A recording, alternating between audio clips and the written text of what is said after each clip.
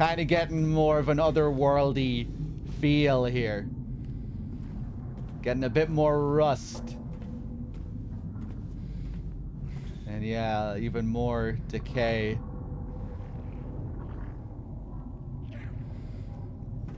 I always thought in the original game it felt like a bit of a fake out almost when you cross over to the Blue Creek apartments. If you've played Silent Hill 1, you know, just going from one building directly into another one.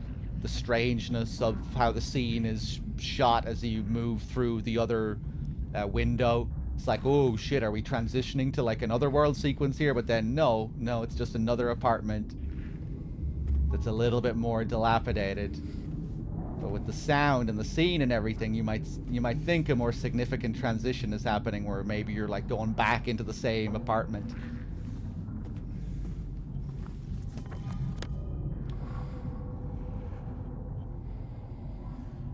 Okay, Blue Creek. I wonder how big Blue Creek is gonna be.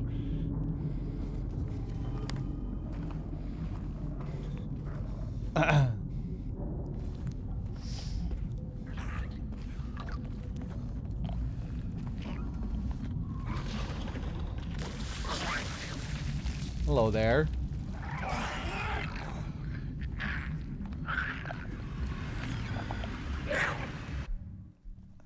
Hold on. Did my stream die? 1 second.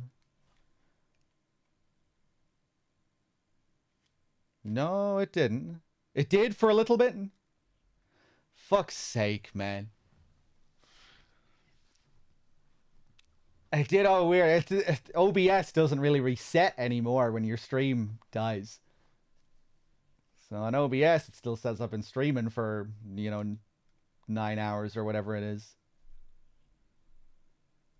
Yeah, live for 9 hours, 53 minutes. 0 dropped frames. Everything is cool. No indication that the stream ever died. 10-second death. God damn it.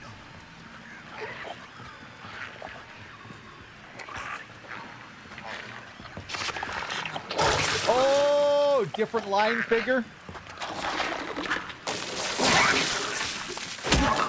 It's a bit muddier. Oh, look at that red.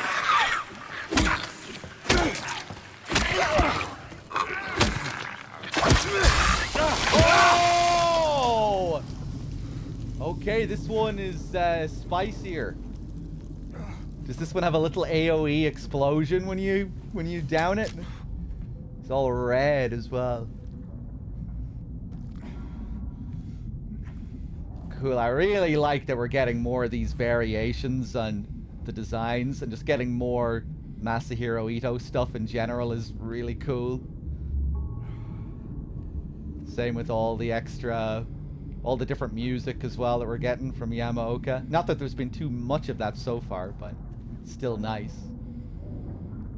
Ooh, you can see the shoes even more clearly here. The little bandage wrappings around the legs there as well. I don't think the original lying figure in this has that.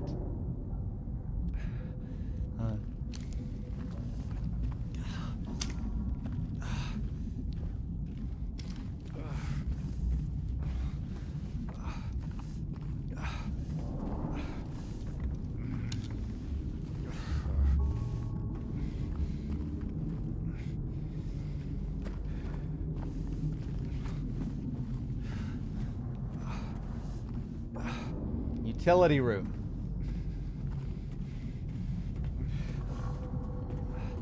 Ooh.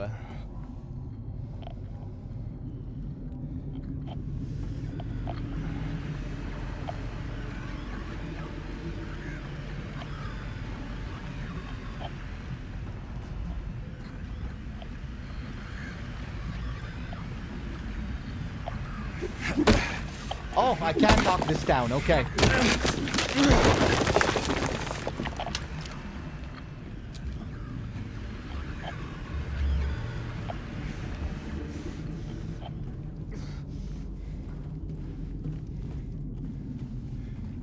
Did Dog notice that one? The stream going down? You're late, Wexford. The stream has been back for a couple of minutes.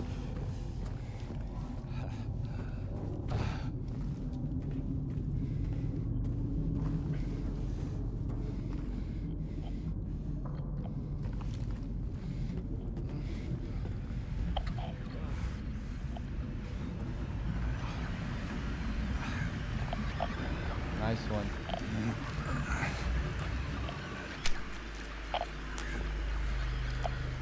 Yeah, no, I didn't notice.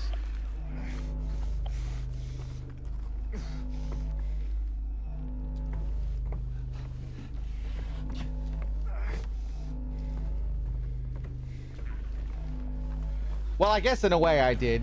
You know, I noticed that my chat was dead. And then once I saw it was dead for longer, for more than a minute or so, I went to check to see if my stream died, but OBS doesn't report that your stream has died. It acts as if nothing has happened. You kind of have to catch it in the middle of its death if you want to see that it's dead.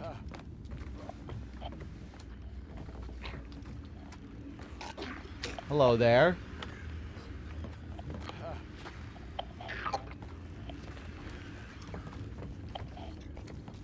Ooh. Some of this environmental detail, man, is real nice. Look at all this decay.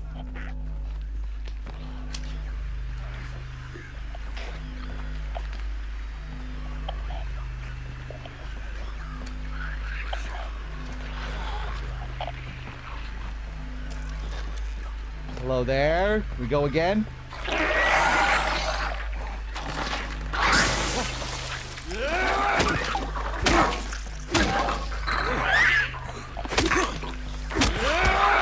Back up. Lovely.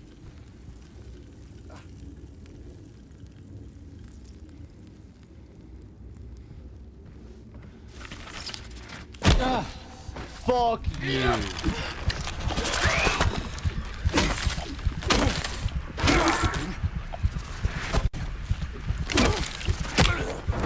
No fucking way. I didn't think I was anywhere close to death. Did I even save since doing the puzzle?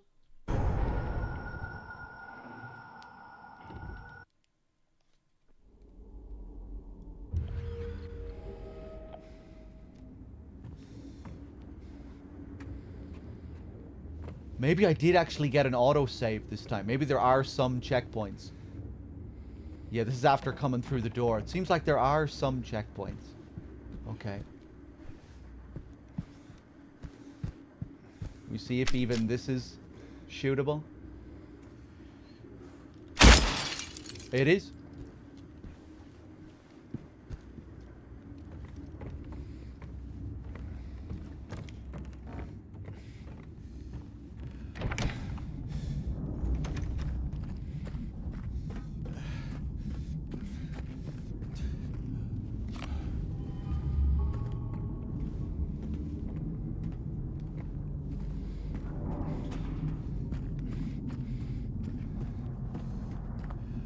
Okay, I don't think we're too far back. New map.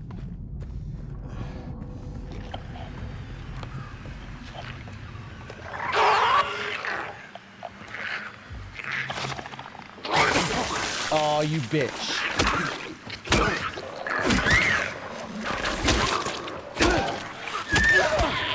Back off. Back off. Okay, how's my health doing? Pretty fucking bad. And only syringes. I'm gonna try and hold off again.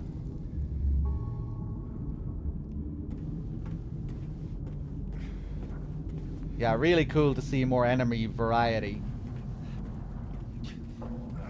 Different variations on the lying figures. I thought that was another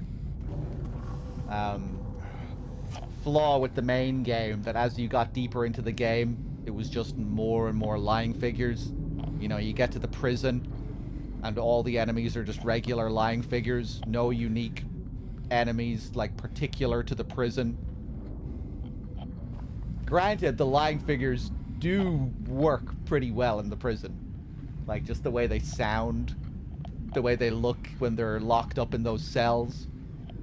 They still do a pretty good job with them. But yeah, I always felt the original game could have used a bit more enemy variety. It's mainly lying figures, just like the base lying figure.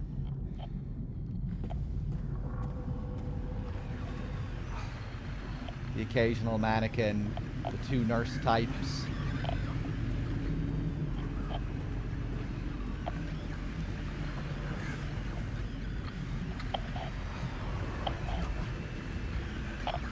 I'm curious to see if there'll be like any new enemy that's like completely different.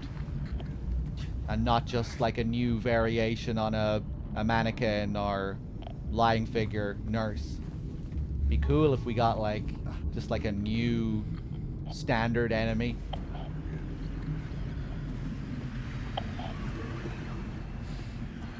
But it'll probably just be variations.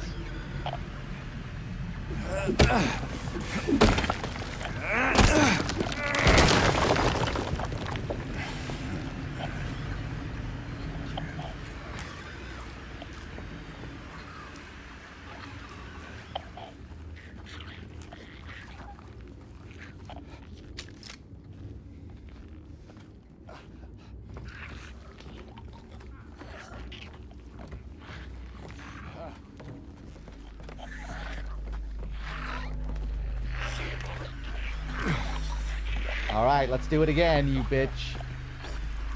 Come on. Come on. Oh! I guess I still got the eyesight.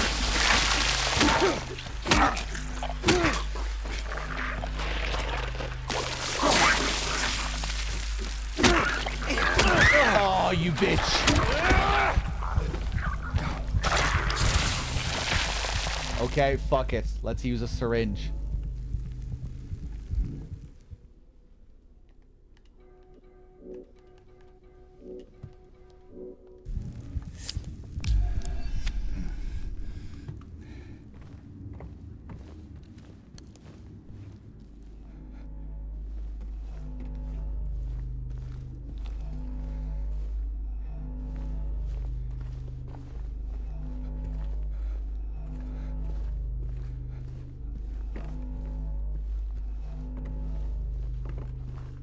And now I'm gonna get a heal or something. No? Okay, okay.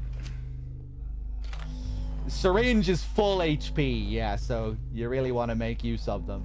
You really want to wait until you've no health left.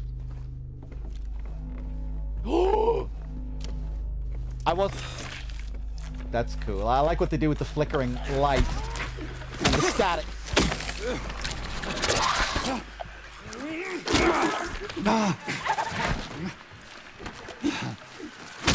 Whoa.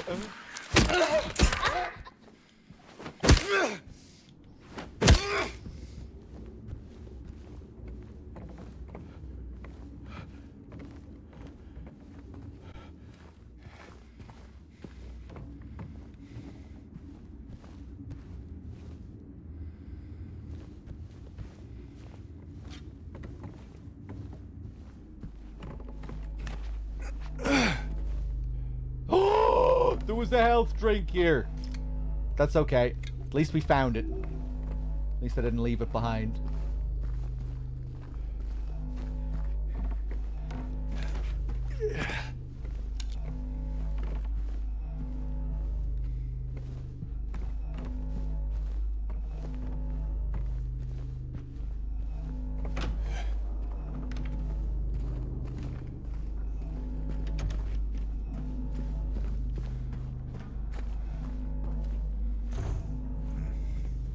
Sons of Liberty, thank you very much for the 14 months. Cheers. Can you charge the melee? I don't think you have a charge.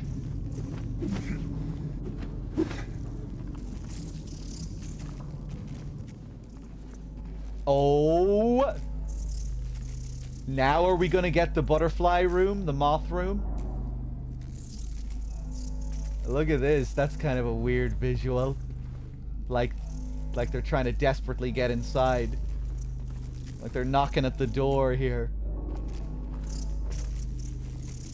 M. Moth or Mary?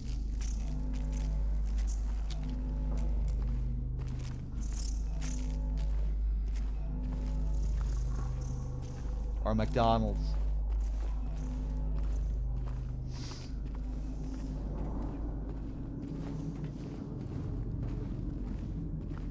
Ooh.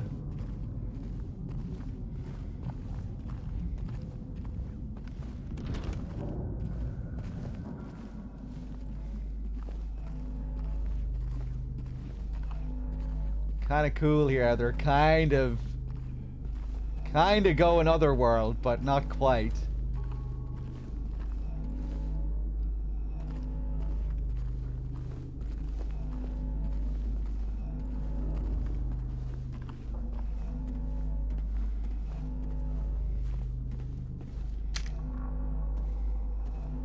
Huh? Ooh, this reminds me of Silent Hill 4. At the end in the apartments.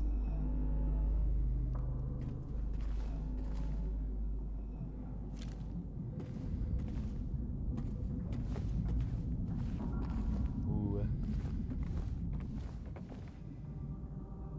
Pretty nice.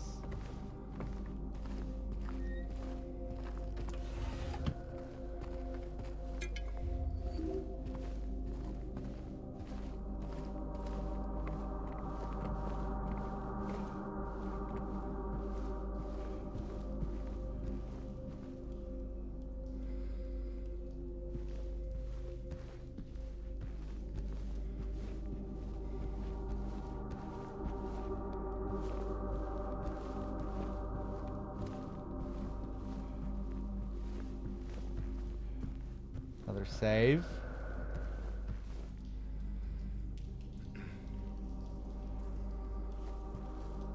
That little breath.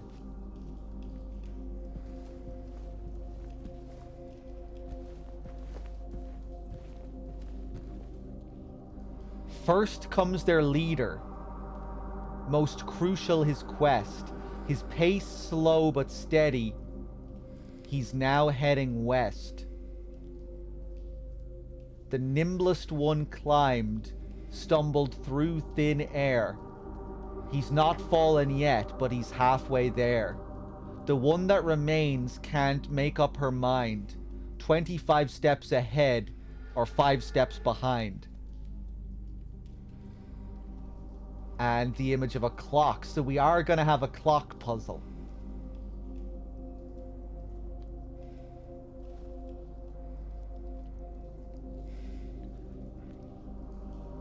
Okay. Okay. Pretty cool, this crazy order of things.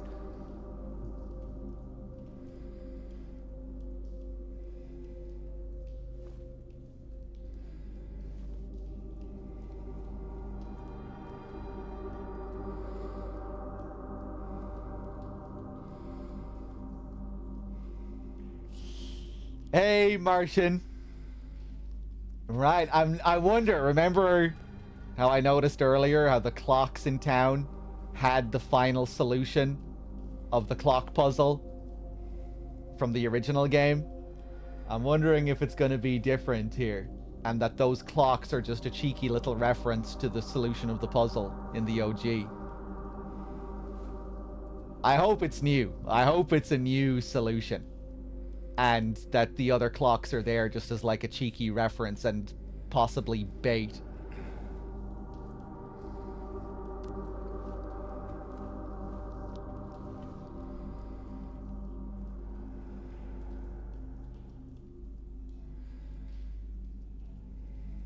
Okay, let's just leave that there for now.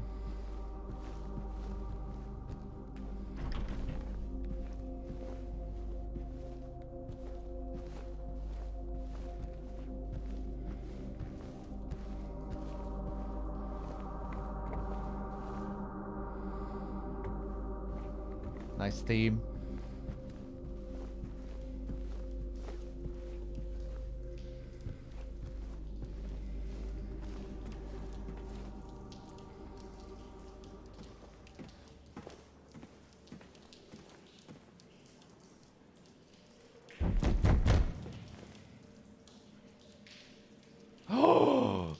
Hours, minutes, seconds. That's what the M stands for on that door. Okay.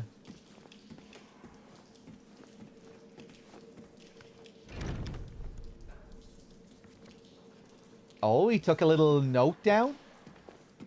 You take a little note down there? H on door. M on door. Right. Okay. The central section here.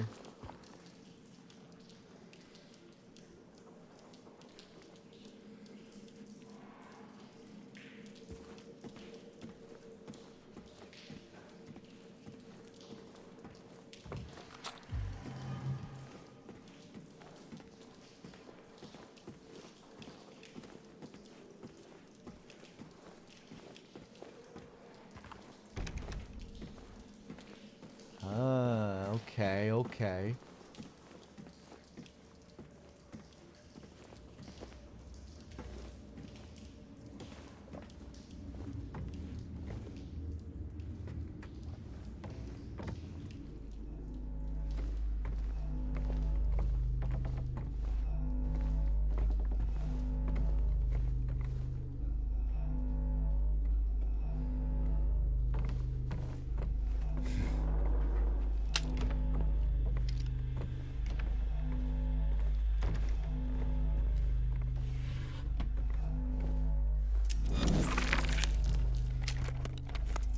Oh my god. Ha!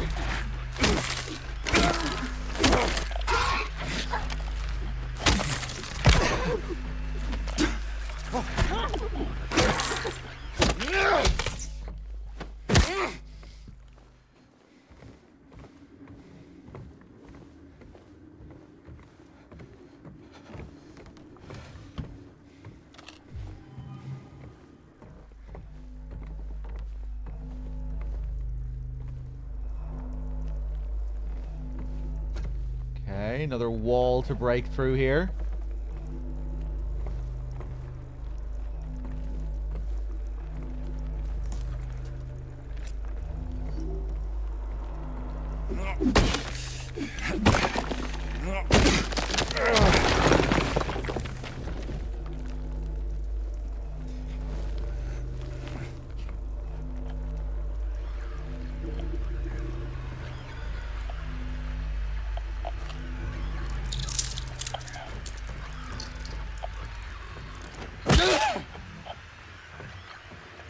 Just a creeper, James.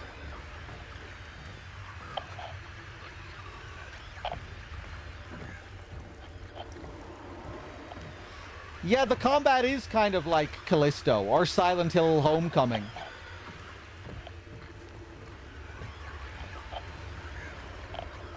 But not as Callisto as Callisto. Not as action-y or fast-paced, or, you know, where you don't have the amount of back and forth in an enemy encounter. And you're not, and that's not all you're doing, obviously. In Callisto, from what I remember, it was just endless corridors of endless enemies all the time in extremely dull environments. Just non-stop corridor enemy encounters out the fucking ass. 5 million enemy encounters. Attack, dodge, counter, shoot the tentacle, melee attack, counter, melee, shoot.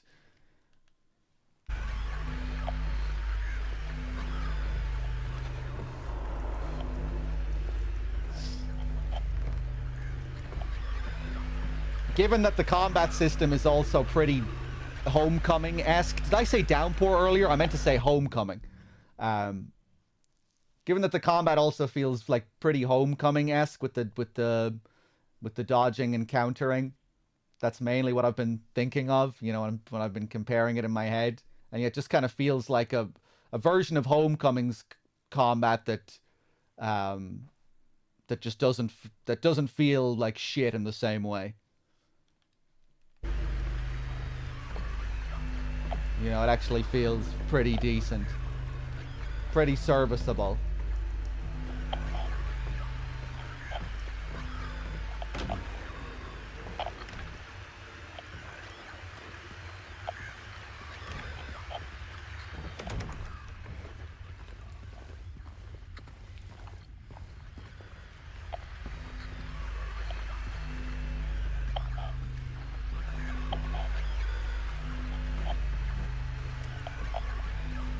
So far, the difficulty balancing in this has to surpass the original game.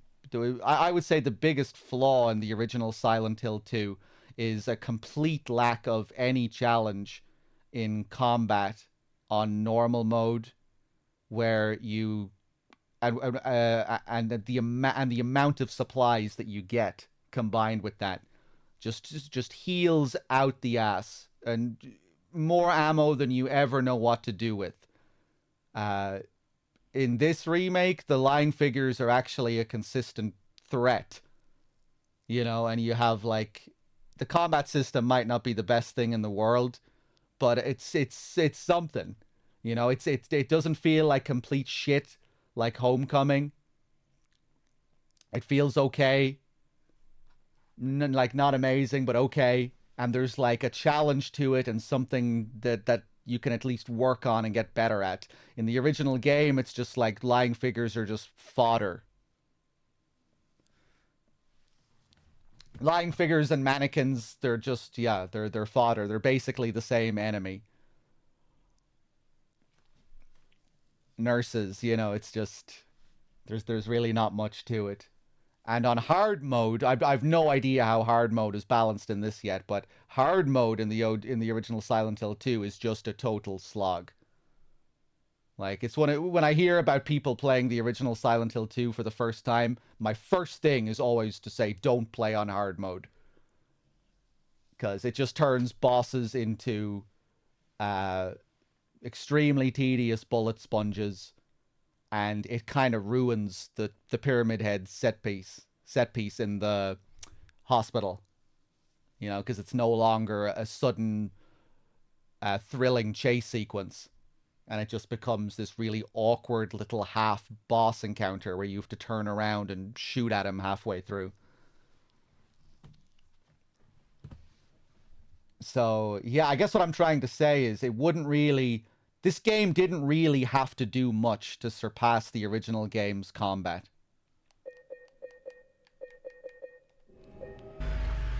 And then I guess on top of that, like I was saying before, the enemy variety is like it's barely a thing in the original. Like, you get so few enemies. So far it's pretty cool, just the little variations that we've gotten on the lying figures, these new ones that have a little AoE explosion when you down them. Um Visually they look really cool as well. I think the variations, like with that crimson red that lying figure had, the mannequin that where the top legs looked more real than the other mannequins and looked like rotting dead flesh on those mannequin legs. Where they just kind of looked like these rotting dead legs on top. I thought that was cool.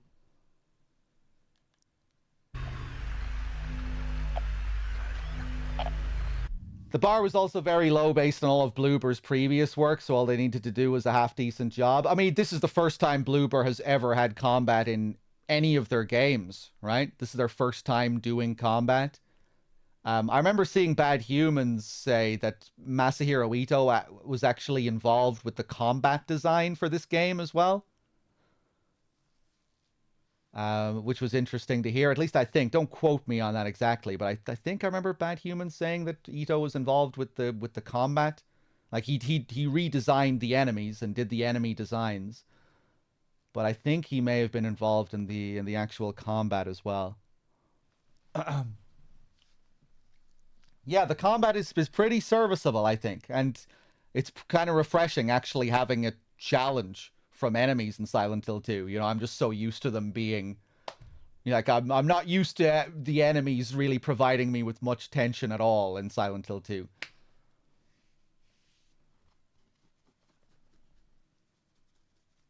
They're usually, they're in the original, they're there as a cool visual and a piece of the atmosphere, but they don't really provide much tension gameplay wise or provide a challenge. So it's pretty cool to have that.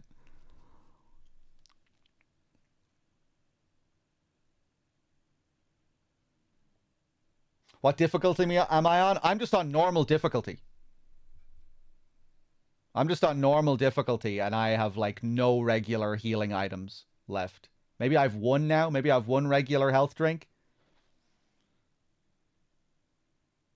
So yeah, I would say the balancing feels pretty nice on supplies.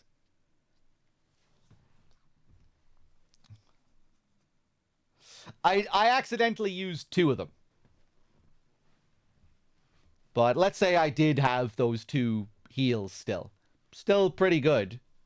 You know, I'm not drowning in supplies like I would be in the original game. Um,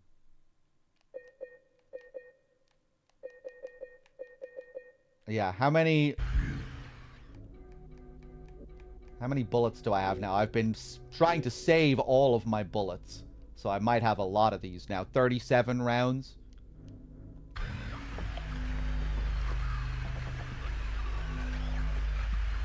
But, you know, in the original, you'd be doing the safe puzzle, which would give you a load of extra supplies, too.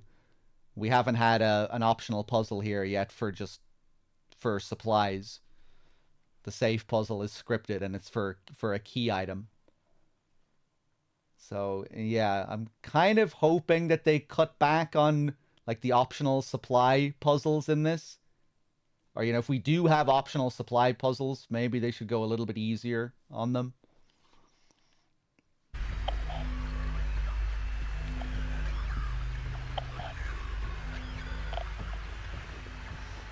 Am I going to stay up playing all night? No, I don't think so. I was thinking about it at the start of the playthrough, but fucking, I've been playing for almost 10 hours and I'm not even out of the apartment, so. No, definitely not. We'll come back tomorrow.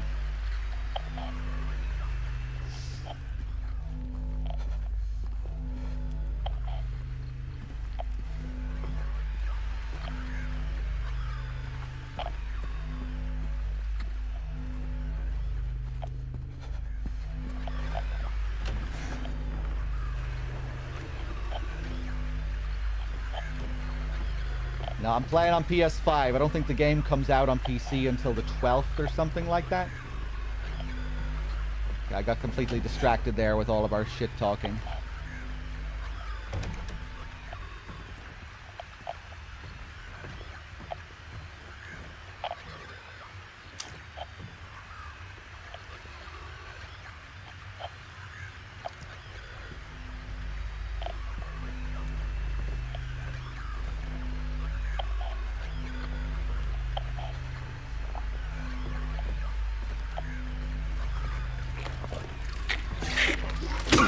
Nope. Nope. I think I still avoided the blast. It was hard to know when I killed it there.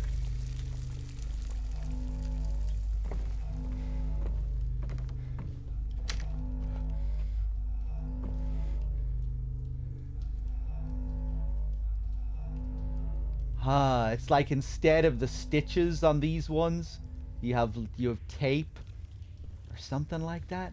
Kind of looks like just black tape. Or, you know, instead of the zipper. I don't even know.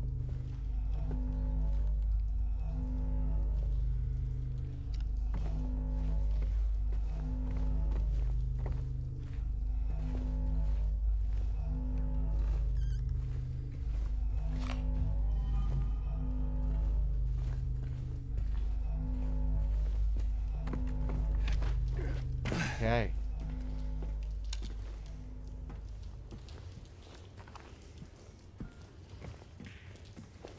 New territory again here.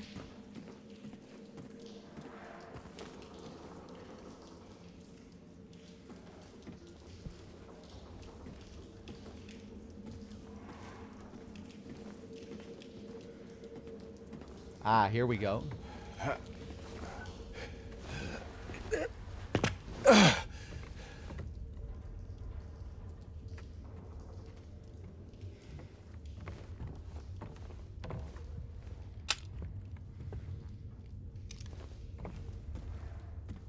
Hello?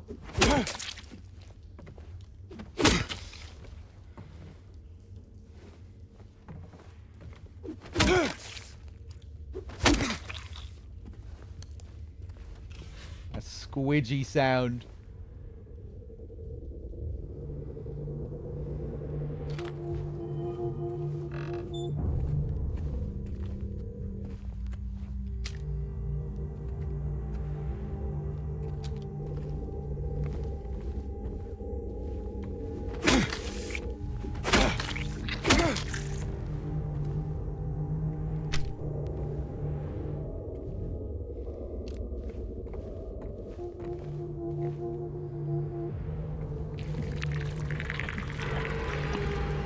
Okay, I thought maybe I lost my bearings completely there and I'd already been in this area.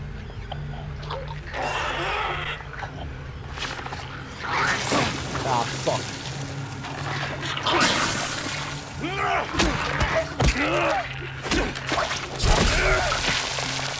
Back off. Oh, you're not gonna blow up? Okay, maybe you can prevent them from blowing up if you deal enough damage to them or something?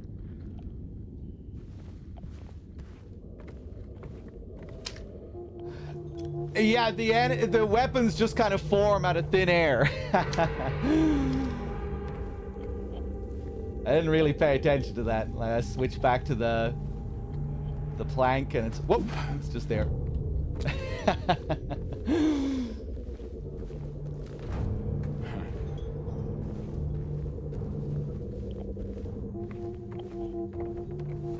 I wonder if I'll have to go into my menu to switch weapons at any point later. Maybe for guns.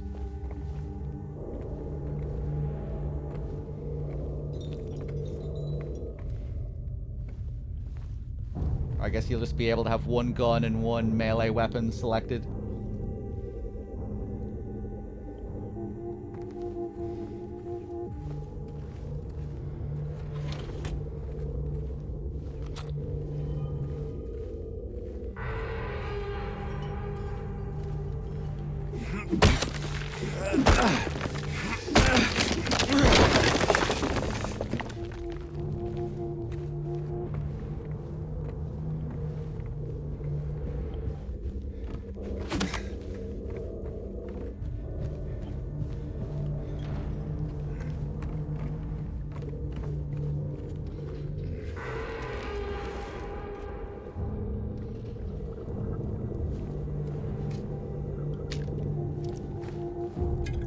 Nice.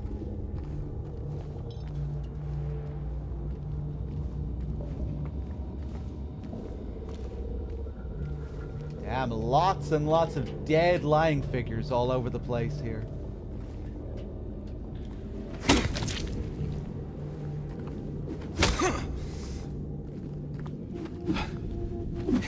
Oh, I can't even smack that one?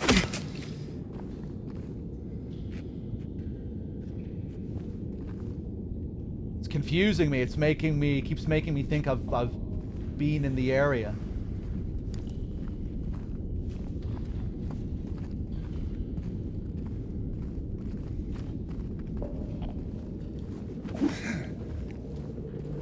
Maybe I have.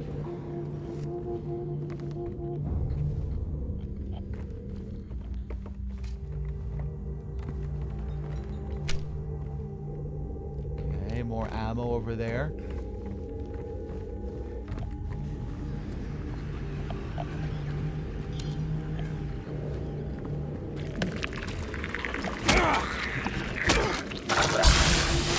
Step away, step away.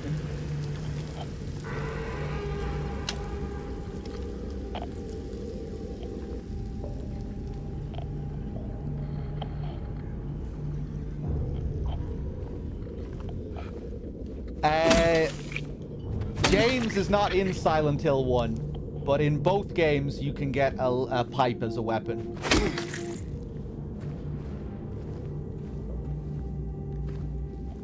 You don't get the pipe until after the apartments.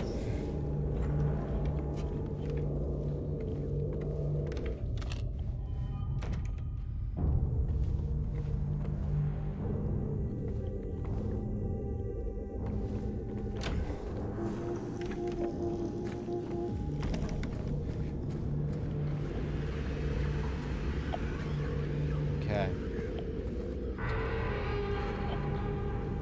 Oh! Thought I saw something.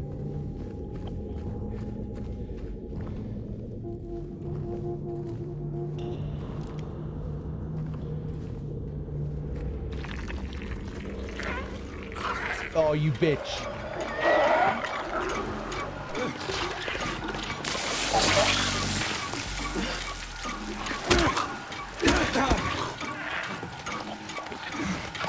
Oh, look at the trail. That's nice. Step away. Step away.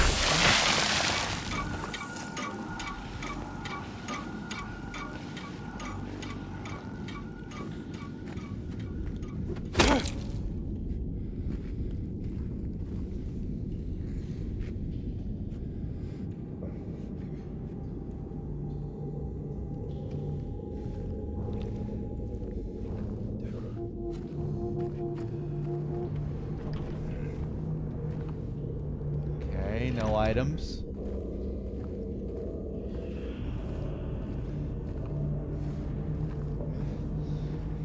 They did a cool job of hiding enemies and shadows, etc. Yeah, I like how mannequins try and get the jump on you as well, especially. When you see them, they'll like scuttle away and try and hide behind a wall and then jump out at you. They seem to be a little bit more agile than lying figures, like they'll dodge more frequently than lying figures.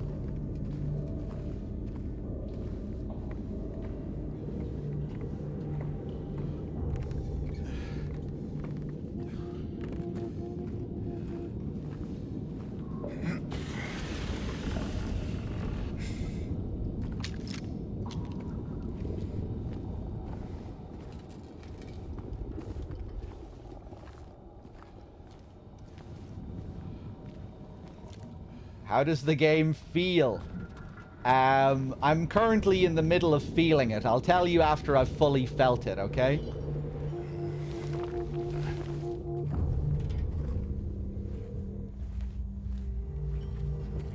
Come back in a week.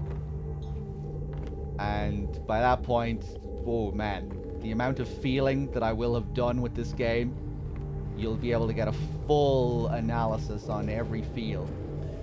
At this point, you know, it'd feel disingenuous.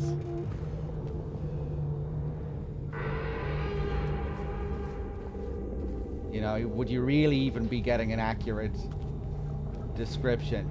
You know, because we're only in the apartments. Who knows how these feels will change?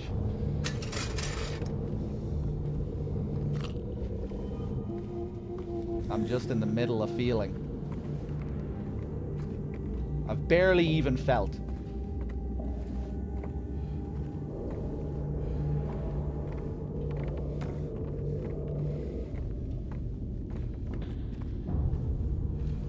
Okay, more ammo. Nice, I'll take it. 5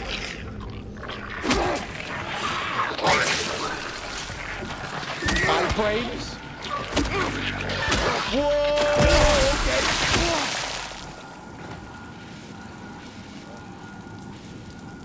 That one just explode after one hit.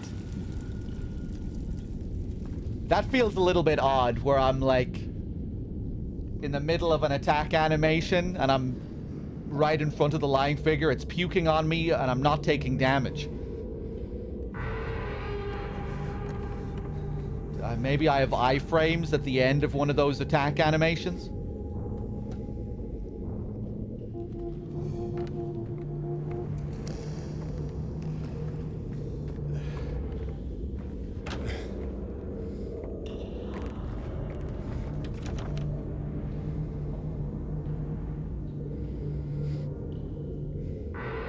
Most of those lying figures are still, like the explosive ones, they still behave more or less like the regular ones. They just have that little addition at the end, but they still take a bit of a beating to get them down, usually.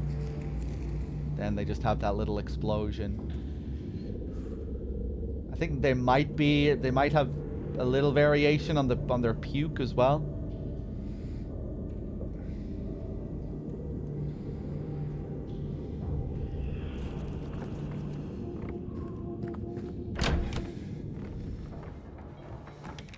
Oh!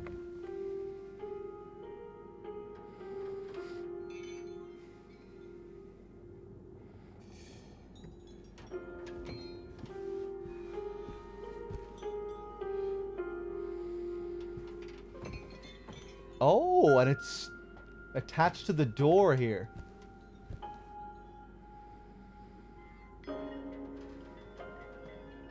Okay, it seems like they might be doing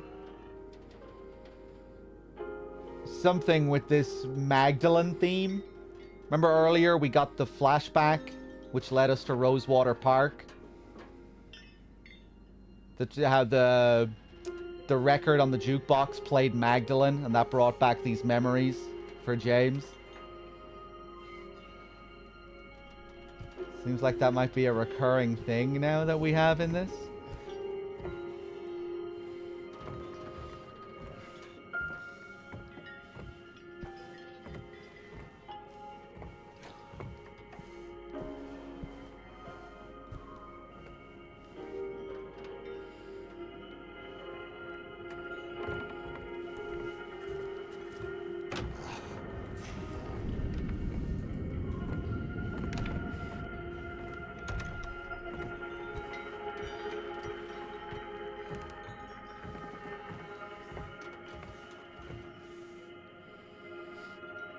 Headphones, a guitar.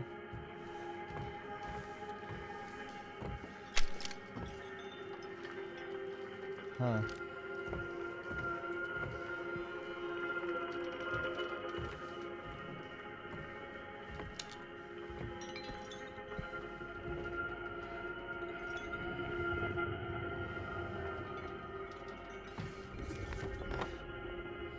Radio.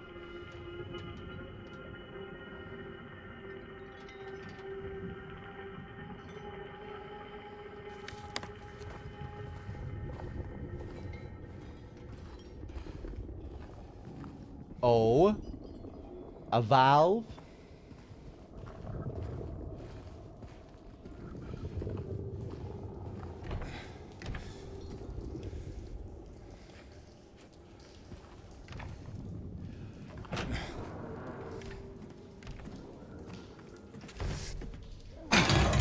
Oof.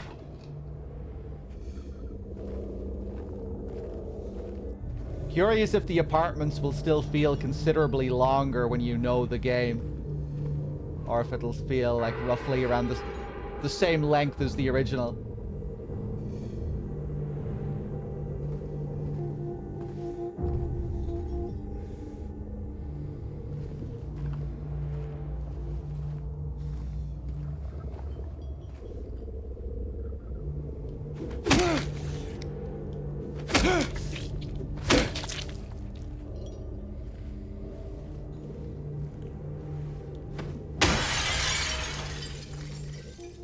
Damn, the state of that.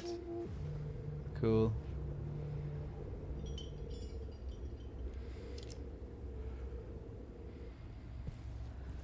Oh boy, I'm starting to get tired now. I might not go for too much longer. We'll try and finish off the apartments at least. 306.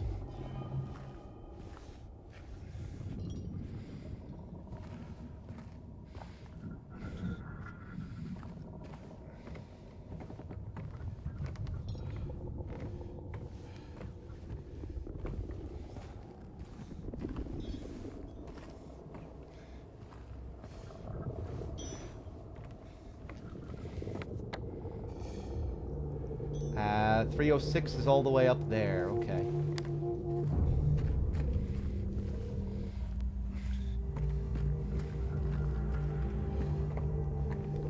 Where the hell am I going?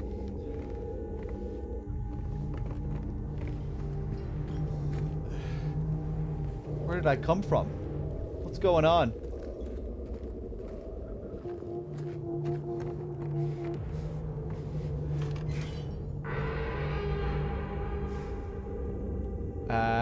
James? All right. Yeah.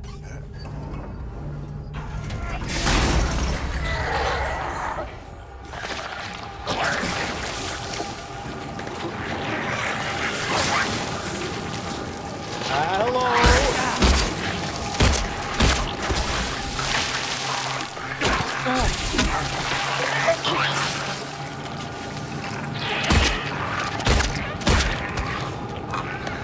You gonna explode? Yeah. Okay.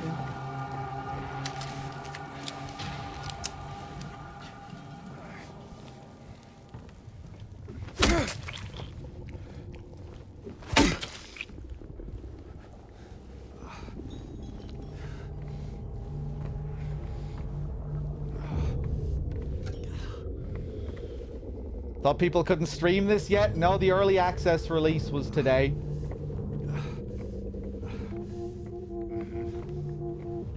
The game did technically release today, so it's fine to stream it. Right, so... losing my way here.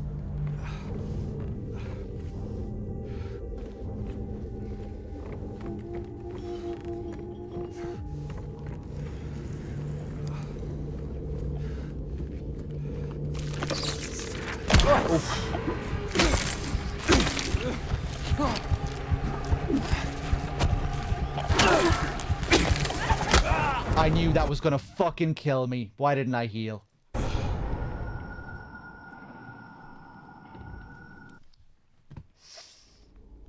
Fuck, how far back am I gonna be now, man? Oh no.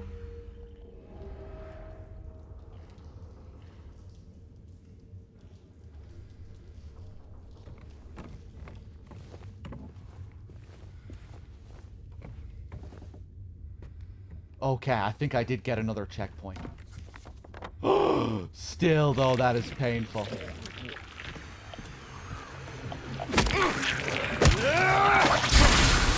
Get away from him. Get away from him.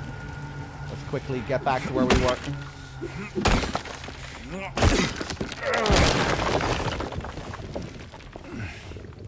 If I want to get the leave ending, I should really try to stay topped up as well. Assuming it's going to work in the same way. Oh, I didn't even look at the handkerchief. Stained handkerchief. It feels very familiar. Yeah, we picked this up in the room with Pyramid Head.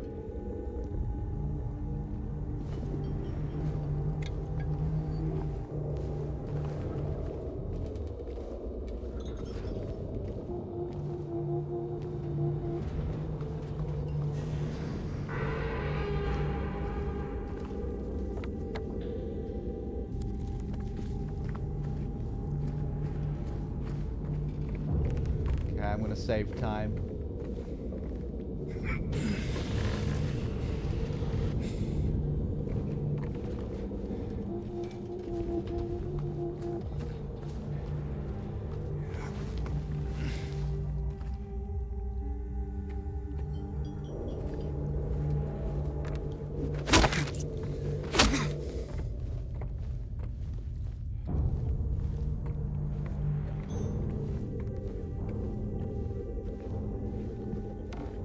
And this is just back in here.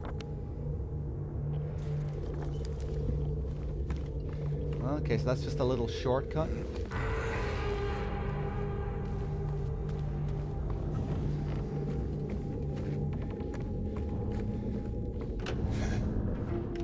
Now we're back in the radio room, okay.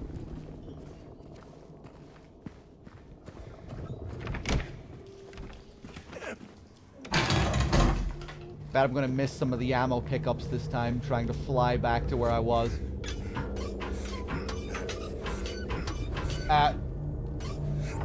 Oh, I do actually have to hold it, okay. Look off, come on, spit at me, spit at me.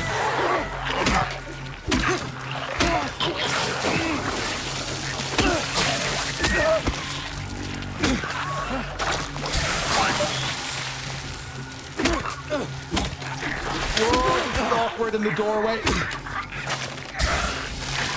Okay. Chug it, James.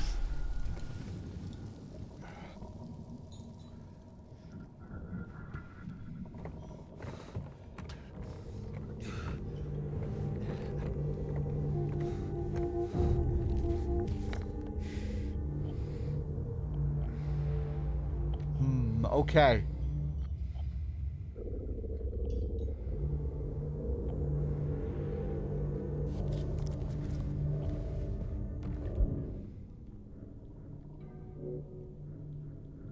Okay, I still need to get that key. Here it is. 306, nice. Can't wait for a no-death run. I have never done a single challenge run for any Silent Hill game. All the classic Silent Hill games have a 10-star challenge run, which require you to beat the game under a certain time and kill a certain amount of enemies and stuff like that, like the game's version of a big boss run.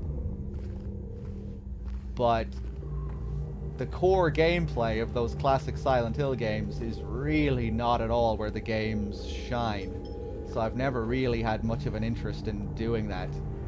You know, I don't play Silent Hill 1 for combat, or any of the games for combat. So I don't know, I've just never really been interested in those challenges.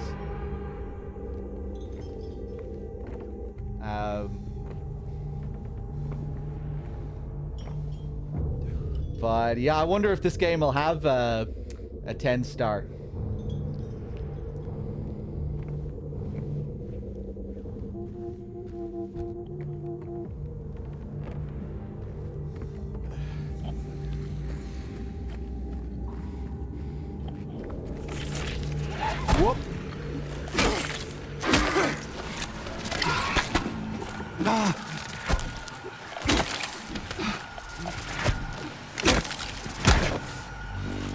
With the mannequins, you feel like you're playing Callisto. The mannequins dodge quite a bit.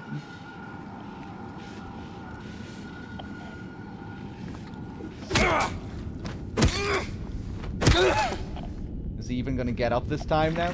He is! He's gonna try.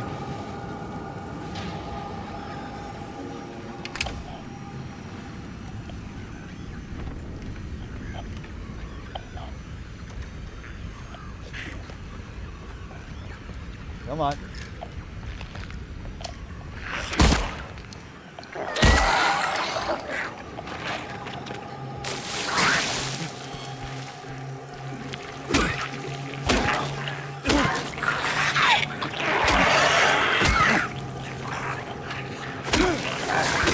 Oh my god, fuck off. I'm fucking dead again, I don't believe it.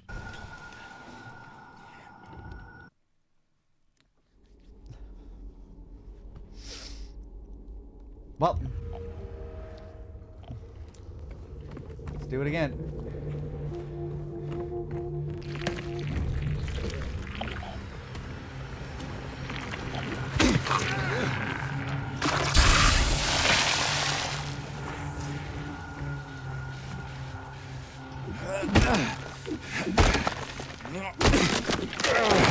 Okay, let's do it again.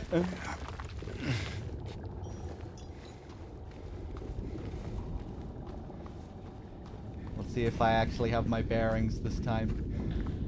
Fuck off. Just go, just go.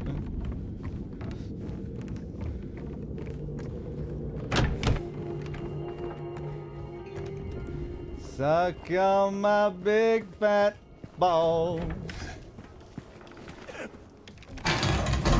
Yeah, grab the key. We're learning the speed run now.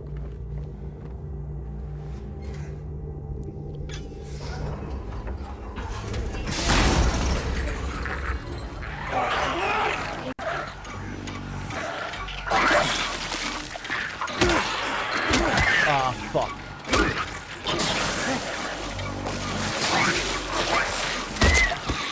Fuck you.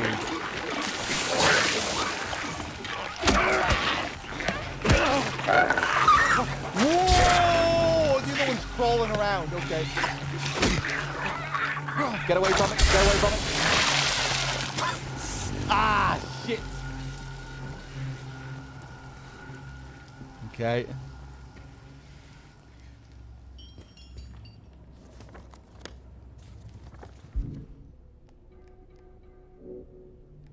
Okay.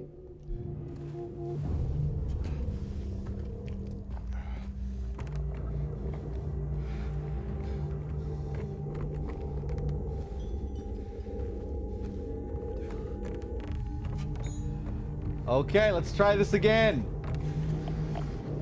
Back up this way. Christ. No, you're not getting me this time.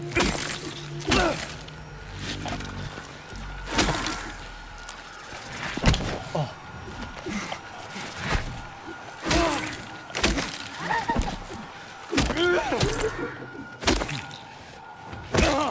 That time where it hit me, I thought I was safe to just walk back because I was at such a range. But they can really zoom into you.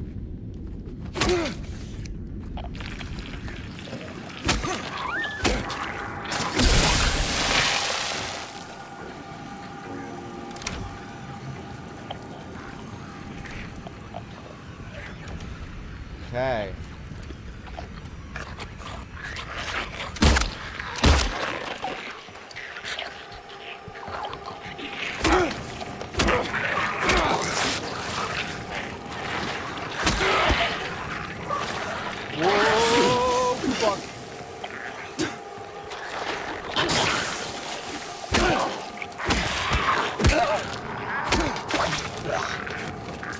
Tight little spaces like this with multiple enemies, it can be a bit awkward with the camera.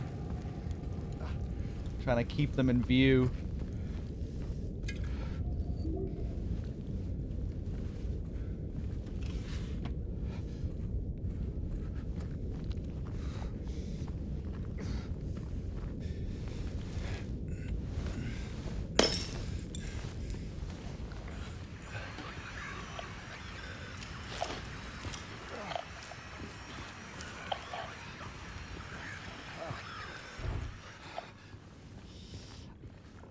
Is there separate limb damage? I have no idea.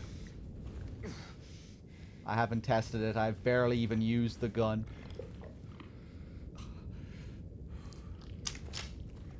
Lovely.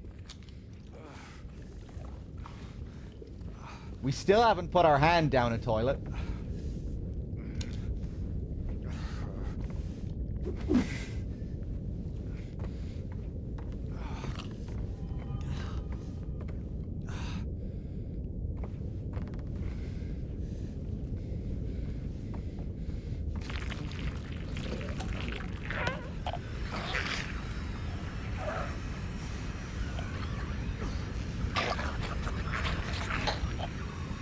Hello there.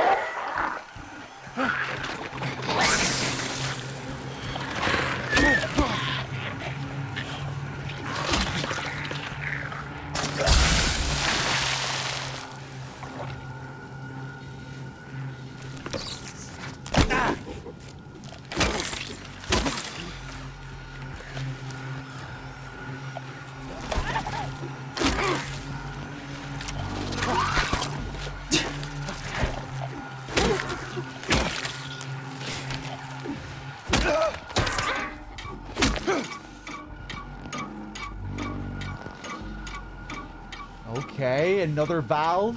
I don't even know what I'm doing with these valves, really.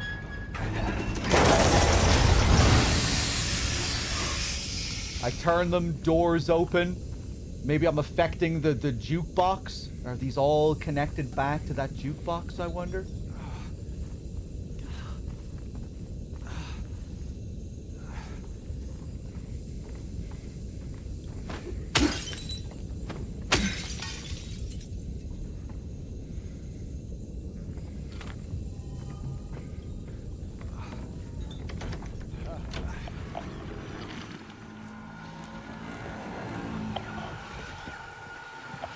Hold on.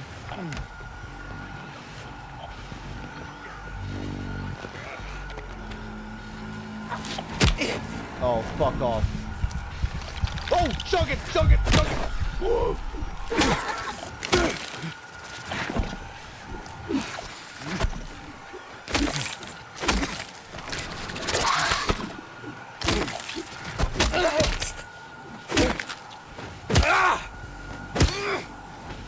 Fucking stop him! Snuff him out!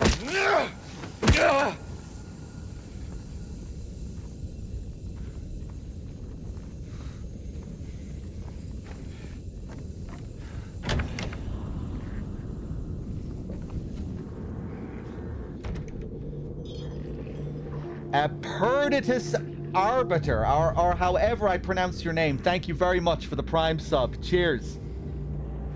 The VA seems pretty good for the fighting. Yeah, I feel like there's a nice mixture of emotion from James.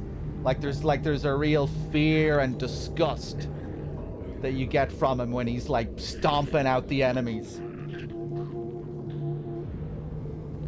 Which I think is important, so it's not just there to be this like satisfying release for the player. Because it doesn't really feel like James is being satisfied, and it doesn't just feel like generic anger. There's like all of his feelings about Mary are supposed to be wrapped up in this, especially with the lying figures, because the lying figures, like, they literally symbolize sick, bedridden Mary. So when he's killing these things, it's kind of supposed to feel like he's killing Mary in a way.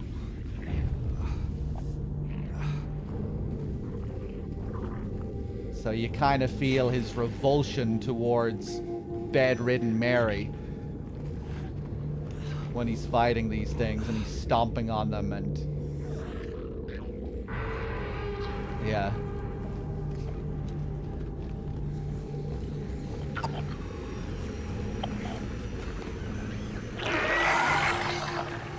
Hello there.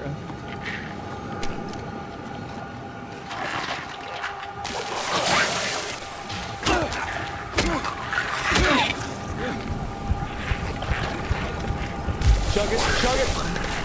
Oh no, look at this shit. Go, go, go, go, go.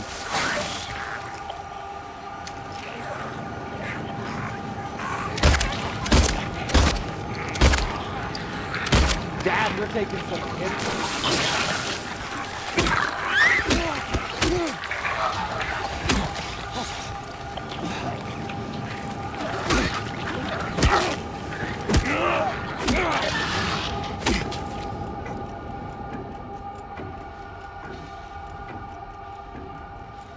The gunshot sounds aren't the best. They're a bit muffled. There's not really much of a kick off it.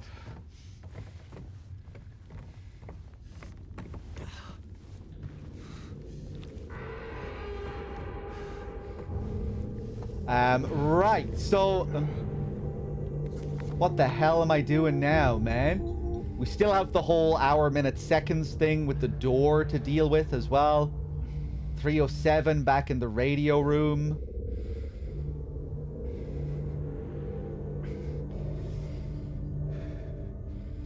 Let's go back up to the radio room.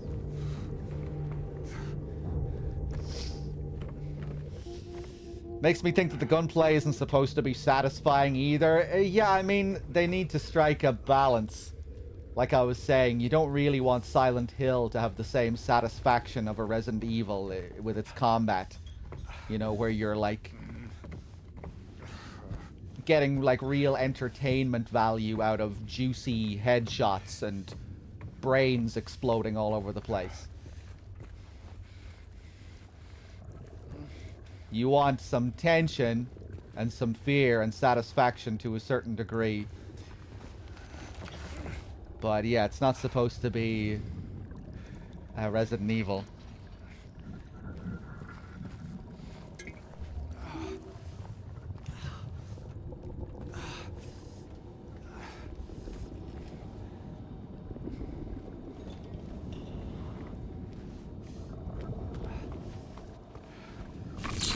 Oh my god. Forgot about you. I didn't kill you this time?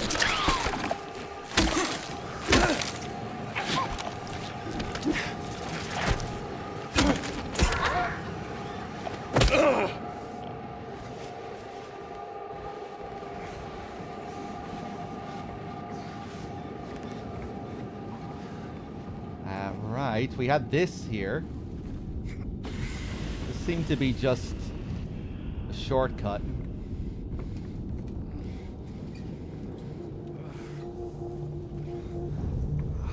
Does James have a block? I don't believe so. Just a little dodge.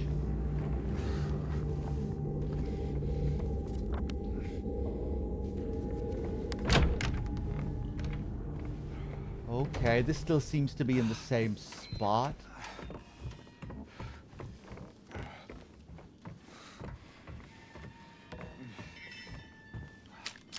Huh.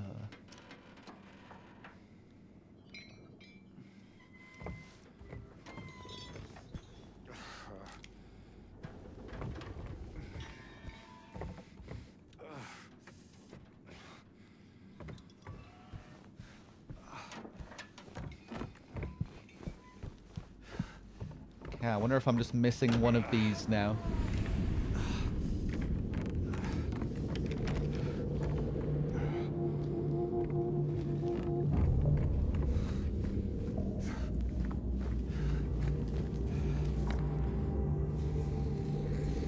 Let me go back to 304.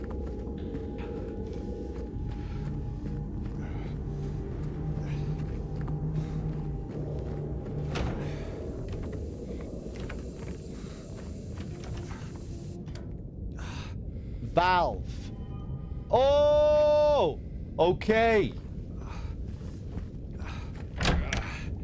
So I did turn that. I'm able to pick up the valve afterwards. Right, that one... yeah, that one broke. Okay, so now... back up to 307. And to the valve that's beside it. Yeah, you can't not think of Resident Evil when you get the valves and the cranks.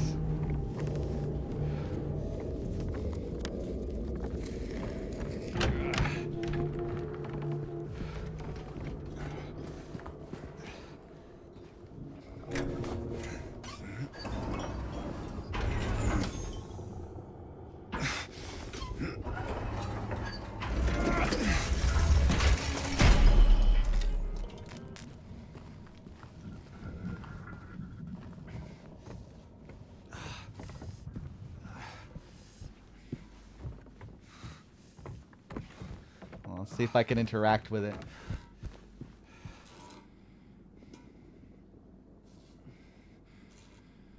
The hour hand. Okay. I still have to see the clock. Maybe I just missed it when I was in that first room when they gave me the puzzle memo.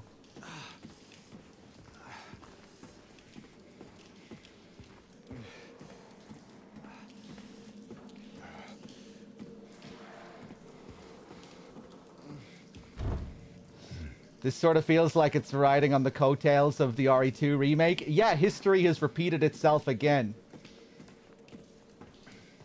When the Silent Hill series was first created, it was because Konami wanted their own Resident Evil. So they copied Capcom, and they created their own little spin on that classic survival horror formula, which was created by Resident Evil.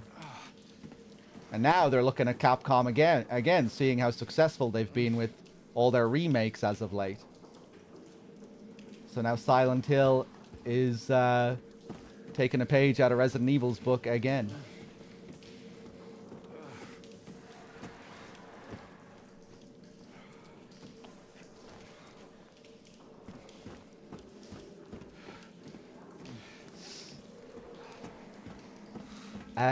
What the hell did I do here?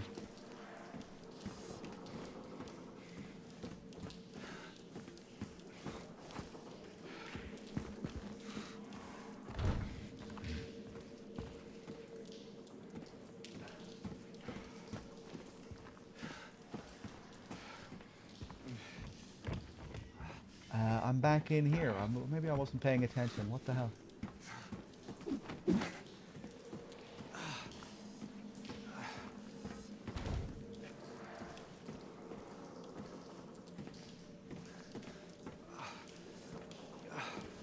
Oh, can I just hop over here? What the hell is going on? Nobody say anything.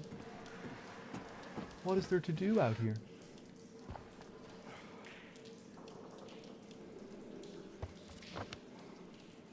Huh. Maybe I can't do anything out here yet. I just opened the door, but now I need to go back and deal with the clock puzzle.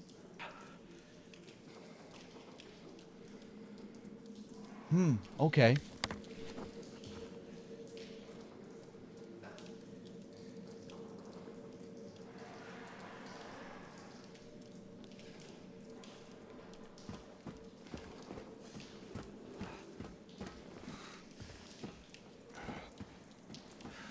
Scar Alien, I wouldn't say it feels particularly Team Silent, but it doesn't feel particularly Silent Hill Origins or Homecoming or Downpour either. So far, this is... I mean, it's still early days, but this feels way better than Homecoming and Downpour so far.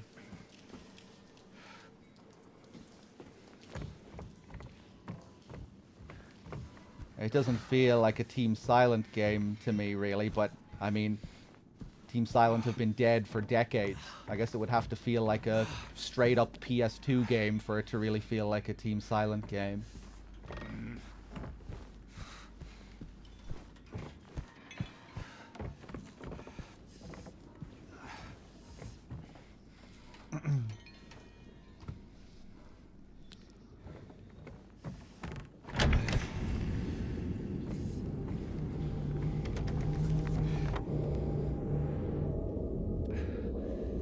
I would say this is pretty good overall so far. I don't think it'll surpass the original game for me, but you know, the original game it's like a part of my DNA. You know, it's up there in my top 3 favorite games of all time. A game that I've played 1,000,000 times. A game that is so much, you know, that I have such an attachment to it. It's such sentimental value. It's a part of me.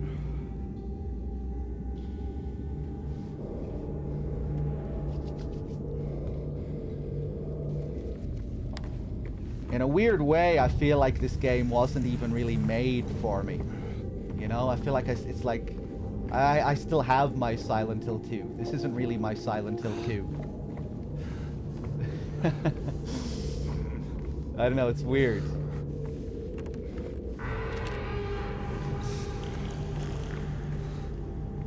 I feel like I'm playing a Silent Hill 2, a pretty good Silent Hill 2, but a Silent Hill 2 that's just for another generation.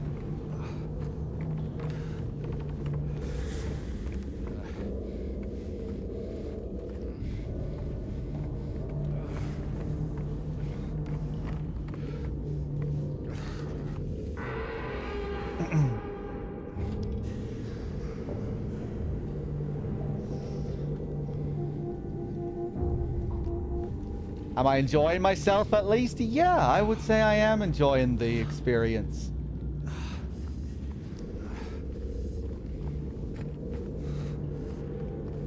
But again, like at this point, it's still, it's really too early for me to have too many defined thoughts, you know? Especially when it comes to a remake of something that I hold so dear. I feel the same about the Resident Evil 4 remake.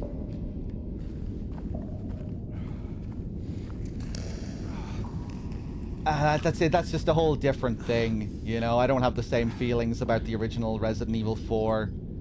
I don't have the same emotional attachment. I don't care nearly as much about, like, the minor details of Resident Evil 4.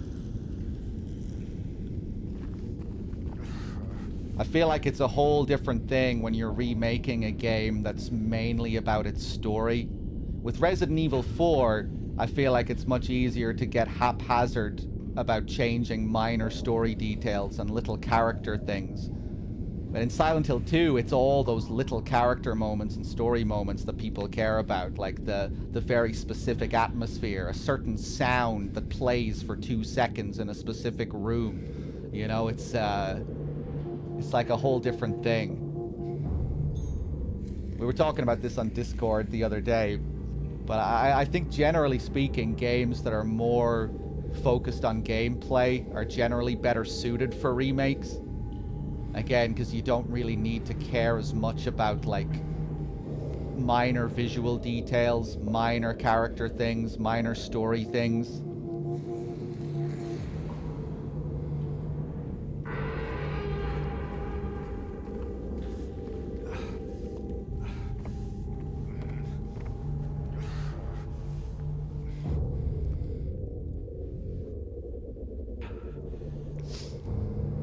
But yeah, I mean, as far as remakes go, I would say I'm enjoying this quite a bit so far.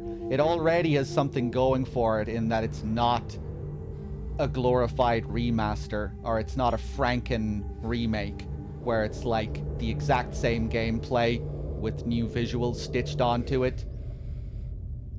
So that alone is all you know, it already has something going for it in that regard. In that I can kind of separate it more and see it more as its own thing and another team's interpretation, totally rebuilt. You know, different models, different VAs, different script, different cutscene direction, totally new combat mechanics, drastically reworked level design. Because I'm really not a fan of the, like, remake slash remaster combination thing that we're starting to see more and more of these days, where it's like, you know, like the Blue Point approach, where the gameplay is note for note the same, but the visuals can be, like, drastically different. To me, I can't even really take those remakes seriously, because they're not the original game. They're not really a new thing with a new vision. There's some, like, weird in-between thing that isn't like any one thing. You know, it's like halfway between a remake, halfway between a remaster, and it's not really either of the two. So you don't really get the original developer's vision. You don't really get a distinct new vision. At least with this, we're actually getting something new. Like, we're seeing Bloober's interpretation of Silent Hill 2. It's a new Silent Hill 2. And, yeah, I would say I'm enjoying it overall so far. Story-wise, like, there are significant parts that haven't really hit me like the original game has. You know, like James's monologue at the start wasn't super crazy about Angela's first scene with James. But like some of this stuff I might start to feel differently about as I see it more, you know, because again, like the original is so ingrained in my very being, you know, like every little aspect of the original game. So like certain scenes might grow on me more as I replay, as I see them more, as it becomes easier for me to see this as its own thing. Yeah, because remakes are kind of weird. Playing remakes, especially when you're deeply familiar with the original, you're kind of in this weird self-aware state of like constantly comparing and noticing things and differences. So it can be hard to like fully immerse yourself, I think. That's what I mean when I say I feel like in a lot of ways this is just, it's kind of better suited for people that aren't so familiar with the original. You know, they'll be able to, for them, it's like a whole new thing, and they'll be able to immerse themselves in a whole new experience. When you're deeply familiar with the original, you're in this kind of weird, self-aware state a lot of the time. I don't know, it's kind of hard, it's really hard for me to explain a lot of my feelings about remakes and what it feels like playing them a lot of the time.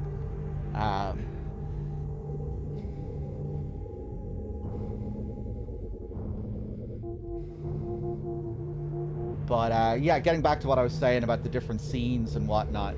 Yeah, maybe certain scenes haven't worked all that well for me so far. But then I think I really liked that first Eddie scene. Really liking this new Eddie so far. And like I said earlier, I think maybe this version of Eddie will go beyond his characterization in the original. I've seen a few people share that sentiment as well, where they're like really fond of this new Eddie and think he might even be a better character than in the original.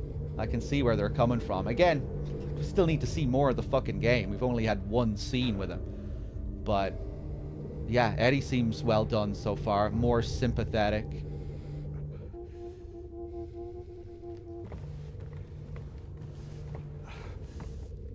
And just seems to be a little bit more dynamic.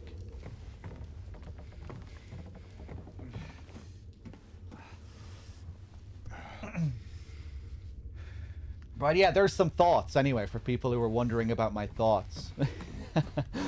Again, I mean, I'm just, it's really hard for me to come up with like a satisfying synopsis for how I feel.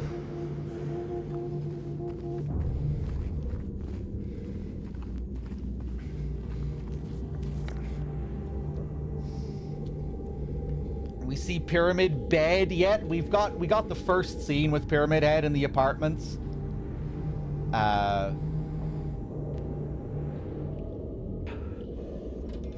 one, you know, where James hides in the closet. Not sure how I felt about that. I would say I definitely prefer that in the original so far, but again, it's just very different. You know, maybe that would grow on me. But, you know, I think I prefer just the sudden shock of that scene in the original where you walk in, it's like, what the fuck is going on here? What the hell are you doing to those mannequins in the kitchen? What the hell is this? In this version of it, you don't really get that. But, I mean, maybe it's still cool in its own way as well. It's kind of like a slower build. And you know, James kind of creeps around the corner and he sees him in the kitchen, and then slowly, it's almost like the opposite of the scene in the original, really. You know, it's like, in the original, it's this sudden shock of, like, frantic madness and, yeah, where you don't know what's going on. And in this remake, it's like a very slow build. Everything about the scene, the way he creeps up to the corner and sees him there, and takes a long time deciding that he's going to go into the closet.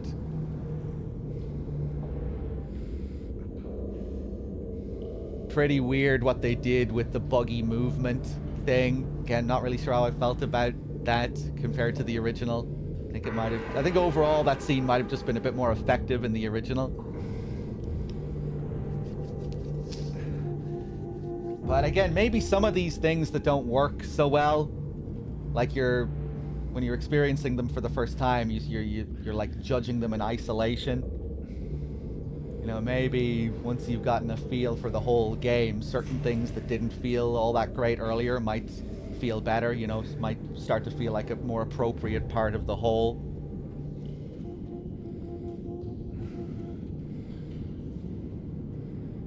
Anyway, let's keep playing here. What the hell am I doing? What the hell am I doing? We got the hour hand. I guess we'll go back down where we came from initially and see if we can find this clock. I have a feeling I just ran past the clock earlier.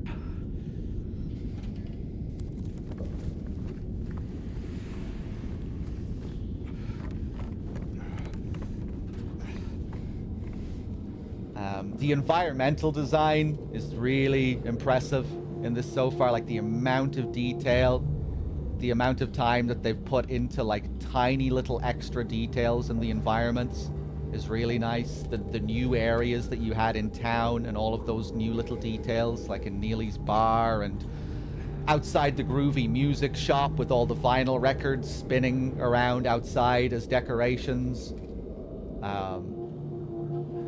All of the detail we've seen in the apartment so far, pretty impressive. The variations on the puzzles, really nice. Like that coin puzzle was really cool with its like 4 or 5 different phases.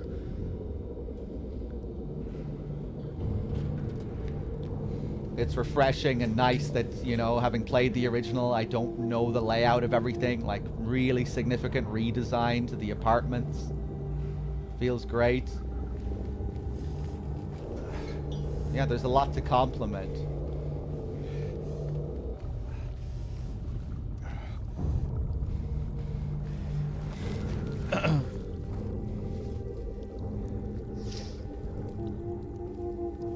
Right, now, how do I get back? I think we have confirmation that all of the endings are there, and I think they've added one new ending at least, too.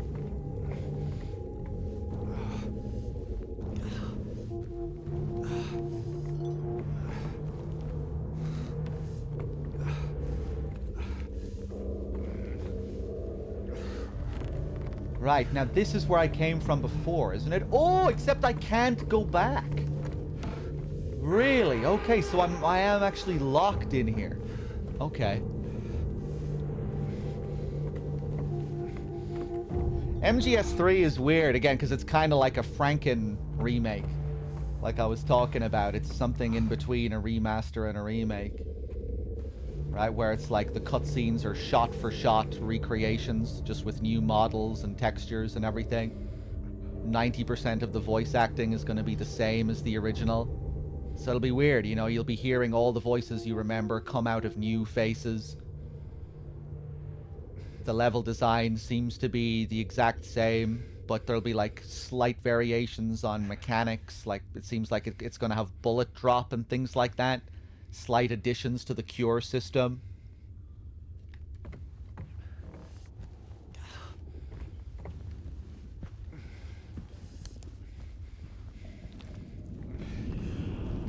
I wasn't trying to say earlier as well that that style of remake is just straight up bad or anything. I just feel like personally for me, I find it easier to enjoy a remake if it's more of a ground up rebuilt kind of thing, you know, where I'm really able to separate it as its own individual thing, which I think is kind of hard for me to do with some other remakes where they're like in between a remaster and a remake.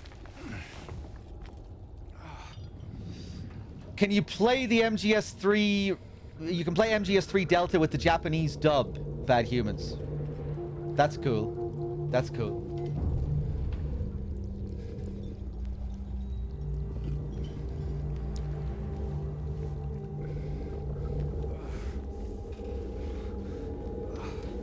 But yeah, I guess it is interesting at least that in this era of remakes, where I think many people are getting sick of remakes, that we do get like fairly different approaches to them.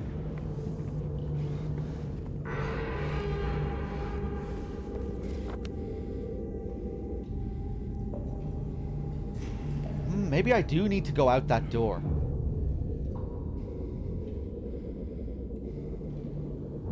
Yeah, I just hope there's like enough of a variation on Delta's gameplay for it to feel worthwhile. And it seems like there might be. I haven't really been keeping up with the Delta stuff. I know like a recent trailer released, but these days I'm just not that interested in watching trailers and pre-release footage. I like to just wait.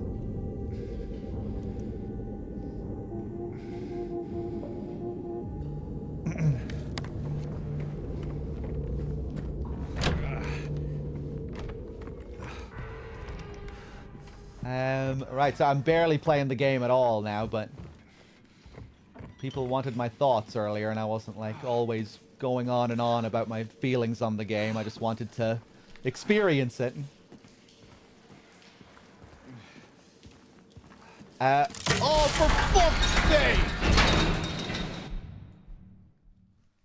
Did I really not try and interact with this shit earlier?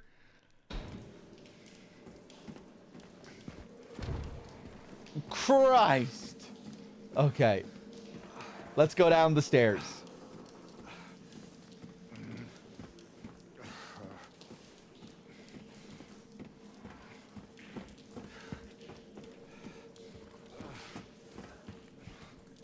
Right, so we're back.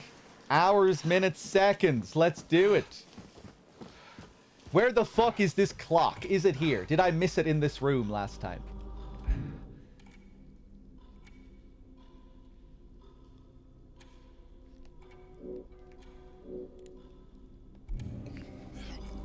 Chug it. Chug it. Maybe I should have used a syringe, right? I was all the way down at the red.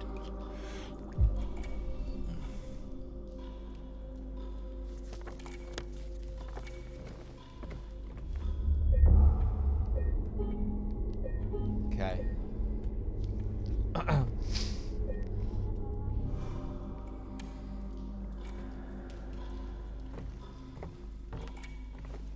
Oh! I didn't even pay attention to the sound of it earlier.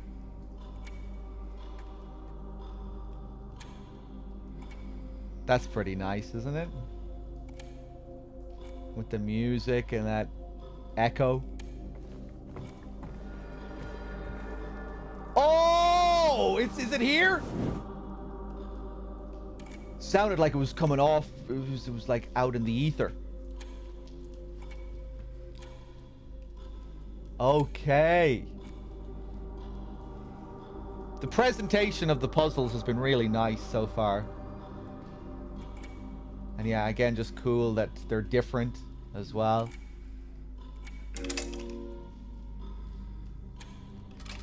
Right, so this is all I have. I still need to go and get the other hands. You know, like in the original, you don't need to go and find the different hands of the clock.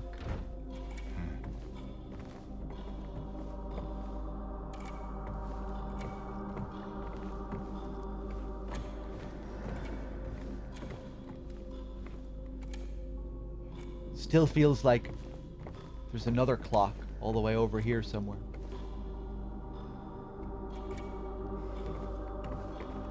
Because that one isn't ticking, obviously. My balls.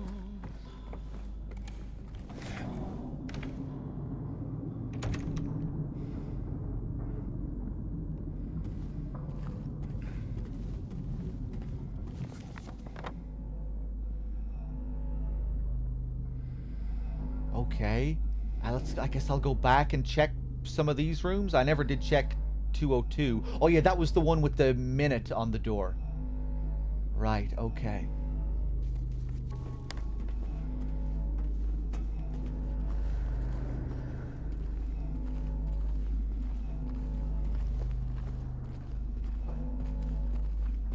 Man, the apartments have just felt like a behemoth of an area so far.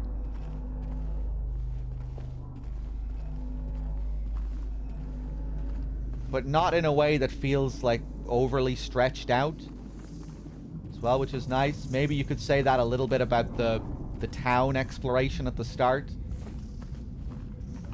Maybe it was starting to wear a bit at the end, but this, you know, I haven't felt like this has been going on for too long, even though it's been like a big area. Pretty cool what they've done with the Blue Creek apartment. It seems, you know, you don't spend all that much time there in the original. It feels a bit more expansive here, but still feels appropriate.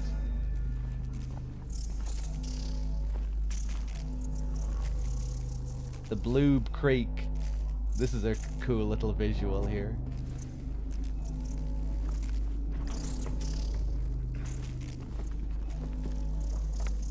Okay, well... Oh! Maybe now that I've put the hour hand back on the clock, the hour door is going to magically open?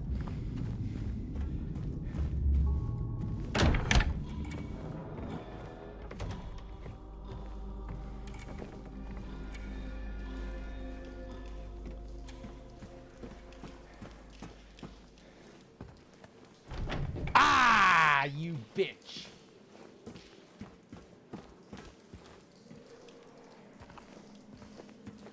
Fuck. Okay, so now what the hell am I gonna do? H on door.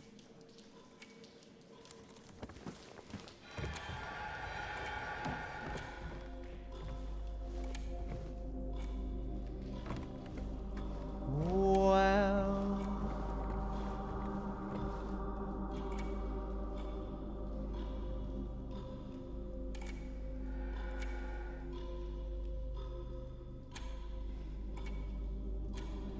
First comes their leader, most crucial his quest. His pace slow but steady. They're talking about me. He's now heading west. The nimblest one climbed, stumbled through thin air. He's not fallen yet, but he's halfway there. The one that remains can't make up her mind. 25 steps ahead or 5 steps behind.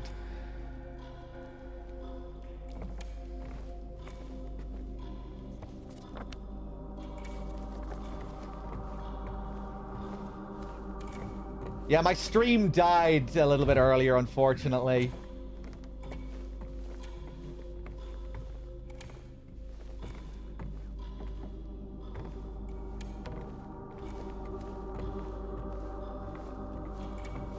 Died for 10 seconds.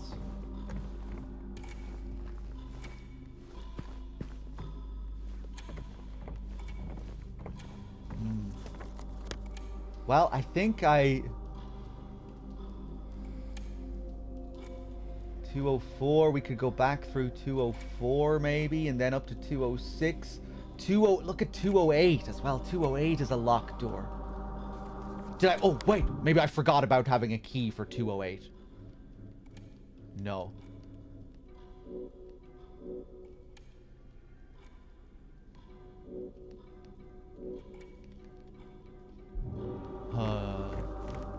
Right, let's go back.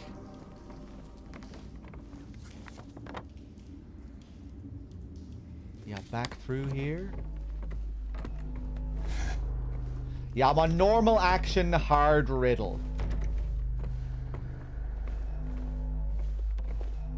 Which is usually the way I go with Silent Hill games, even when I'm deeply familiar with them. Because combat and action is generally not where the games shine or are particularly good, even when it comes to the classics.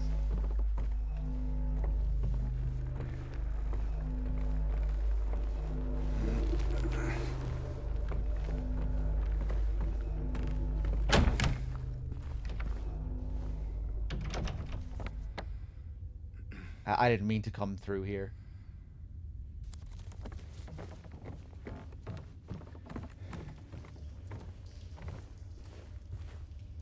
Okay. Well...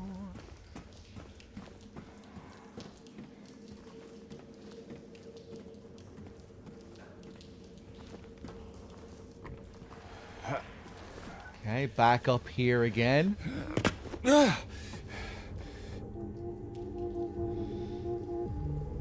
Yeah, Quiet Mountain. Well, I don't think Silent Hill 2's hard mode puzzles were particularly overdone or too hard. Silent Hill 3's hard riddle mode is insane. Silent Hill 2's riddles were never really that crazy, even on hard. If anything, I think they should have been a bit harder. Or there should have been like a couple more of them with a bit more difficulty. Because the only one you really have to think about in Silent Hill 2 is the coin puzzle. In Silent Hill 3, you get a lot more riddles.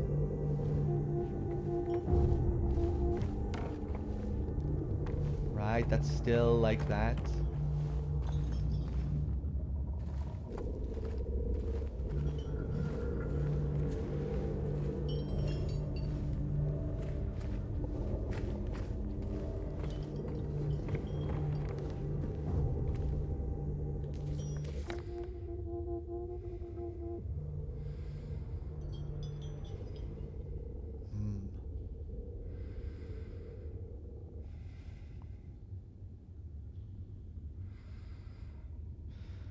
Oh, man.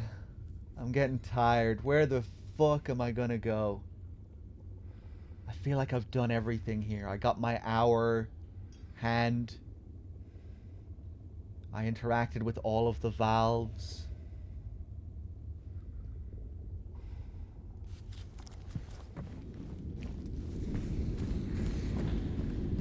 That key, though. Did I pick up that key the second time? Let's go back over here.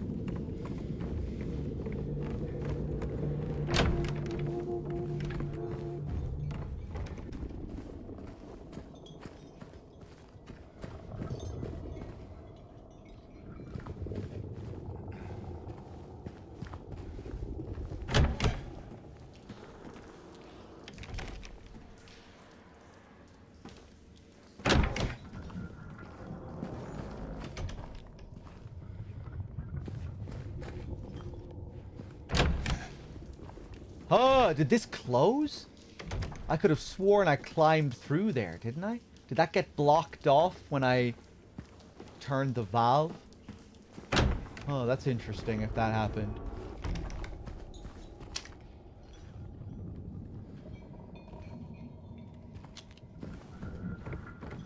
Walking around like a headless chicken here. Okay, maybe I did do everything here.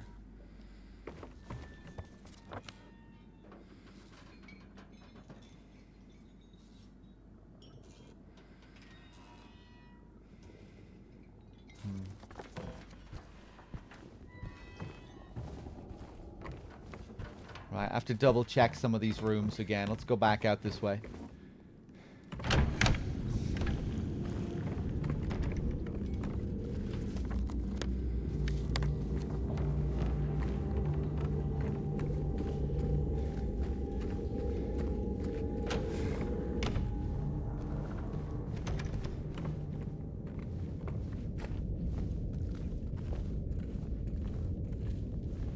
Ooh, that rumbling is nice.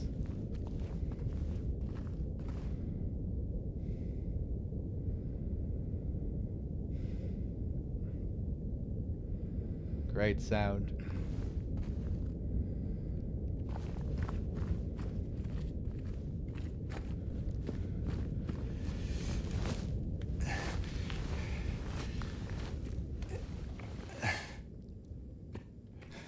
No, no, James.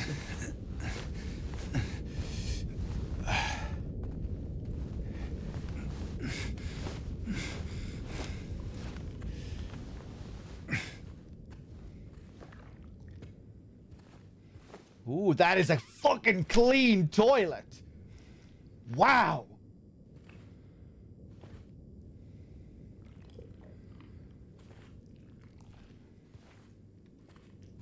That is the cleanest toilet we've seen so far. Amazing.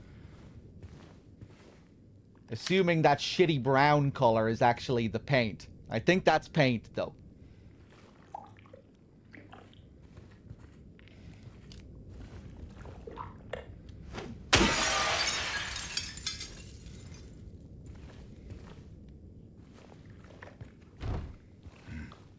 Okay, yeah, well, I guess I came in here earlier and found whatever I needed to find. Alright, back into the rumbling.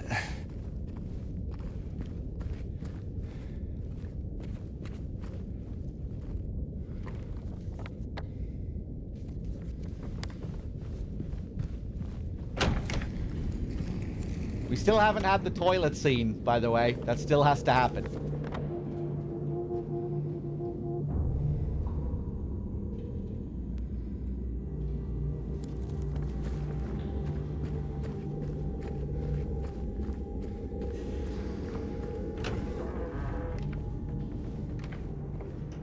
Okay, let me just check this room again.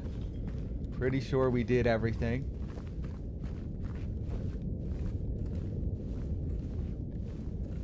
Can't wait to kick myself when I realize the simple path I could have taken here to progress.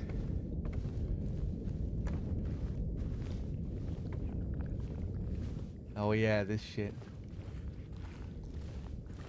Lovely.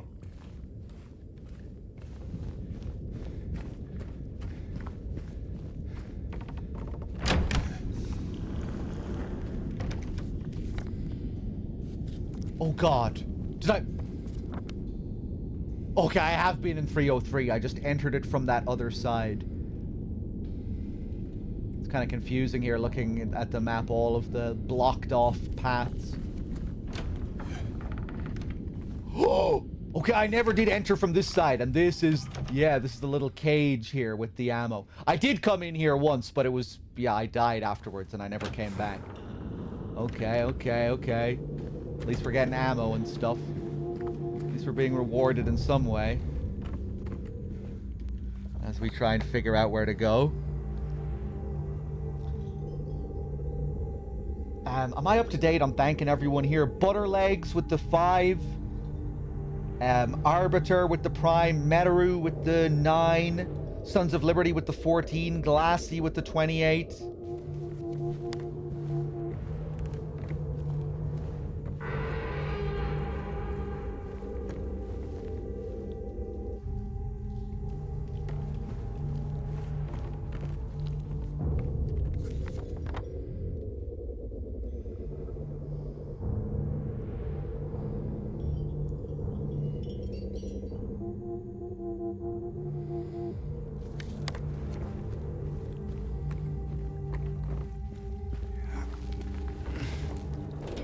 And now, how the hell do I get back?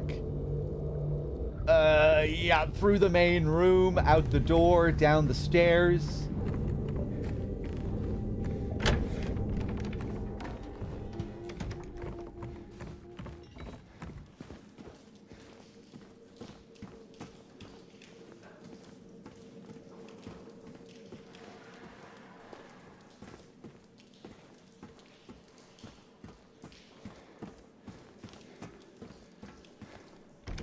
Right, okay, okay.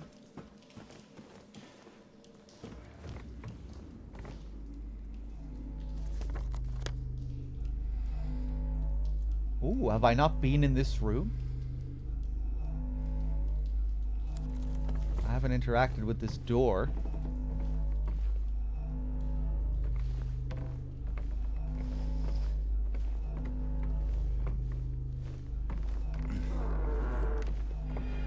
Crow will get his mod badge eventually. Next year's subathon, we'll drop the sub goal down to 9.9k. And maybe we'll get it next year. And if not next year, we'll drop it down to maybe 9.6 the year after. Oh, for some reason that little door doesn't get highlighted when you go through it. It doesn't get marked.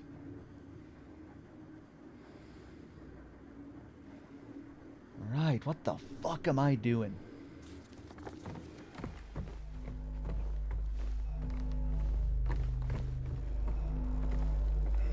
Whoa.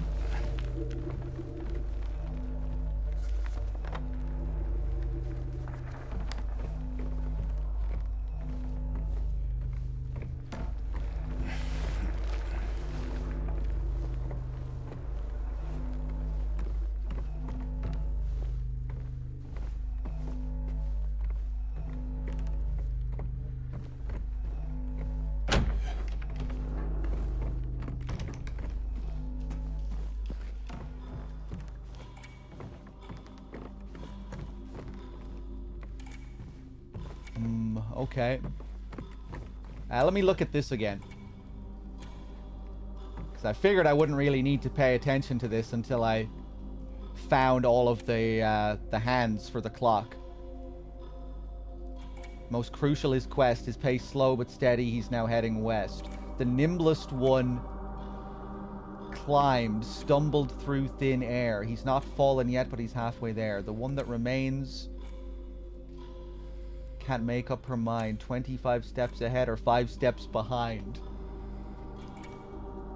Pravix, thank you very much for the 2.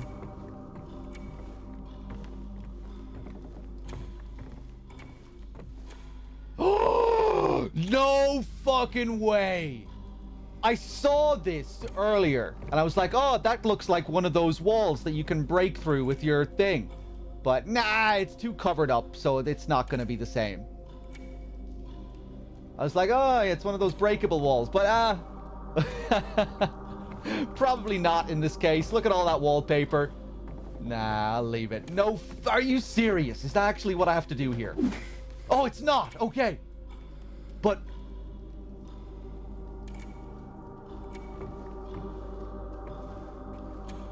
maybe this is just tying into what's going to happen when we solve the puzzle here. You know how in the original it opens up a new doorway in the middle of the wall? Maybe that's all this is doing? What the hell?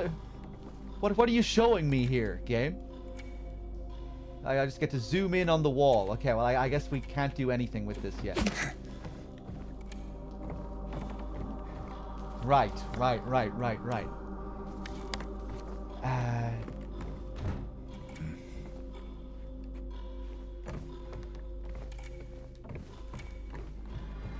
Right, back out this way then, because I'm pretty sure I searched everywhere up above.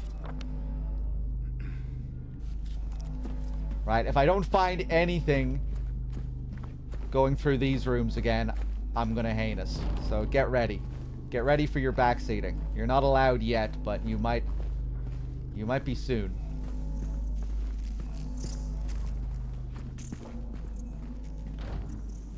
Wait a second! Ah! Do I just set the fucking hour hand a ball by itself to the door number? That's probably what I do. Or like something along those lines. Maybe? I don't know. What is this door on the map? 210. I mean, no. I don't know.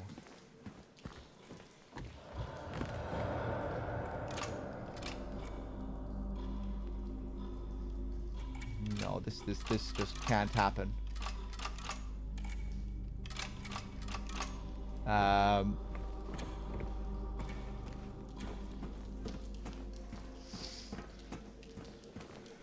My balls.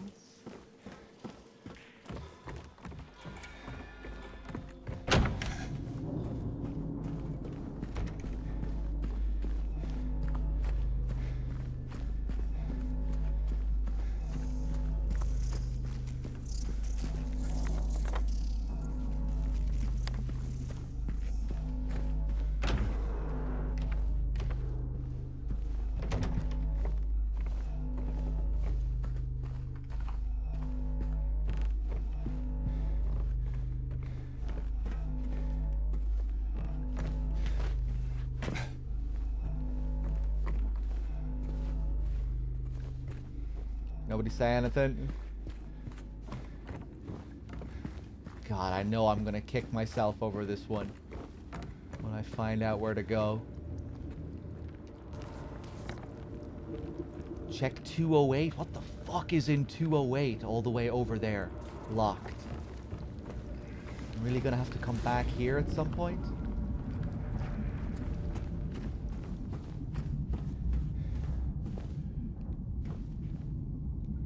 Utility room.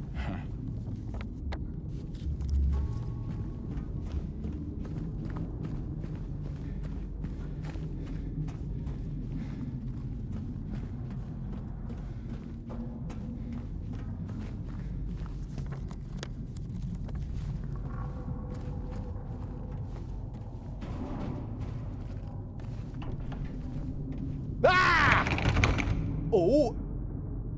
Oh! That reminds me of that one door in Blue Creek in the original.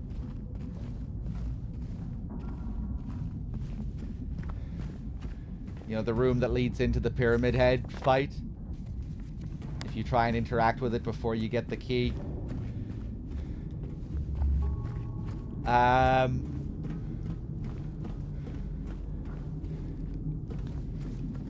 Shit! What the fuck?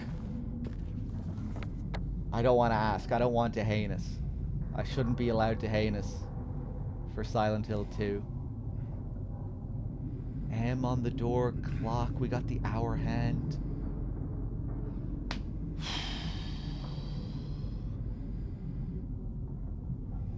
Right, I'm going back this way.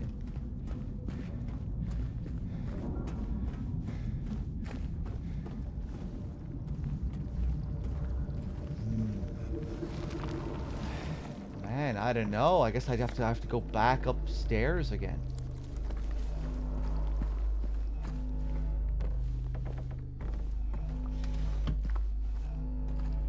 More ammo. Nice.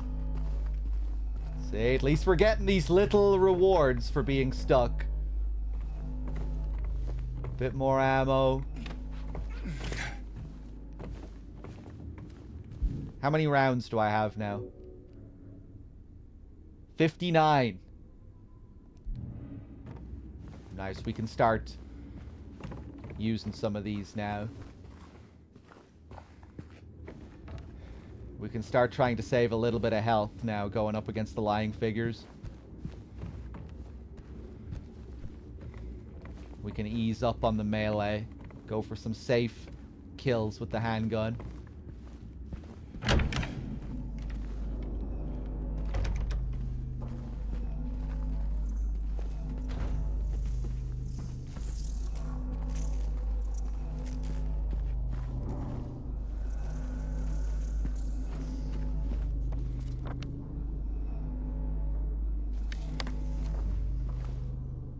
What? Oh. Right, that's still locked.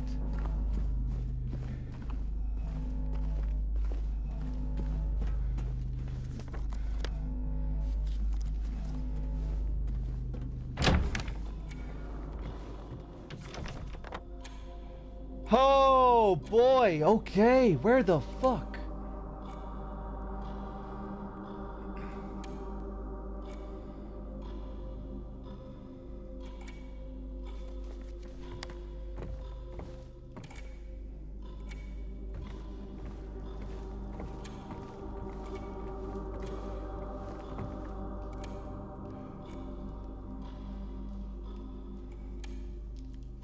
I don't think I can do anything with this.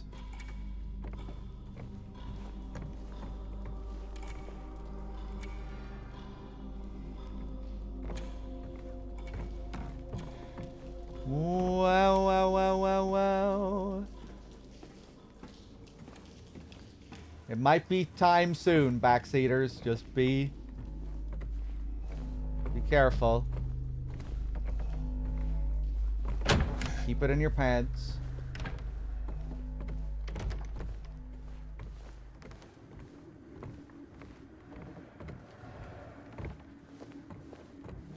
Nothing here.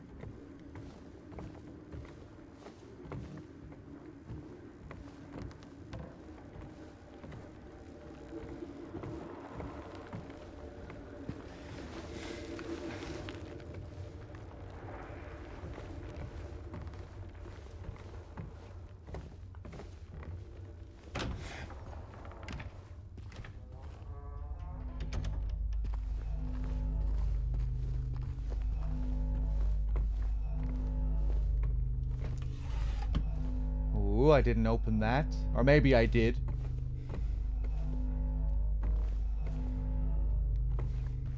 Oh, I thought I saw a little place to crawl through there that I missed.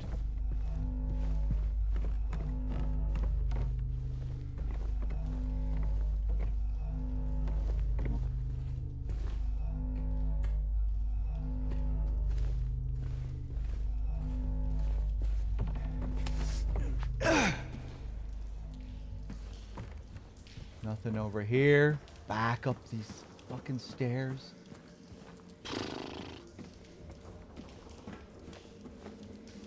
Okay, I think I'm gonna ask for a heinous soon, but a very specific heinous. To cross something off the list. Okay, minor heinous. All I want is a yes or no answer to this question. Nothing beyond a yes or no. Hold on. First, let me just look at this map again.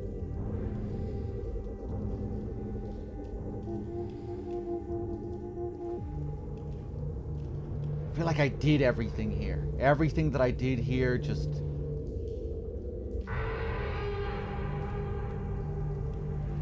Oh god. Wait, no.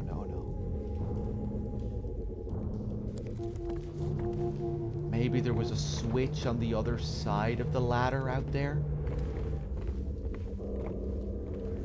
You know how I pressed the switch to drop the ladder on that left side? Maybe on that other side there's another switch?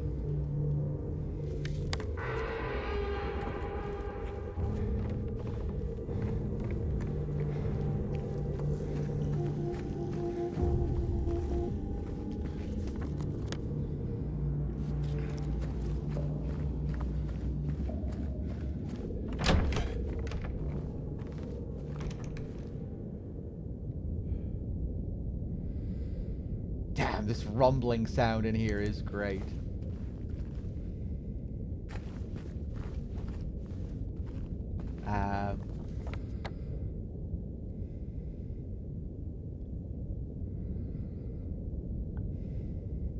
Okay. Heinous. All I want is a yes or no from this. Nothing beyond a yes or no. Just a yes or a no.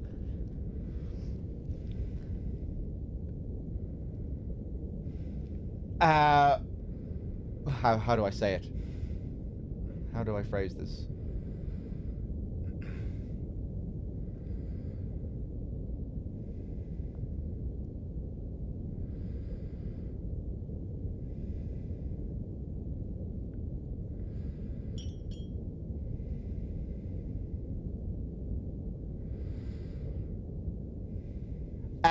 Do I access the next... No, that's way too fucking complicated. A way to phrase it.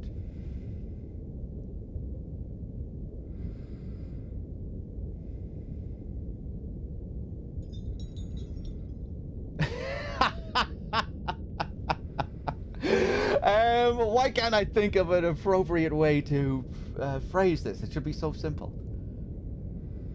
Do I not do this all the time when I'm heinousing? Is the solution to my current predicament on this floor heinous? Yes or no?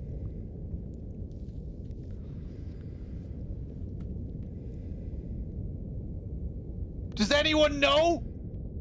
Surely there's someone in the chat who's been playing this. No? I can't take your word for it. What floor am I on? You should know exactly where I am if you've played this fucking game.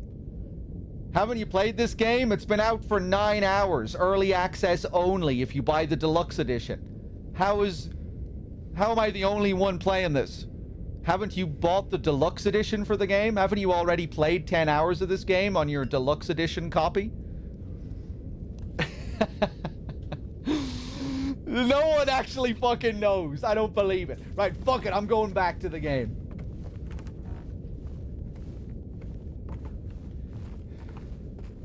Maybe I actually am one of the few people who is this far in the game.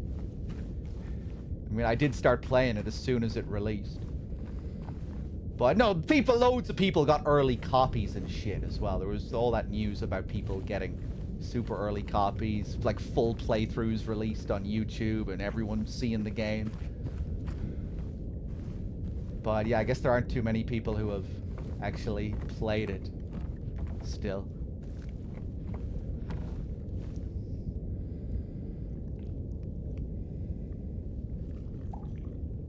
Can I read the paper thing again? Yeah, maybe I should read that again, but I figured that I wouldn't really need that until I actually have all of the puzzle pieces. Like, right now I'm just collecting the pieces for the clock, and I didn't think it related to the... to actually finding them.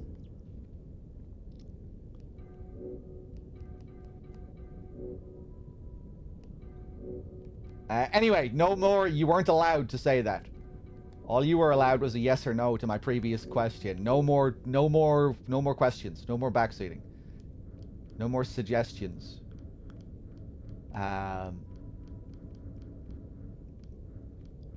I even look at the note here? I'm not sure if I can. Neely's bar, barrier note. Sinister note. Yeah, I think I have to go back down. Let's look at Mary's letter again. I want that leave ending. I want to be forgiven.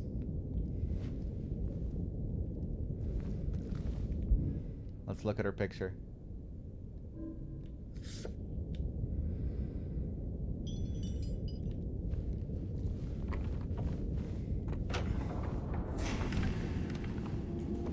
Okay. What the fuck am I doing?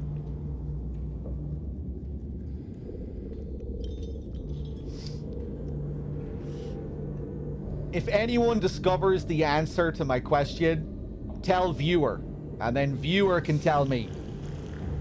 But viewer is the only person who's allowed to tell me. Because I'm not going to be looking at the chat much.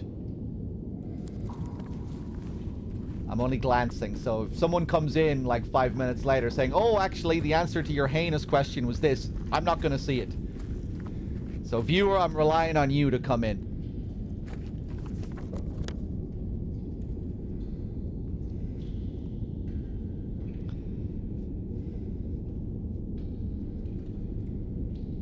Oh, fuck me. What the hell am I doing here?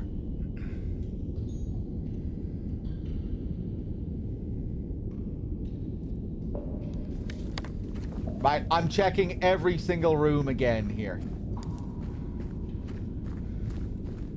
Nothing here, nothing here.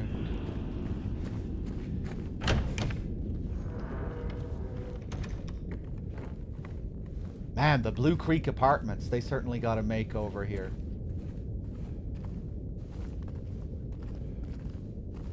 No, we checked in there. There's definitely nothing there.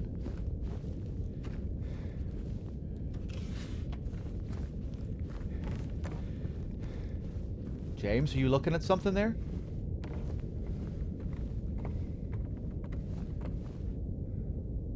You fucking son of a bitch. There's no way this is a key item.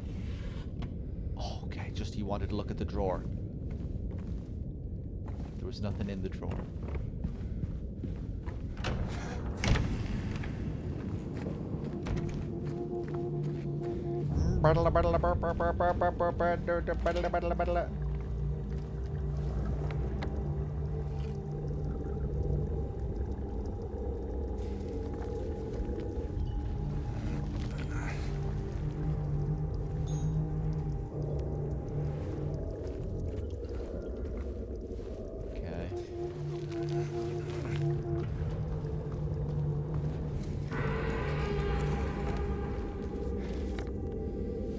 Okay, maybe I'll go down and look at the note and see if the note actually hints at where to go, but like I feel like, you know, we're not running into like puzzle items that we can't get past. It's not like we've, yeah, I don't know.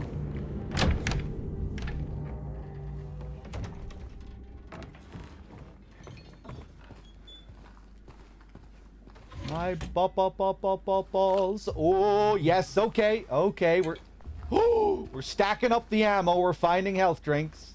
I'll take solace in all of this.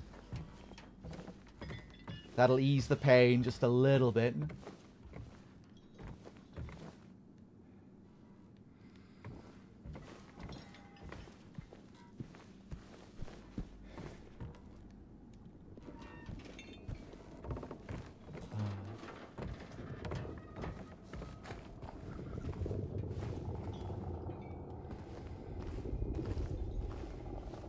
Jesus, imagine if I asked for a heinous on that riddle puzzle earlier. Everyone offering up their bullshit theories and no one having any idea.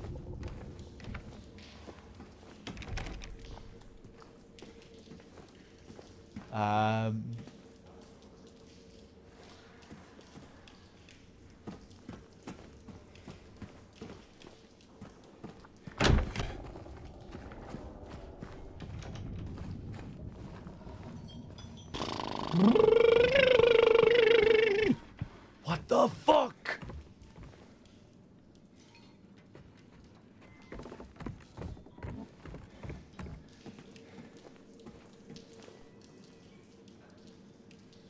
Oh dear God. No.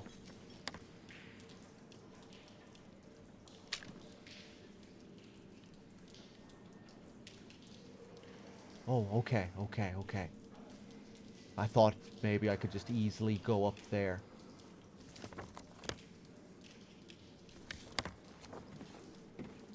Did my subathon end? It did. It did. It was quite an adventure. 34 days. Cheers again, everyone, for watching the subathon, enjoying the subathon. It was great.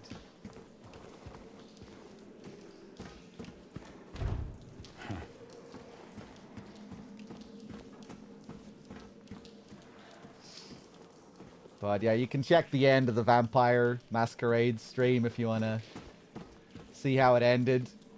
I only just about caught the timer as it was ending. I was only just realizing that it was about to end. It was at like 30 seconds.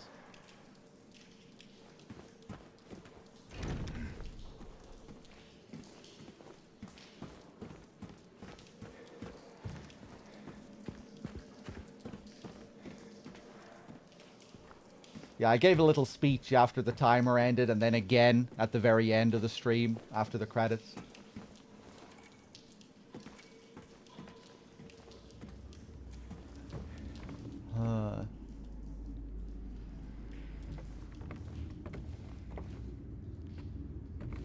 Maybe it is. Maybe I can do something with the, just like one hand.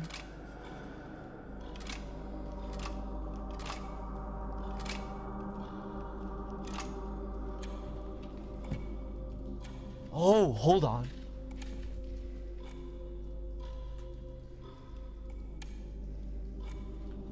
So at the top, there's, it says 15.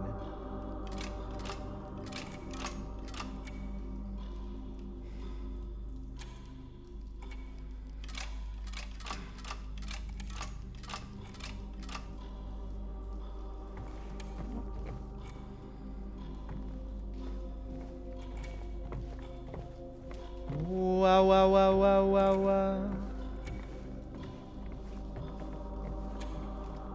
You looking at something again there, James? Oh, just the save point.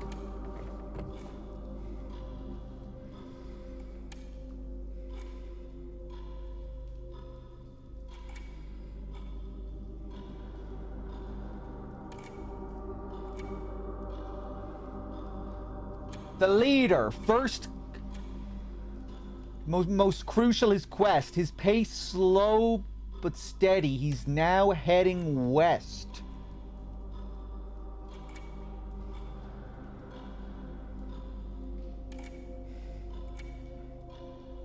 Yeah, I mean, I think this is just for the solution, you know, when I find it. This hour hand isn't gonna do anything for me by itself.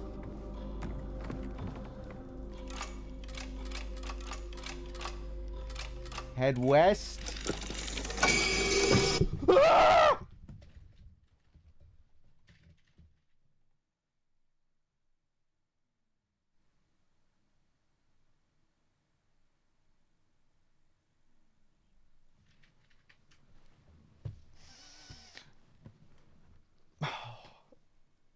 And it is gonna be the fucking same solution from the original.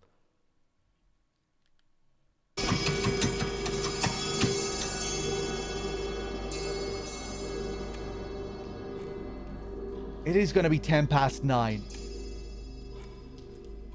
Right, so now I'll be able to go through the hour door. Fuck me, man. Why didn't I just... think about that more earlier. You know, that with each door, with all of these doors, you know, or having an area specifically for the hour. Maybe that should have indicated to me that I could do something with the hour hand by itself. Fuck's sake. Okay, we did it.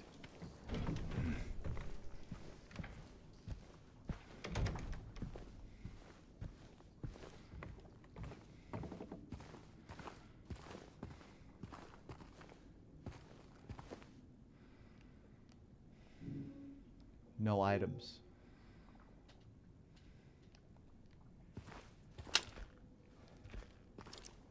Well, this is quite cozy compared to the rest of Blue Creek. Look at this place.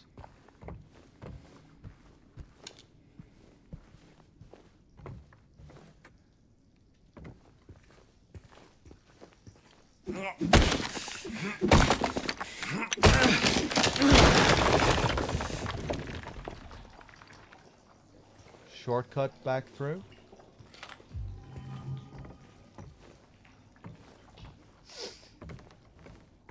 We told you, but you didn't read. Did someone actually say 9?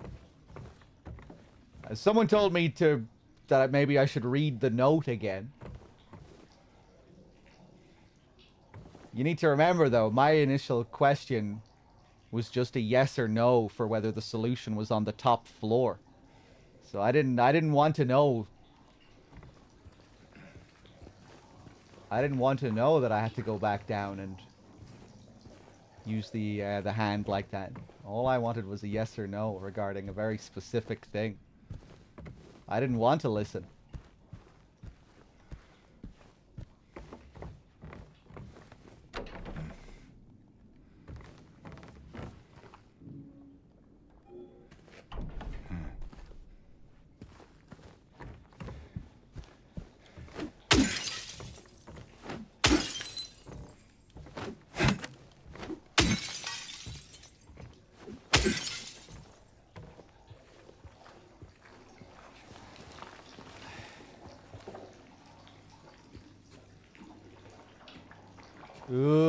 Oh, here it is. It's time.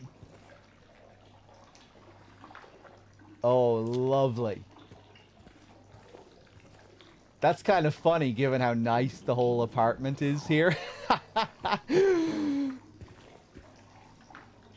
But then we have to break down a wall to get into the bathroom here, which is in a whole different state.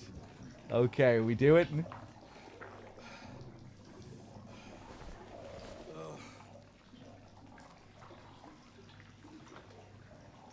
I have to press the button again.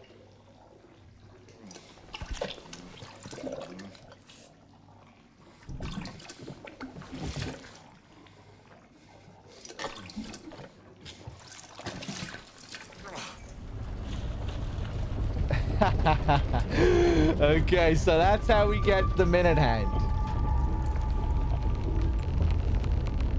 And is this place about to fall down? Lovely.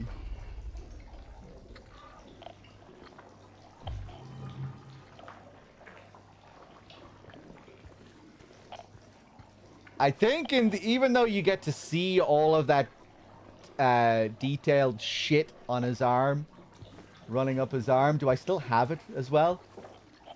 I hope I get to keep this shit-covered arm for a while. I feel like the sounds are better in the original. You know, in the original, you really get to hear him stick his hand down there for a good few seconds, and you get these, like, really sludgy, suction-y kind of sounds.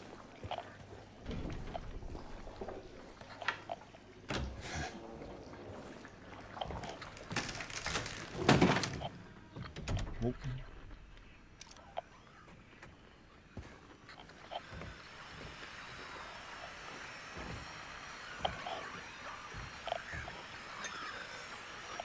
Pigeon figurine.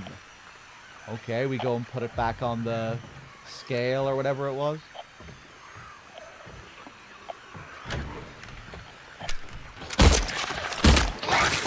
Oh, you bitch!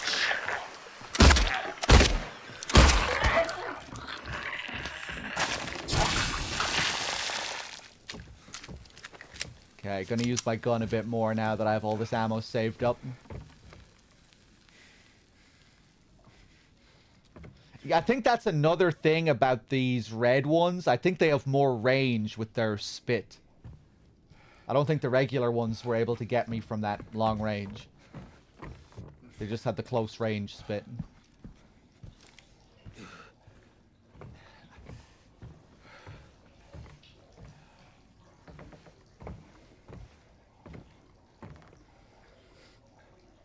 Oh man, look at that. Oh, Jesus.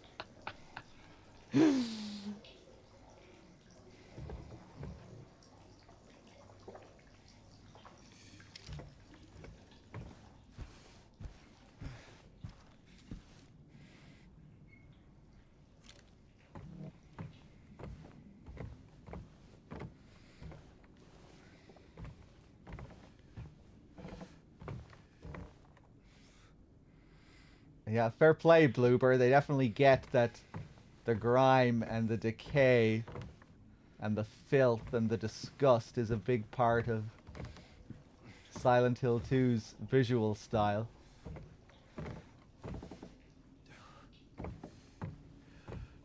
Some of these environments.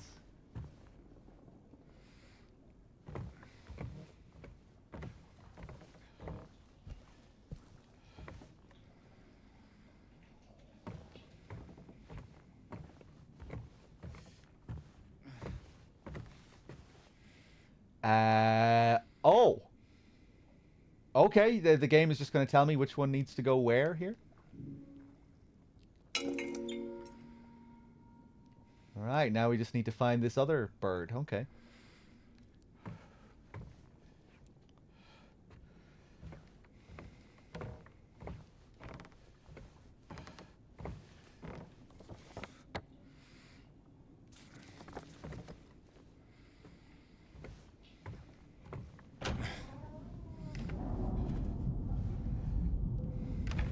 Yeah, I mean, I guess it would have been a simple puzzle regardless, unless we're missing something, if there are only two options.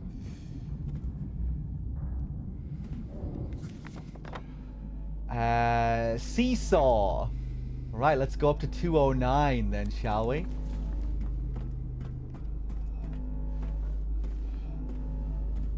How are we doing on health?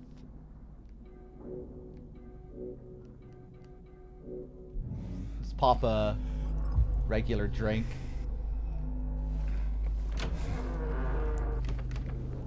Ooh.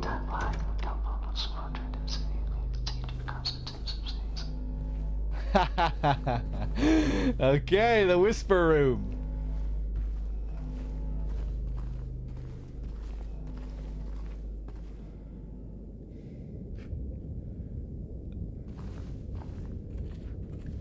Ooh, that rumbling again. I wonder if it's RNG like the original too. Probably not.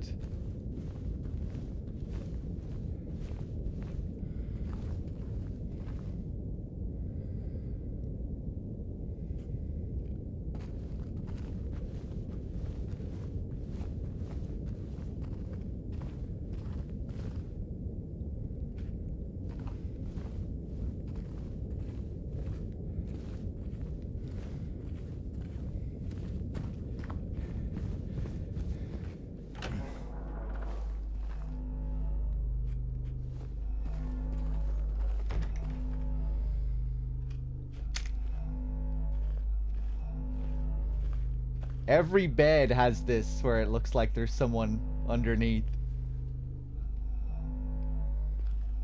Mary?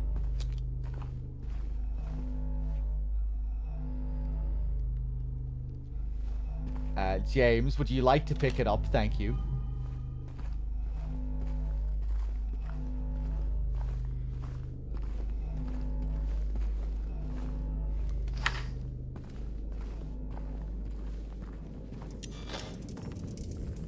Oh, hello.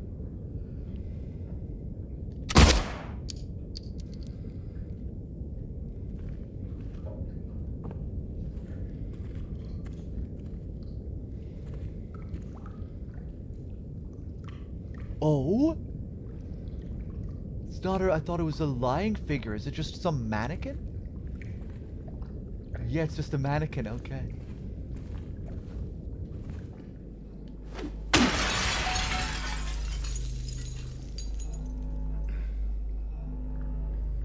Oh, that's an interesting visual. Malformed figurine part. Like some kind of fish? Some kind of fish head?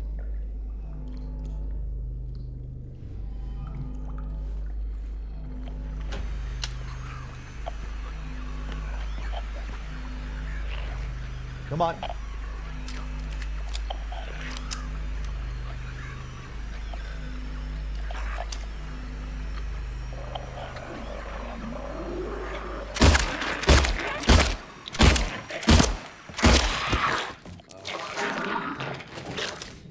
Fuck you. How we doing on supplies?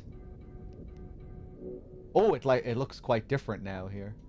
Oddly disfigured part of a wooden figurine. A twisting ornate clock hand. 48 rounds.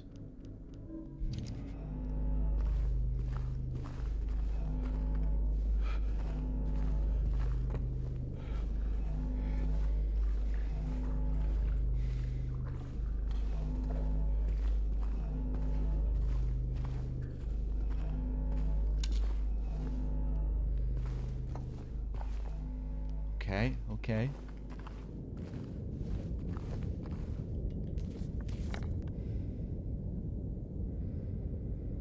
Right then, back to the seesaw. Oh, I guess we still have to check room 211. Let's go down to room 211.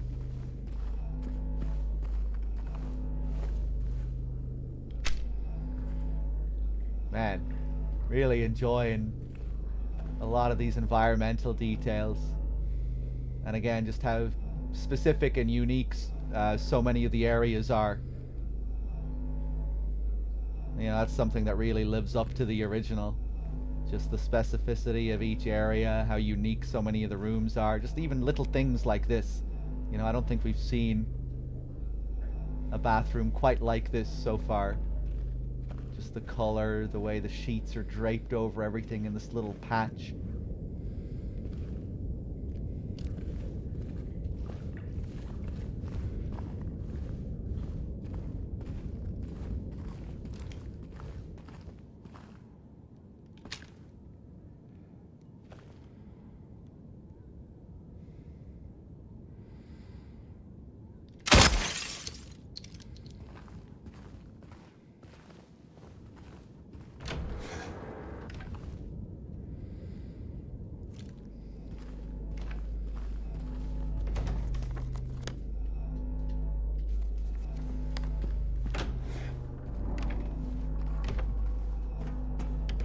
Ooh, I wonder, can you shoot out these? All of those regular light bulbs have been... They've all broken so far. Everyone I've tried to shoot. What about this one, though? Oh, maybe I missed. Maybe I missed. Ooh. Okay, nice.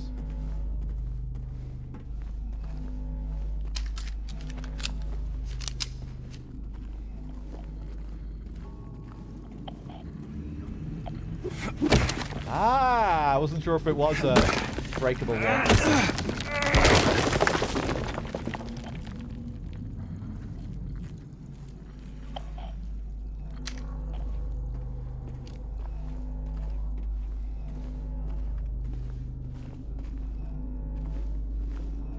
211.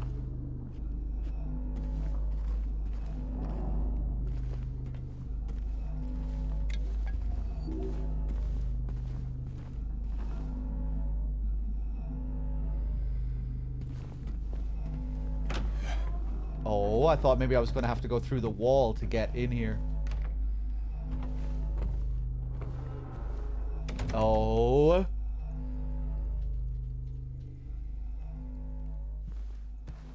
Is it time for some shadow puppets?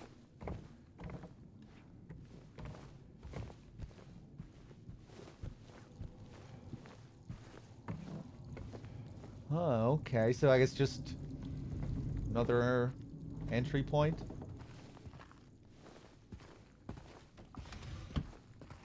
Oh.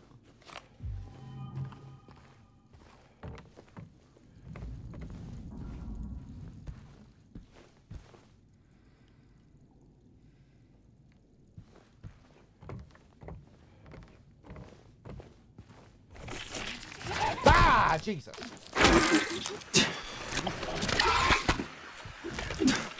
Nope.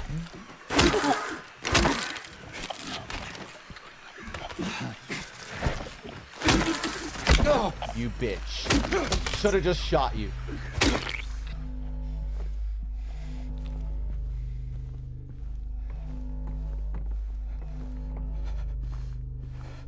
Jesus fucking Christ, another one of them.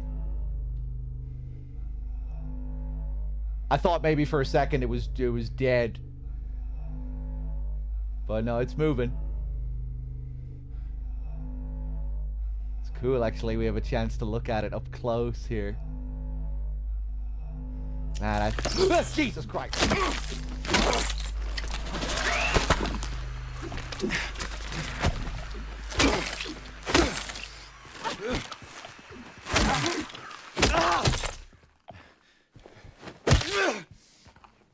The redesigns look really nice so far. Ito did a really good job with them.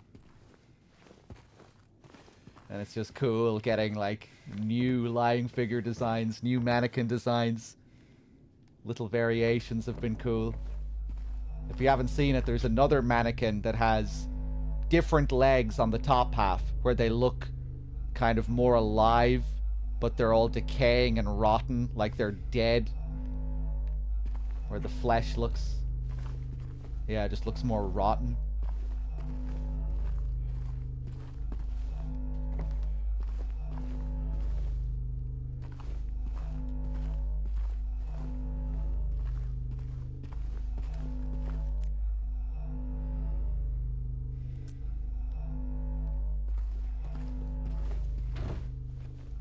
This is still Blue Creek Apartments.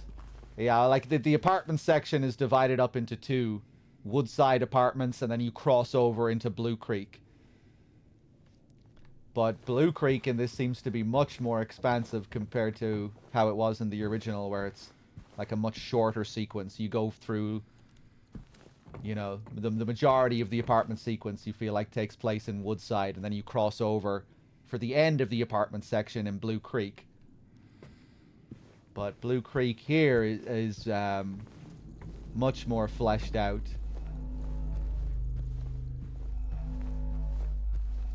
It almost feels like an Otherworld sequence, you know, because when you cross over, you get all this rust and all these fences and cages, and everything looks much more decayed and dilapidated than in Woodside.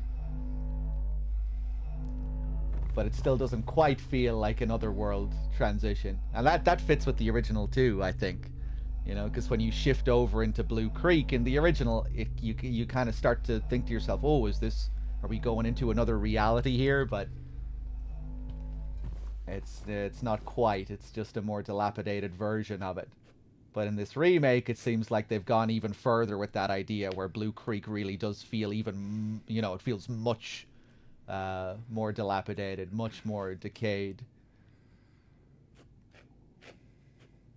Where it starts to feel even more like an Otherworld sequence, almost.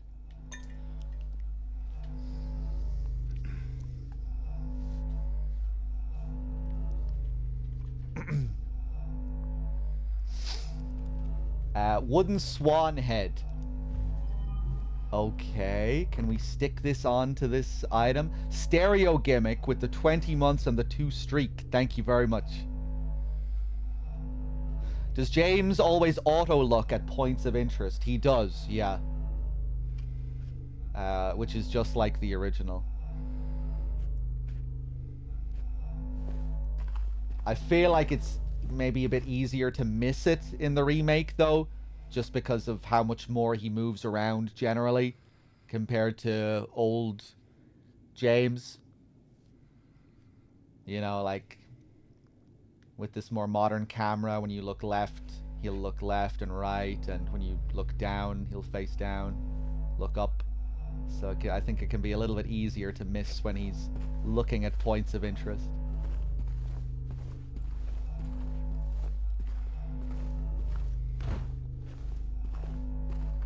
You have a lot of like HUD options, UI options. Like I'm playing with pretty much everything turned off, you know, but if you like, you can have like little X prompts, button prompts for things that you can pick up. But being an old head, I like to go for this super clean HUD UI to try and mimic the original. And it seems like it's designed pretty well around those options. Like, it feels like they've accounted for people that want to play like this. You know, because sometimes games just aren't very well suited for those options. Maybe there was one thing, like that shelf, that I didn't realize I could push. But again, if I was more observant, looking at the environment, I would have noticed the rails on the ground. So, yeah, no, even that, it didn't really feel like it was the game's fault. Yeah, there's loads of options, accessibility options, HUD options, UI options.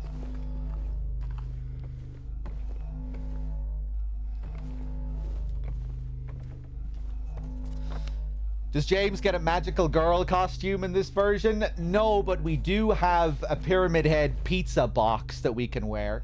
You can even start the game while wearing it on your first playthrough, which just feels kind of fucking sacrilege, but you have the option.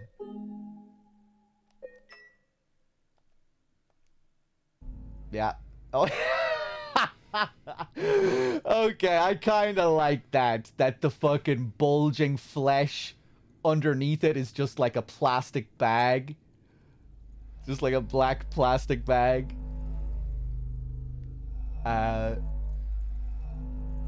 Those bolts or whatever they are in the original, are they just like cans or something sticking out of it? Imagine being a first-time player and you start up your first playthrough wearing this fucking thing. Load up the opening cutscene and James is wearing this, looking into the mirror. Yeah, we get Mira the dog as well. Can't wait to see the dog ending in this. Wonder if they put any like new twist on it. And I wonder, will the English VA speak Japanese like I see he speaks Japanese in the original dog ending?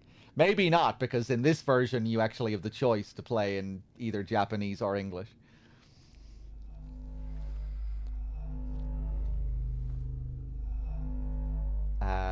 Okay.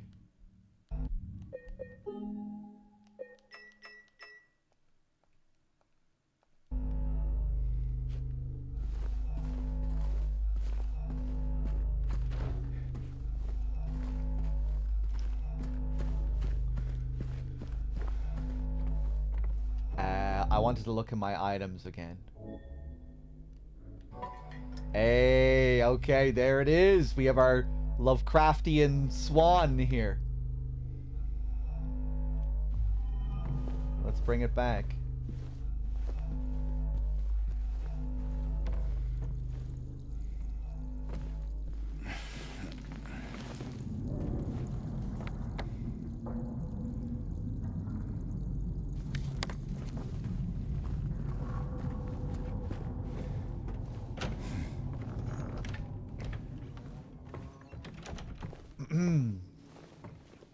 Okay. Getting kind of scared. We have an Angela cutscene coming up soon, I think. Oh.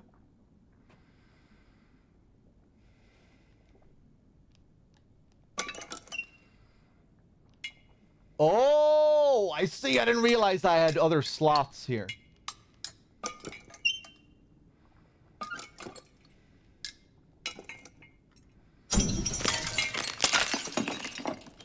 Nice. A key? Winged key. Angel wings for Angela, I bet.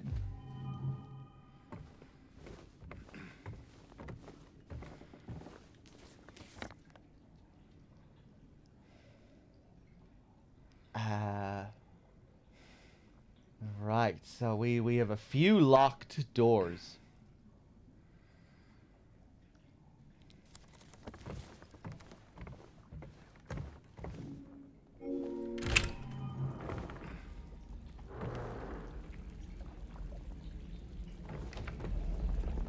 Oh, are we going to be jumping down holes already?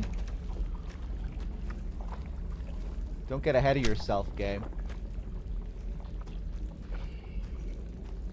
I guess one little hole couldn't hurt. Oh, man, look at that bed. Jesus. Lovely.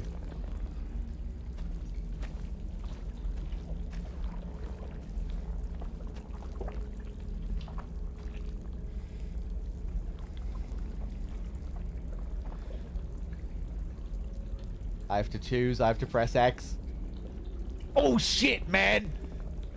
When we get to the crypt in the labyrinth, hopefully we actually get to see James jump down his own grave this time. It's one of those tiny little things in the original game that I wish was different. Because it's such an amazing part of the game in the original. Overall, I can't see anything just topping the mood and the atmosphere they were able to create with that in the original. But even if though that section doesn't top the original, hopefully we get to actually see him jump down his own grave this time. So in the original, you just get a loading screen. You see him jump down every single other hole in the original except his grave, which is just kind of a weird little thing.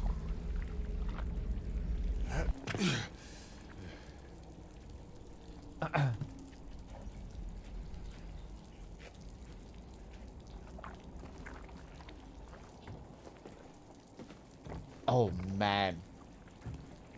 And the music. This remake is almost worth it just for hearing Yamaoka's remixes alone.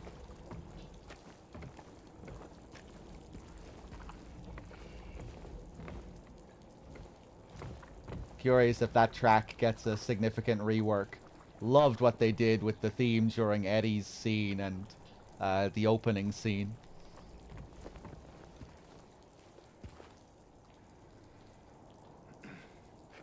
That's how you felt about the medium in part, Salami? Yeah.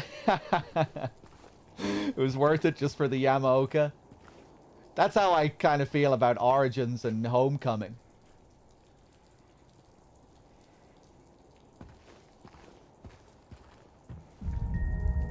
Oh. Oh. Oh, well, isn't this adorable? It's the fucking original game's coin puzzle. Is that what this is? Just a little homage to the original game's coin puzzle? It is. I wonder if that's what the previous memory thing was calling back to as well. Was that calling back to a moment from the original that just didn't click? Yeah, look at this.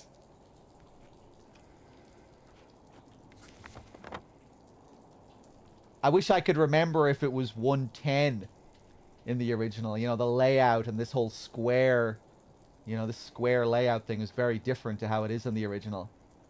I can't remember if it's room 110.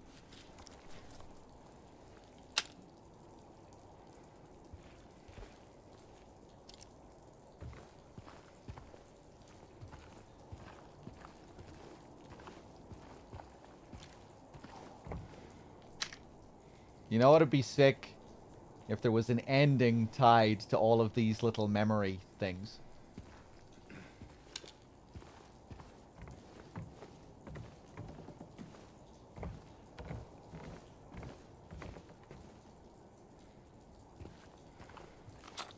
Pick that up.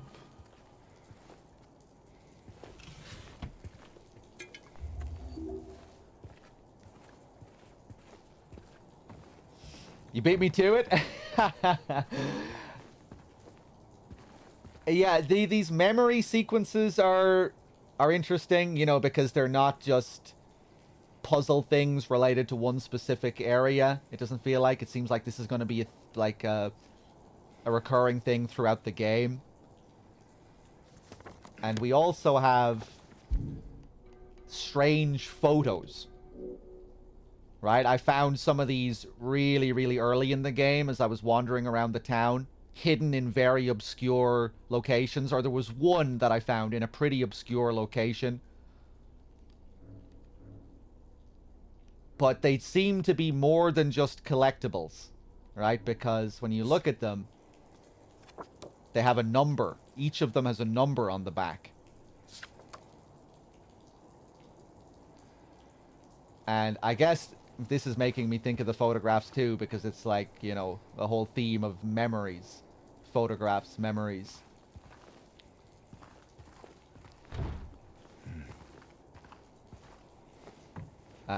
So yeah, I'm curious what the deal is with these and what the numbers are going to mean.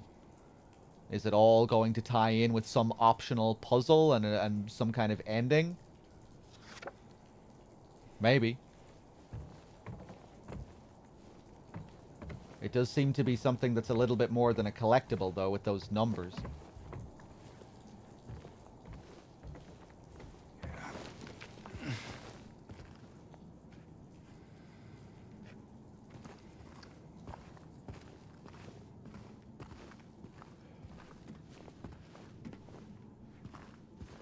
Although, at the same time, I can't imagine the game is going to let me get anything too crazy on a first playthrough. You know how in the original game they hide the dog ending and the UFO ending, the rebirth ending? All of that is hidden by NG+. For a first playthrough, you can only get the normal endings, you know, the endings that actually feel like a suitable conclusion to the story. So if there are new endings, I feel like it would maybe be strange if we could get a new ending on a first playthrough.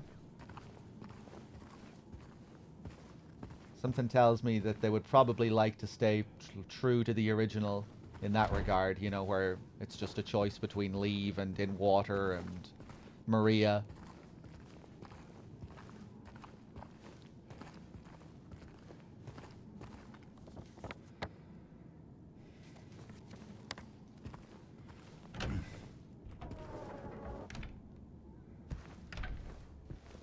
Oh, look where we are.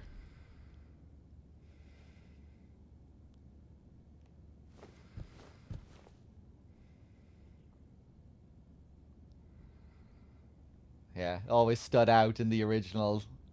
These two doors side by side and the bear. Angela and her damaged past as a child.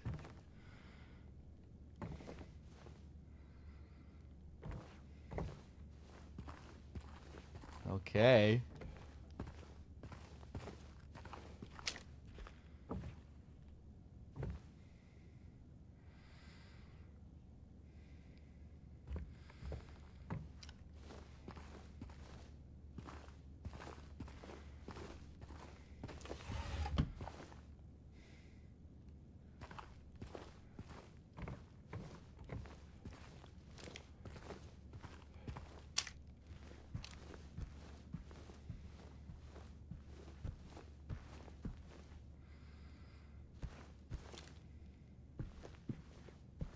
Not as totally busted up as this apartment in the original.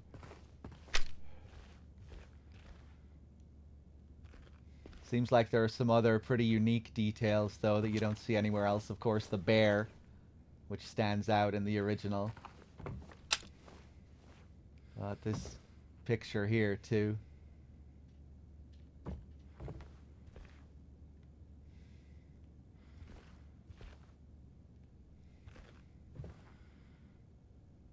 Ooh, that really reminds me of the original. Just the way that graffiti looks. The way it's faded. The colors.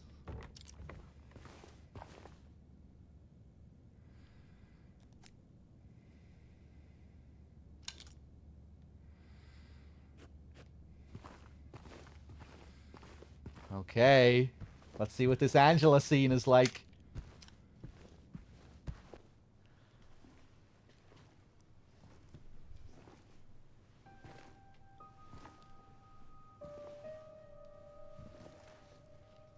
Oh. It's you. Yeah. I'm James. Angela. Angela. Okay. Look, I'm not sure what you're planning, but there's always another way. Really? What's the point? It's easier just to run. Maybe it's all we deserve. We? Me. You. We're all the same. I'm not like you.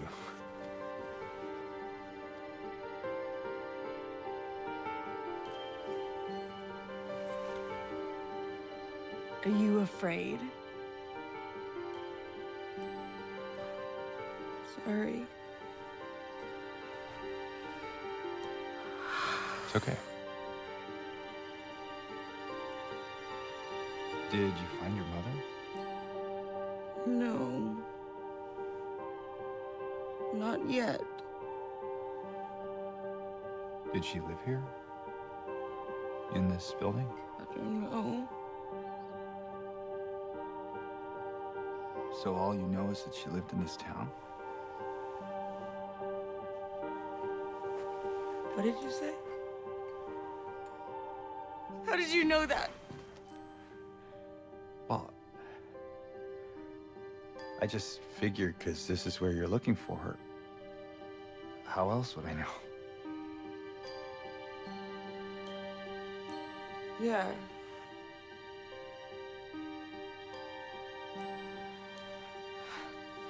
Sorry.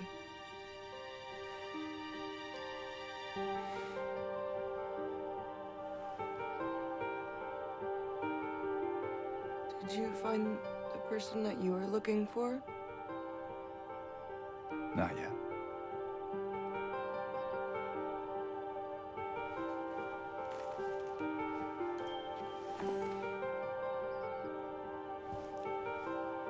Her name's Mary.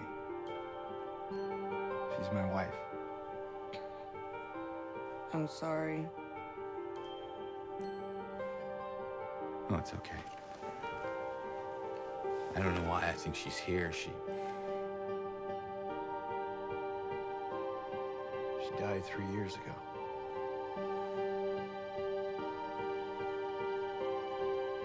She's dead?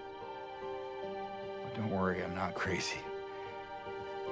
At least I don't think so. We have to find my mama. Should I go with you? This town really is dangerous. Now I know what you meant back there in the cemetery. No, it's okay. Besides, I'd just slow you down. What about that?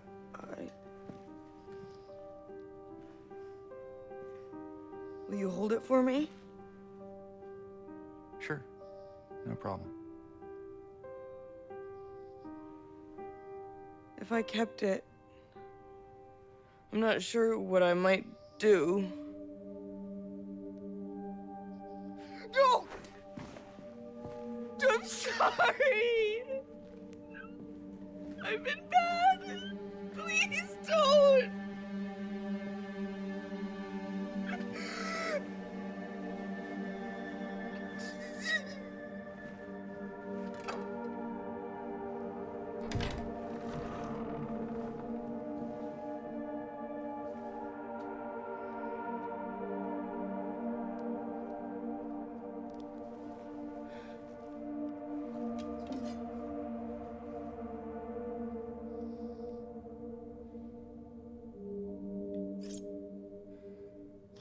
Angela's knife.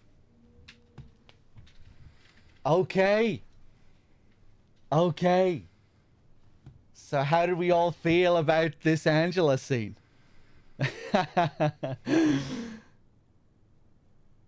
I feel like there were parts of it that I really enjoyed.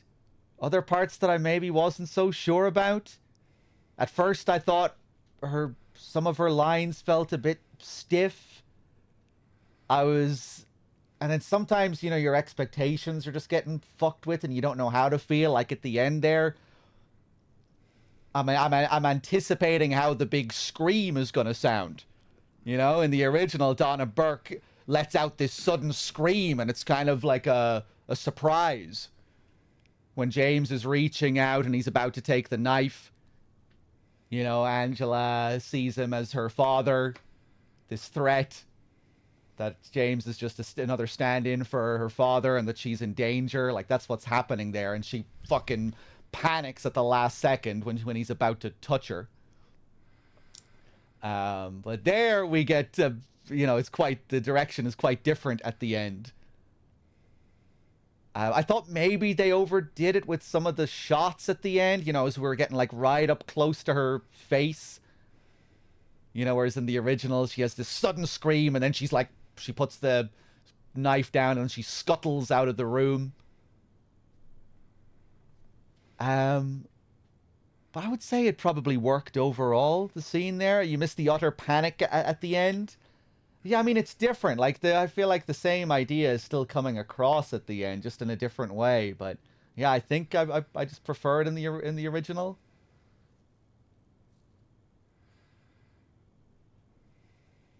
Yeah, where it's more like this sudden reaction rather than this whole kind of mind fuck that she seems to have there at the end.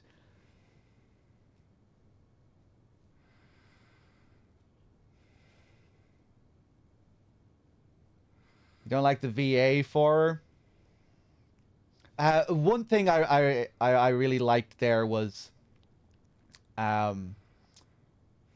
just some of the power dynamics, the power play, how it shifted back and forth. You know, when James said, "I'm not like you," and you know, he was on the defense in that moment. He lost the power for a bit, but then when Angela kind of went off in a daze and she apologized, James was like, "Oh no, it's okay, it's okay," and there he was kind of coming back into his role as the protector. You know, gaining the power again in the scene. I thought that was interesting. And just that shot of him behind her and the way he was kind of had his head up looking down on her, I thought that was kind of interesting.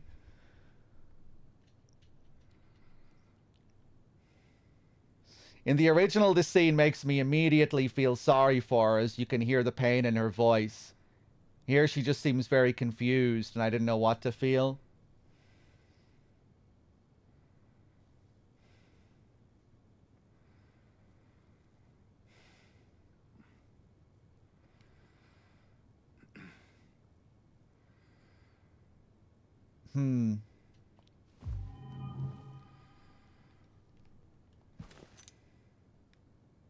Key of resilience.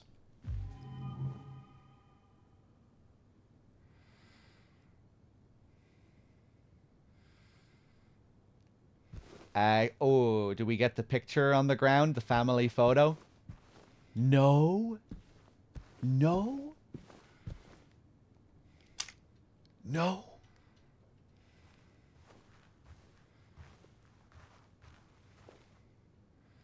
Okay, maybe we'll get it somewhere else. I hope we get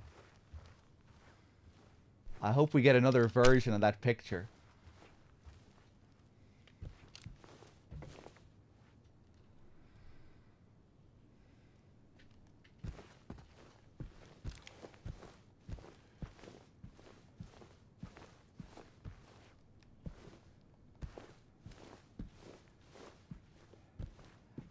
Another interesting change there. Actually, no, that isn't a change. She does say "I'm sorry" there in the original too, you know, when James shows her the picture. I thought that part of the scene still worked, you know, when James explains that his wife is dead, but he's still looking for her. You know how Angela starts to get, how she suddenly starts to get more fearful of this guy. You know, like, oh wait, who the fuck is this guy really? You know, as she starts to see him as more of a threat. And yeah, just some of the power plays there as it went back and forth between the two of them. I thought those elements still kind of worked. That, you know, those elements that were present in the original.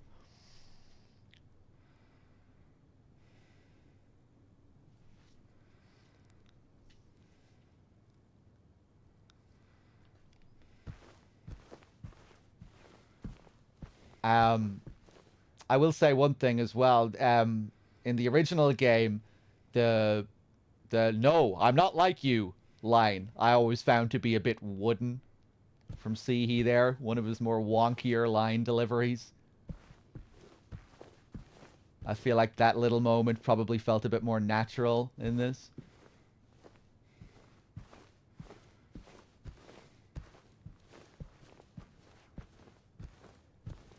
But yeah, I just really like the weird uncanniness of Angela in the original, which you don't get in this.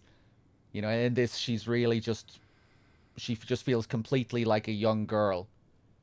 In the original, you get this weird feeling, you know, where she's part an older woman, part a younger woman. She's supposed to be young, but she has this kind of strange older look and older voice. And it just kind of has a weird effect. Whereas in this, seems much more like a normal young girl. You don't really get that strange mesh of old and young. Yeah, she just seems way much more like a normal young girl.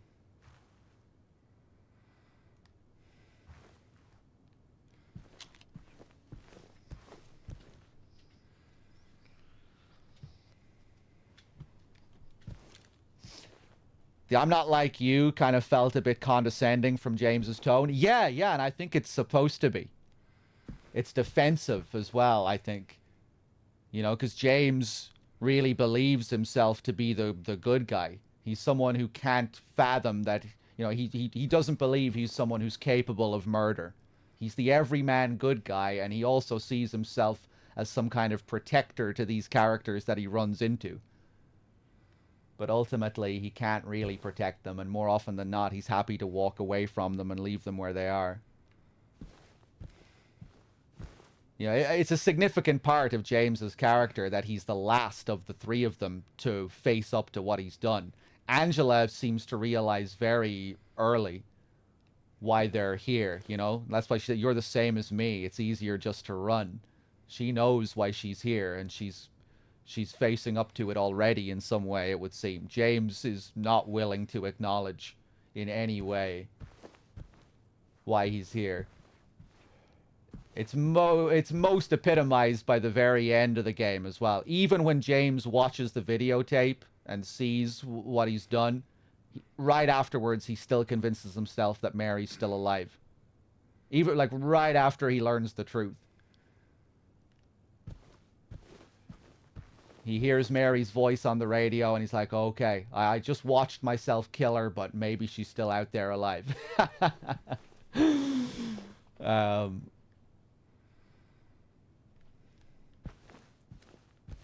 But yeah, another thing that relates to this is that one shot that I saw in the trailer. You know, that new line that Eddie has in this remake.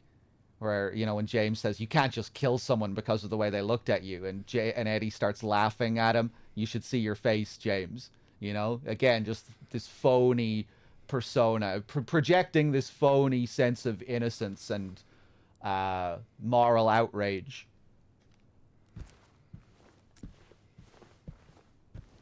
I thought that was a nice new addition to that scene, or at least it seemed like a nice new addition in the trailer.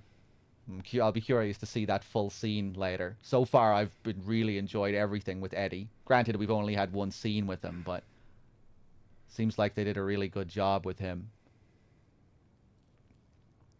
And that does seem like a fitting new line to give him. You know, just cool just to have a character highlight James's, you know, phony good guy persona.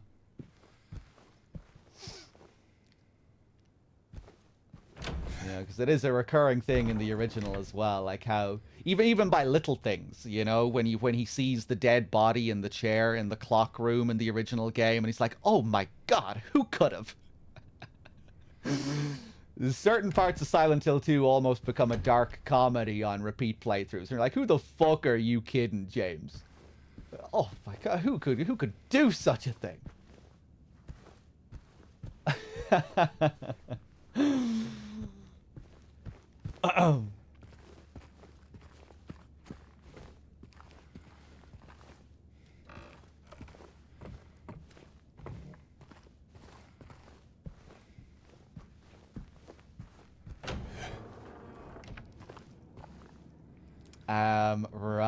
Right. Interesting what they did with that scene earlier as well, you know, because we have the full camera control. If we had this camera in the original Silent Hill 2, we could have moved around and we could have seen that that person sitting in the chair has James's face. You know, because that's the one James body you see in the game that doesn't have its face contorted. You can see that it has James's hair, but you just don't get to see the front of his face. So in the remake, they cover him up with a towel or some sheet, so you don't get to see him at all.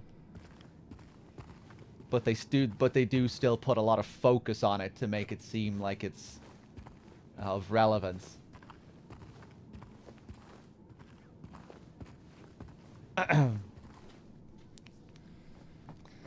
Let me see here. Am I up to date on thanking everyone? Sale with the 48, Dr. Dopey with the 16, Stereo Gimmick with the 20, Pravix, Butterlegs, everyone. Sorry if I missed anyone along the way.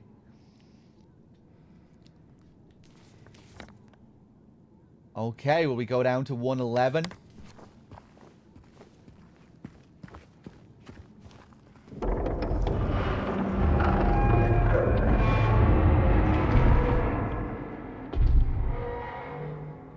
Oh, those are some loud thuds. Oh, nice.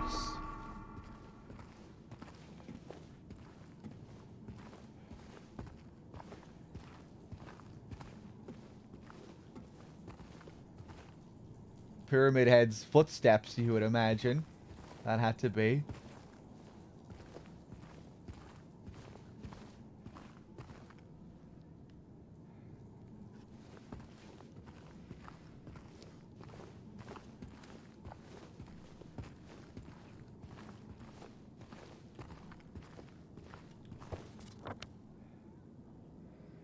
Oh, okay. Key of Resilience. Let's just take a look over here first.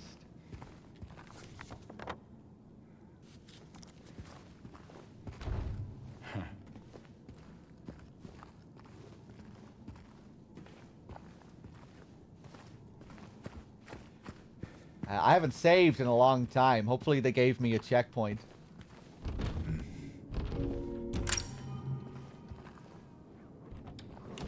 I like the detail of being able to see the keys in the locks. It's just a nice little thing. You know, even after you use them and you go back to the door, you'll see that the key is there.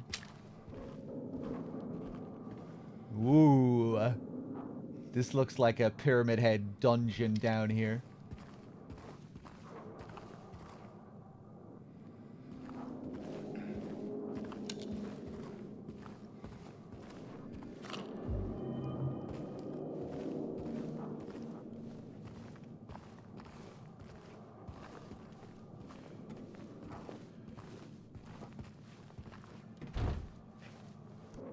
Oh, it's the second door. Right, I forgot. We're still in the middle of this clock puzzle.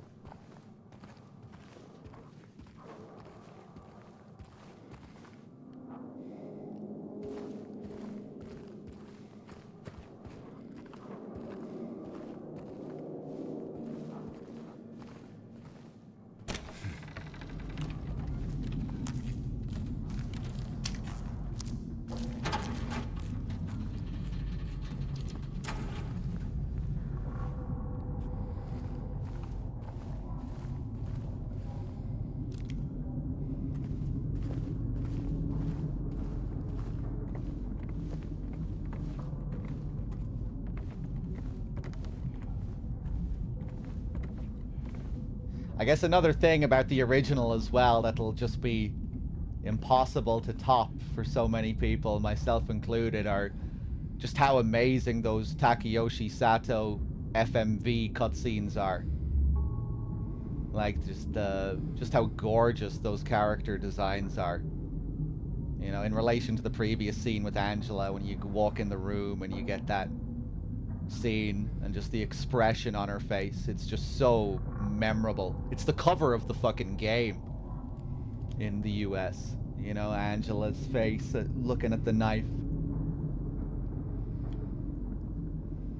Maria as well, man. I feel like she got more CG scenes than anyone else in the original. And he did such a great job with her. The sudden shifts in expression and... yeah, just the emotion in those scenes.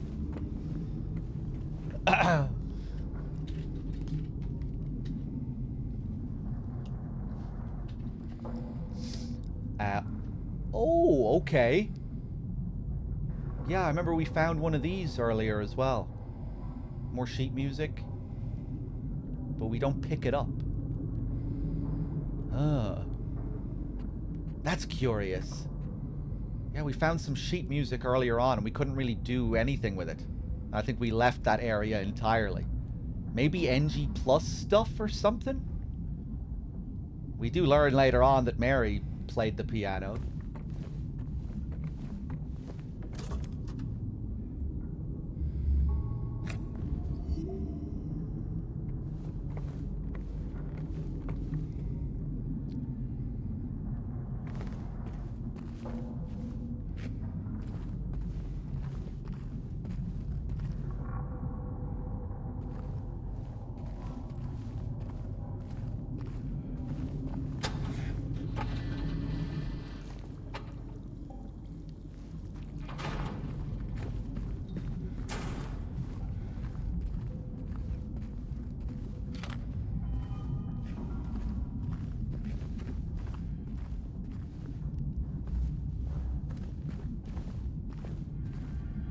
Yeah, I haven't been paying attention. Have I been picking up, like, different amounts of rounds all the time? Like, there I just picked up 2 rounds. Haven't really been paying attention to that.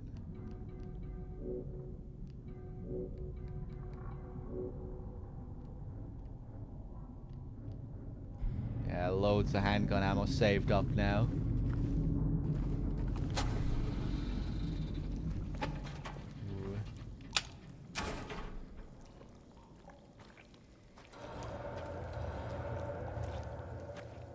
Oh! Fuck you.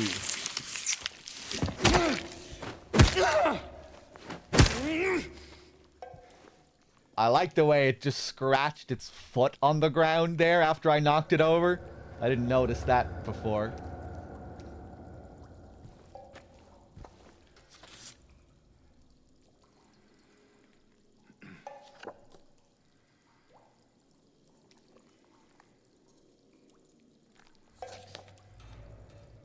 .208 together forever.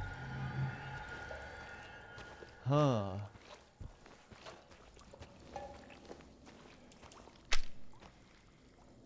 Man, that detail is nice.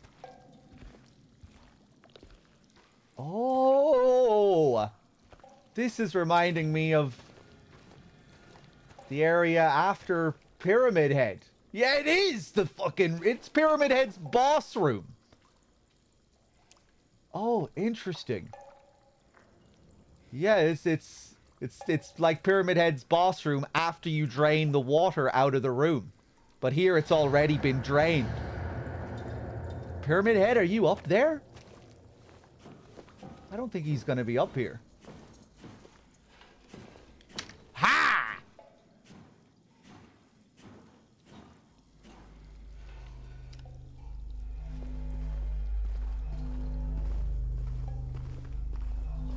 Yeah, this is where we'd be fighting him in the original, running around this little room.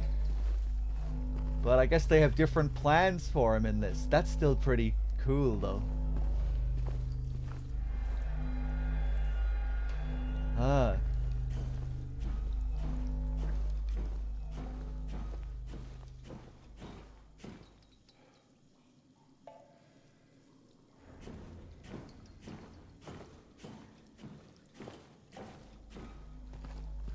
That is cool, though, you know, that they didn't just half-ass the recreation of this room. They really went all the way with how it's, you know, supposed to look down here as opposed to up above. Because of all the water that used to be here before it was drained.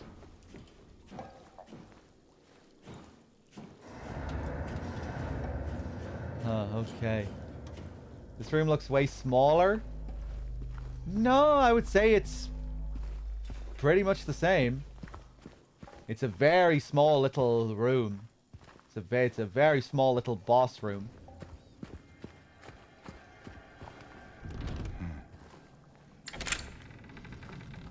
Oh.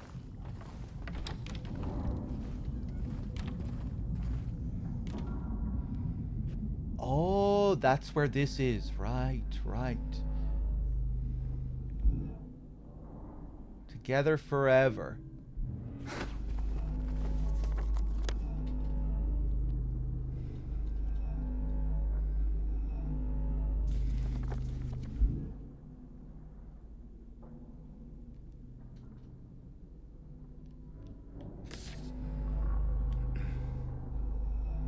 .208. Have I been to 208?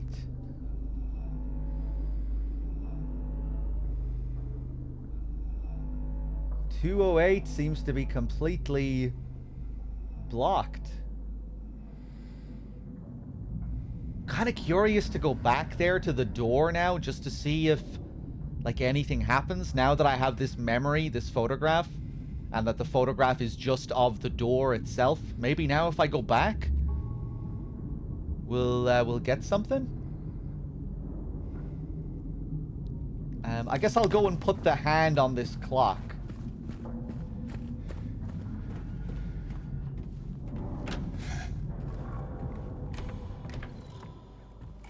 Oh, does it say forever together? My bad.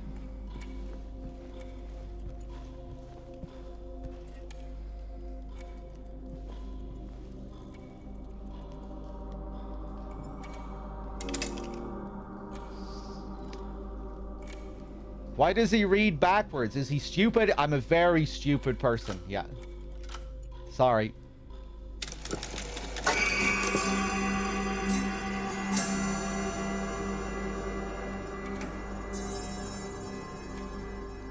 Okay, we can go check out the minute door.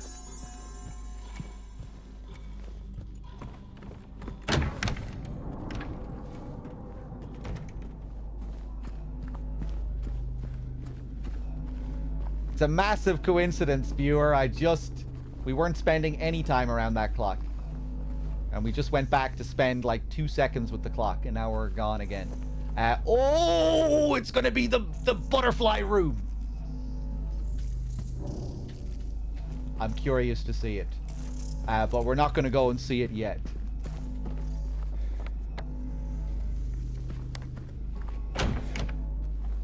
Are we just gonna go in and stick our hand in a hole, or is it gonna be reworked? We already stuck our hand in a hole. Are they gonna do it again? We already did that.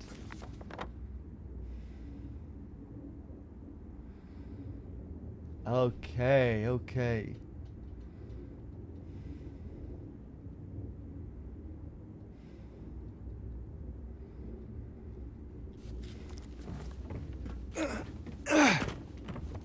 Yeah, so what the hell am I doing? Back to 208 just to see if anything will happen.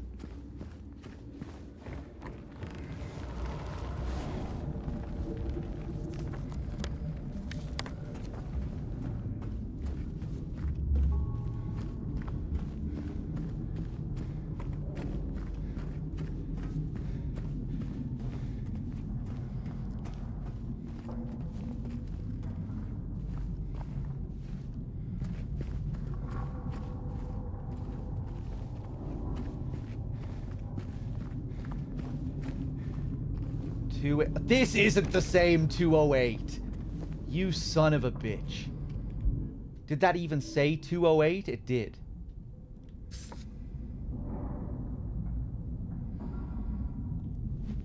Forever together. I guess just usually when I see that phrase written, it's usually together forever, I feel like. Forever together? Isn't it usually together forever?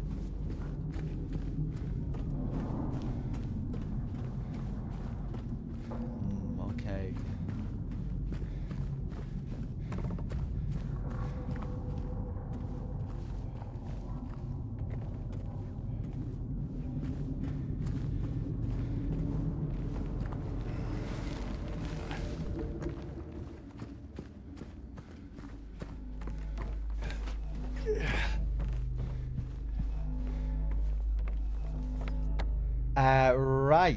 Right. So, yeah, let's go to the butterfly room. The moth room.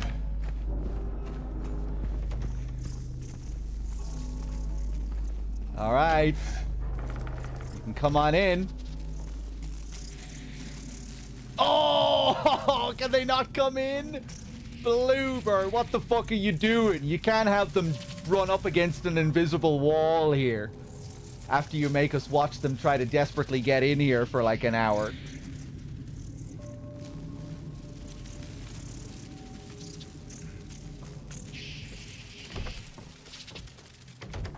Okay, let's just pretend I never tried to let them in.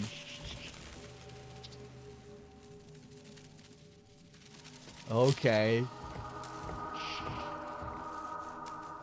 That does look pretty cool.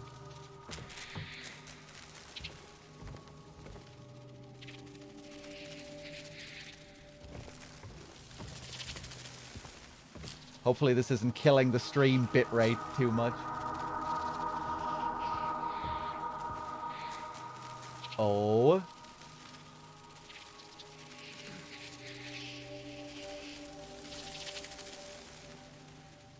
That's a real classic Silence of the Lambs moth there. Death moth or whatever they're called.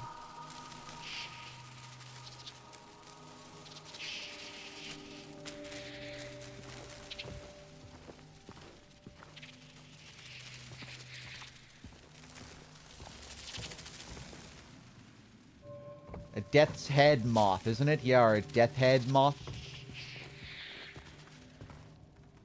Oh, here we go.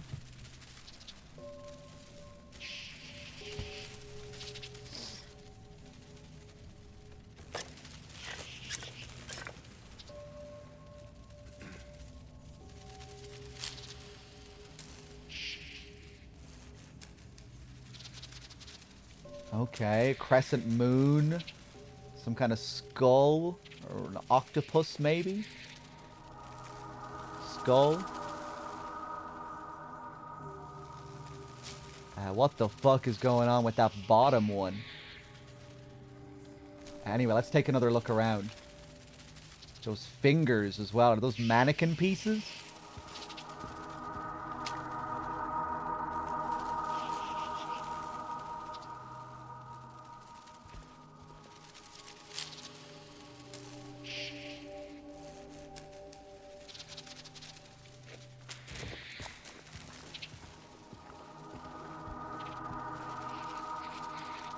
That looks cool.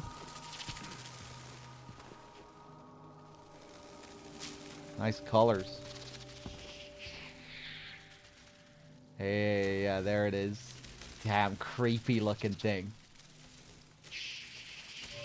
That face, that little bug skull.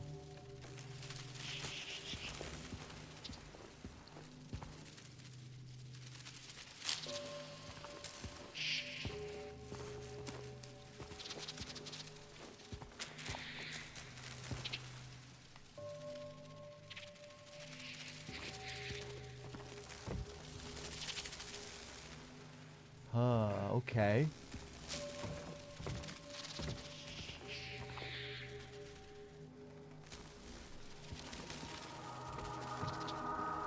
Hey, Alexandra. Yeah, I would say I am overall. some certain scenes here and there and character moments that I'm not so sure about. But overall, the experience has been quite enjoyable. I guess one cool, simple thing to say about this game is that it really feels like, you know, like a pure, classic survival horror game. Which we don't really get too many of nowadays. Like, at its core, this is, you know, like a real... They're really taking the old school survival horror approach.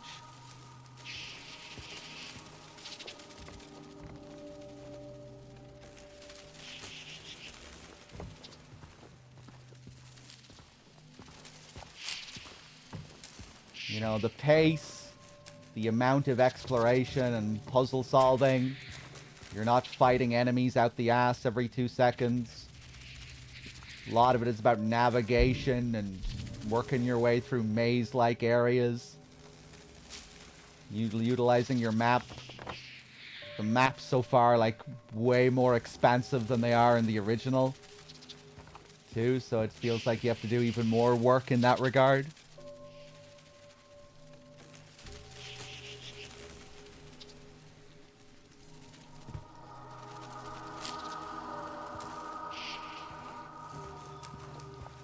I was afraid they'd make it too linear, but it seems open-ended. Oh yeah, like the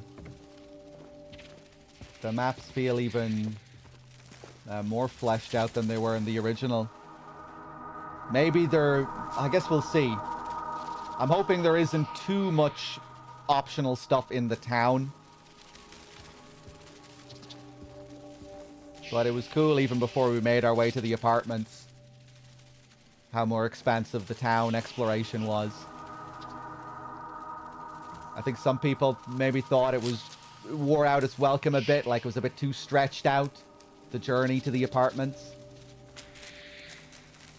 But I thought it was just right. If there was much more of it, if there were like 1 or 2 other puzzles that we had to do, then it might have started to feel like a bit of a drag. But I thought it was just right.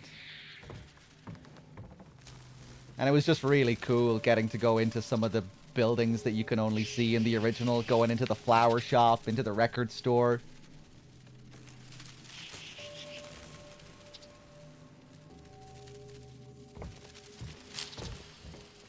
And just visually, all the environmental design, you know, they really did a lot of work on those areas. And it was nice just taking in the visuals there. Can I turn off the torch? Does it make the moths react? I was thinking about that, but the whole fucking room is covered in moths. It's not like the original where there's just a small group of moths. I think I'm just going to be, you know, they're going to be surrounding me regardless, I would say. But let's turn it off.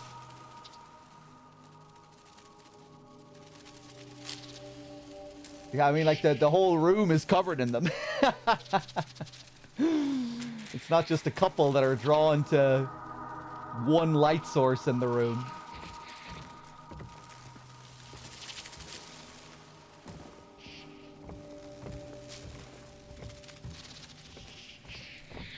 Right, okay, what the hell am I doing here?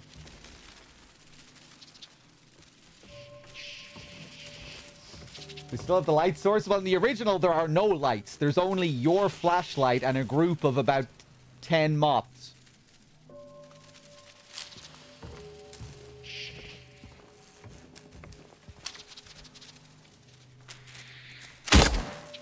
We can't turn off the lights here. I had a feeling we wouldn't be able to for this one. Because they'll want you to be able to see the puzzle pieces and everything. Maybe we can shoot out this one.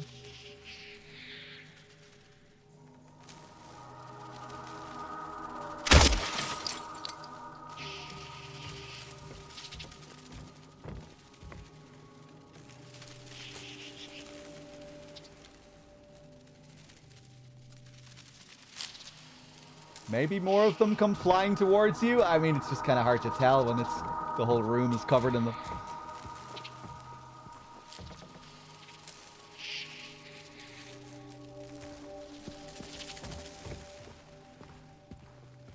Okay, let's try and deal with this puzzle then, shall we?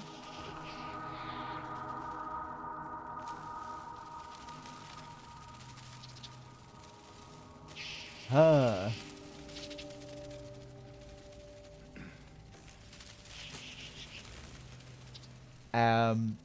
Moon plus skull minus whatever the fuck that is.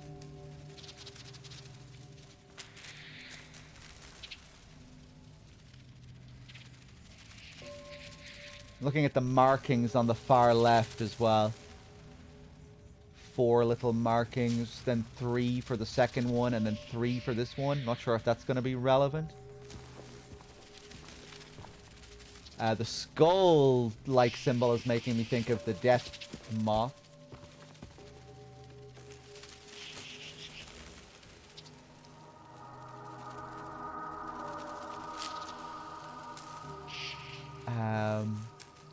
I guess that one on the right has the crescent moon thing going on.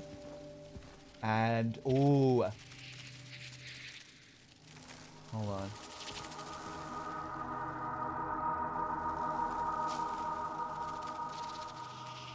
Ooh, I have a feeling this one is going to confuse me.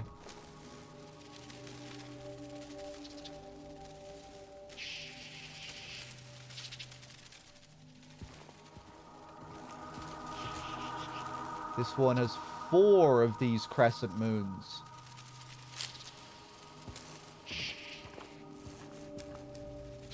Get comfy here. We're on hard riddle mode as well, remember, so extra comfy.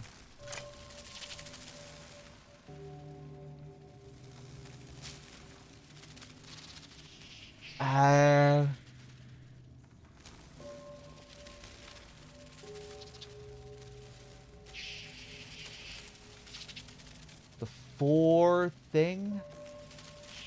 The 4 scratches?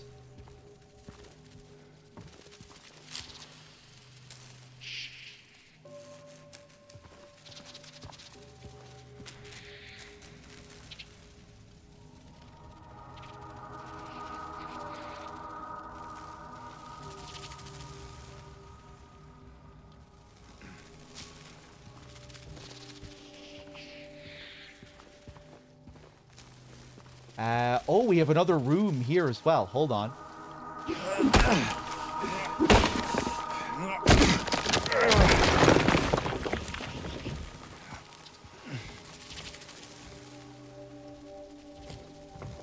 Oh. Man, look at this filth.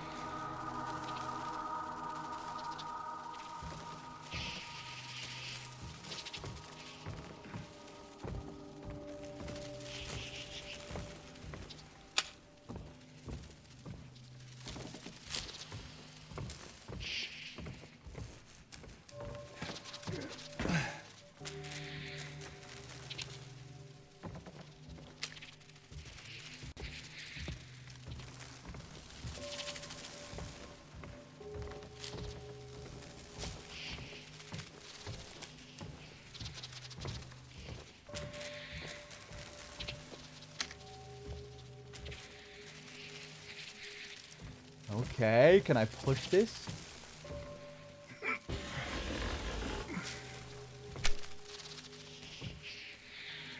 Huh.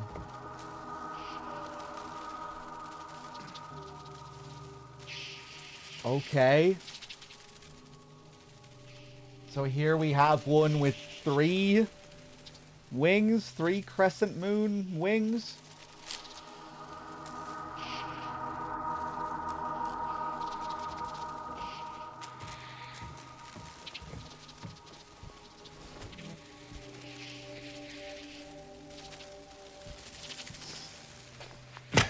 Have we reached the elevator scene yet? We have not.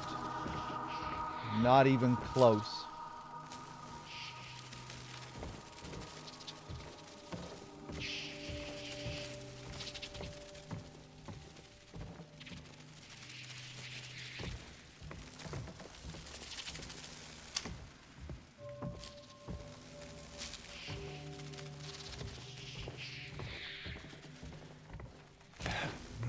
Okay.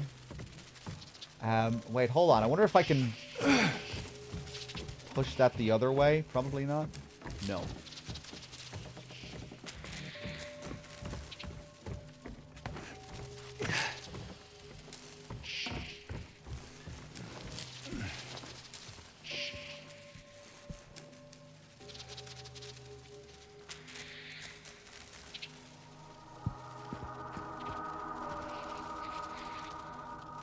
Okay, the third symbol at the top there, I guess that's supposed to be the, like, the eyes on these things, those circles. I guess. Can't really think of anything else it would correspond to. Just that the shape doesn't exactly match up, does it? They're not really diamond-like.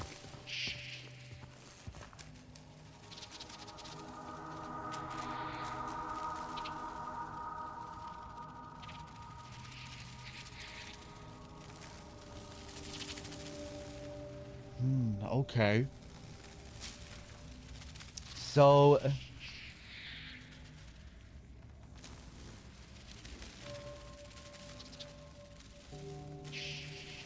I just don't really understand how this is supposed to correspond.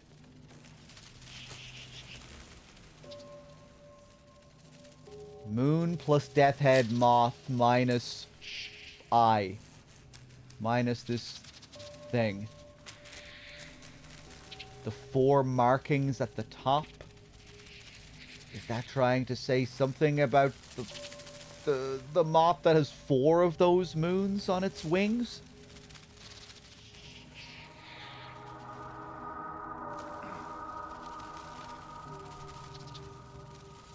Or maybe I'm supposed to, like, find... Like, count every single moon? Count every single crescent moon to get the total of them? And then add that to the total amount of death heads?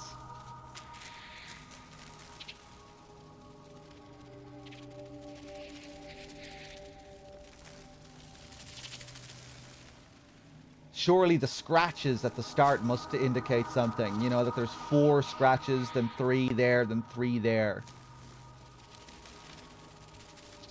Obviously, I'm not looking for any tips, hints, backseating, or anything like that.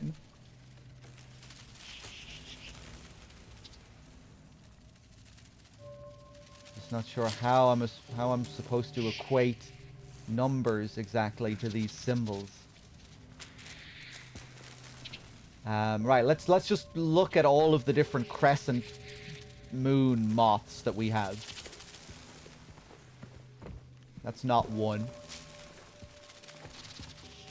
Here's one, right, with 4 wings and 4 crescent moons. 4 crescent moons. Here's one with 2. So that's 6 in total. 6 wings, 6 crescent moons.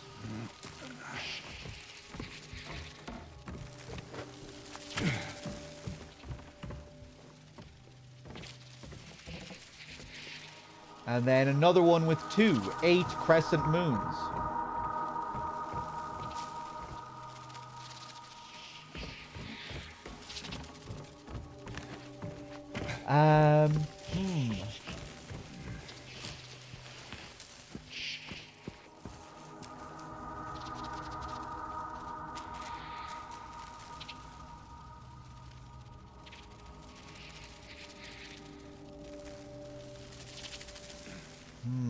I'm not understanding just what's really... I'm not understanding the fundamental concept here. This reminds you of the puzzles in Myst, Bad Humans? Whoa.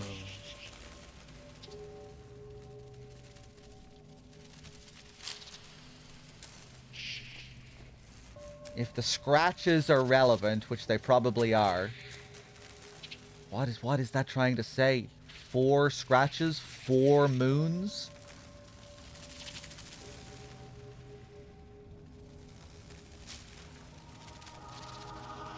Huh.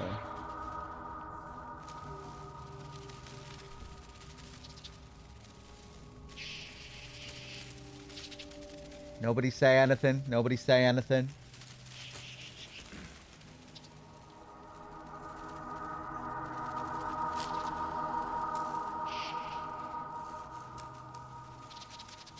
Maybe the scratches don't mean anything? They have to, though. Why the fuck are they there? Why does one of them have 4 and the other has 3?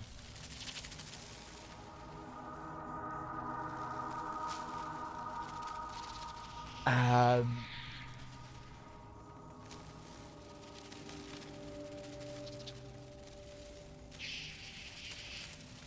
Right, let's just try this. So, what, we had 8 of those crescent wings in total. And now am I just gonna count all the wings on the fucking death moth? 1, 2, 3, 4. This just, you know, this just feels like I'm grasping at straws here for trying to figure out what the concept is. I know that there's 4 on the other one too. I think there's only 2 of the death ones.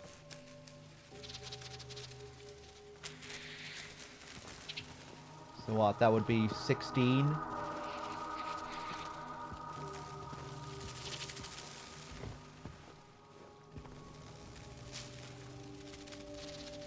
Well, that can't be right. Well, I guess it could be. Hold on. So 16 minus... Let's count all of these.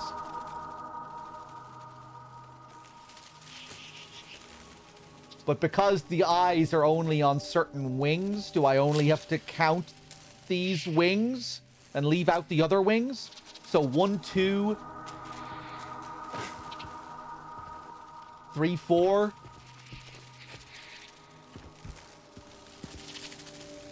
5.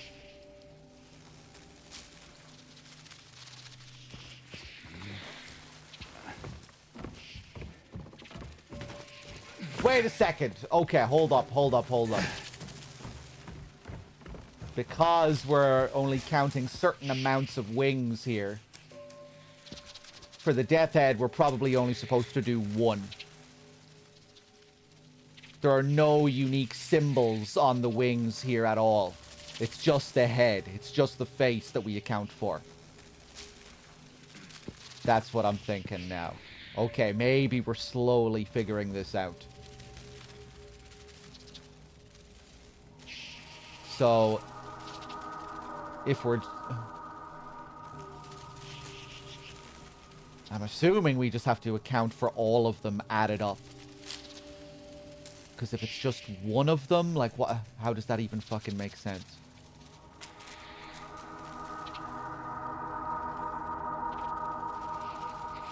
So that would be 8 plus 2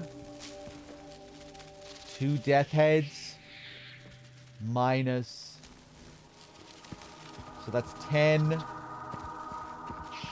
minus 4, 5,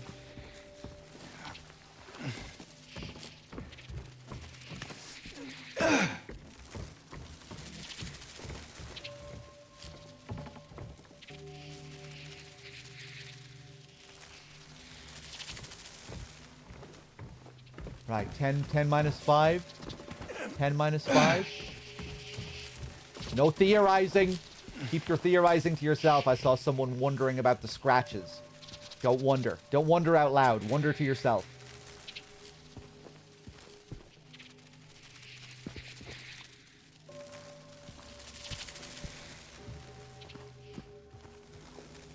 So... yeah. 8... I think it was fucking 8, wasn't it, for the crescent moons? 8. 8 plus 2. So the first one is going to be 5.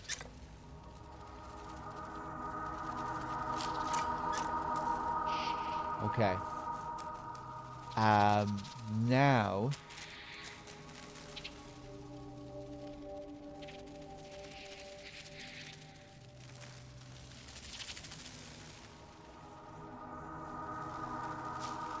Five again.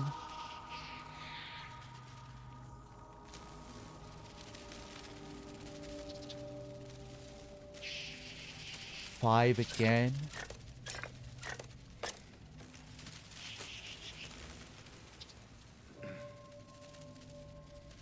My balls. Your balls.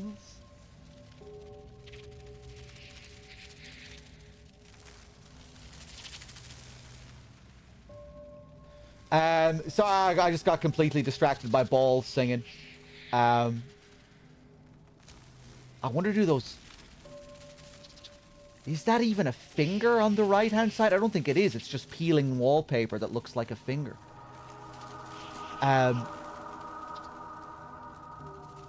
Okay, so... 2...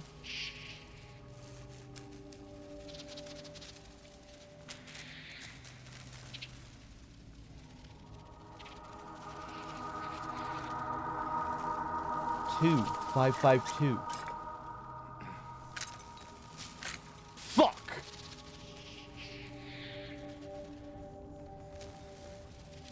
Did I think about this correctly? I'm getting very tired.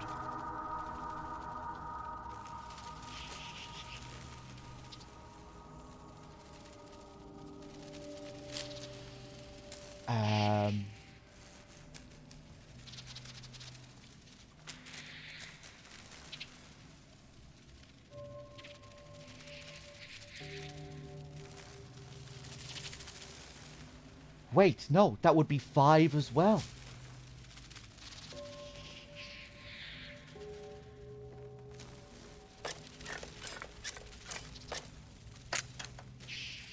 No.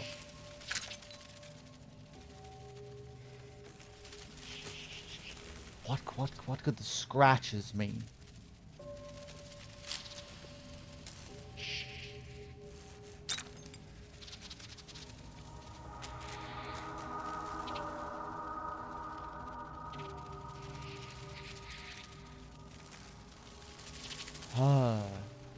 Hold on, let me count the crescents again.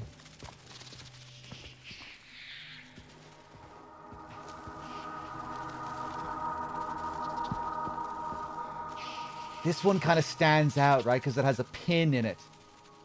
1, 2, 3, 4. That probably means nothing, though. 5, 6. Yeah, and then the last one was 2, so 8.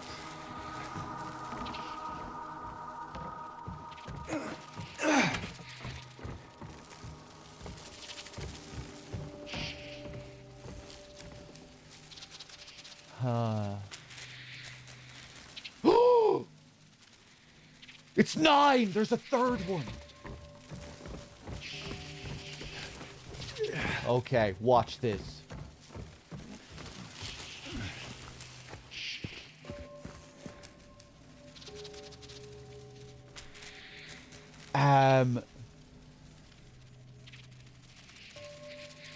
Okay.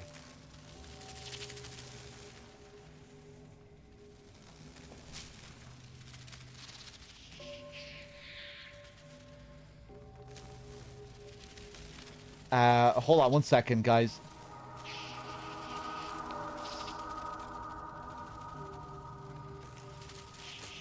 Right, so what did I say the moon was before? 8, but then I just realized it was 9. Sorry, I'm getting tired.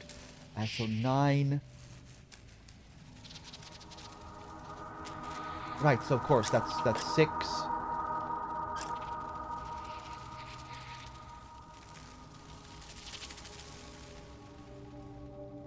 The moon was 9. The moon was 9. Don't backseat. Don't fucking backseat. Just leave me be. Don't confuse me. There was 9 crescent moons. Now I have to go back and check again because that one guy in chat said otherwise. I just shouldn't look at chat at all. 1, 2, 3, 4, 5, 6.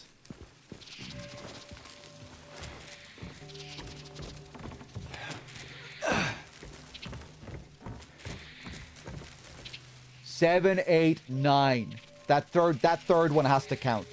See, like, you can see it there. You can, you know, it doesn't, you're not seeing the entire thing like you are with these other ones, but that has to count. That has to be 9.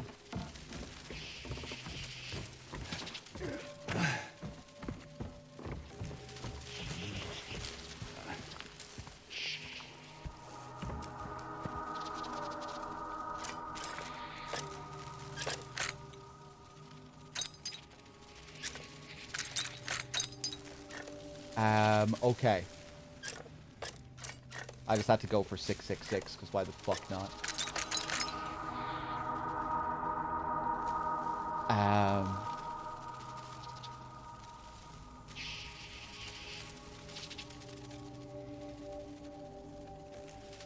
What could the fucking scratches mean?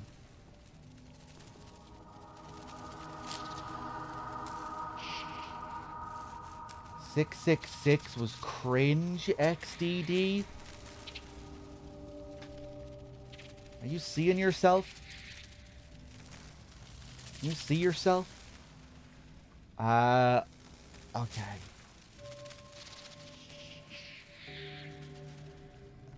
I did say that one was 5, right?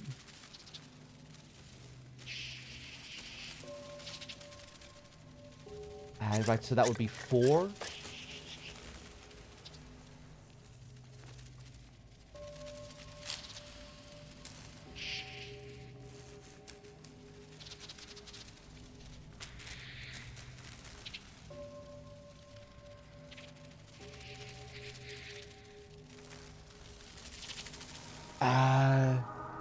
No, that doesn't work.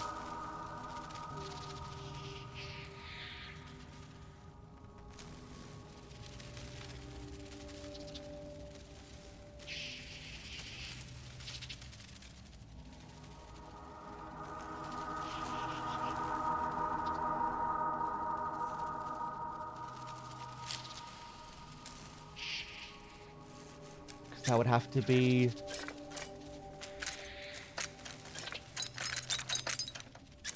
Yeah, I don't know. What the fuck do the scratches mean?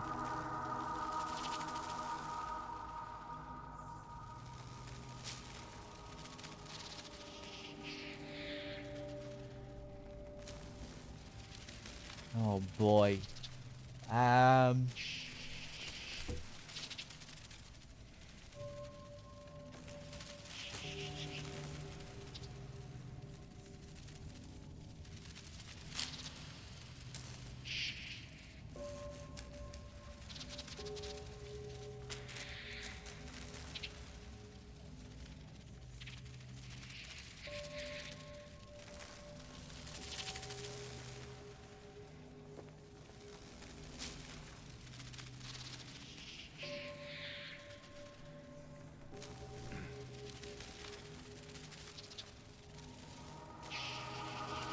Right, let me just count the eyes again. Make sure I'm correct here, because maybe I missed one here too. 1, 2, 3, 4.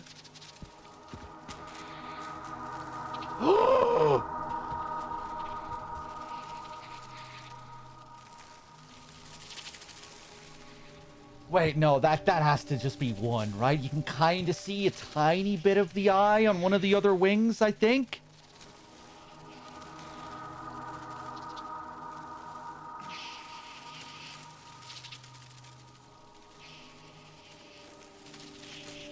No, so but that still has to be 5.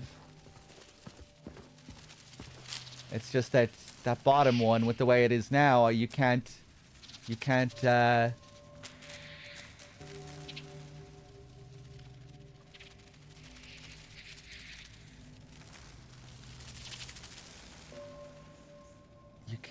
divide that properly.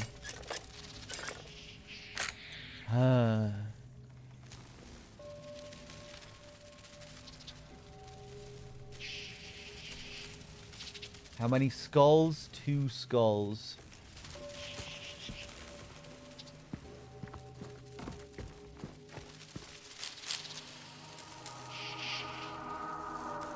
Oh god! Right, yeah, the fucking hole here. I didn't need to keep jumping back around. I forgot about this. I just came back here because it might I thought maybe this would provide me with something new. Okay. Damn, though, from here you can't see that there's 3 fucking crescent moons on that thing, though. So maybe you're not supposed to account for 3 of them?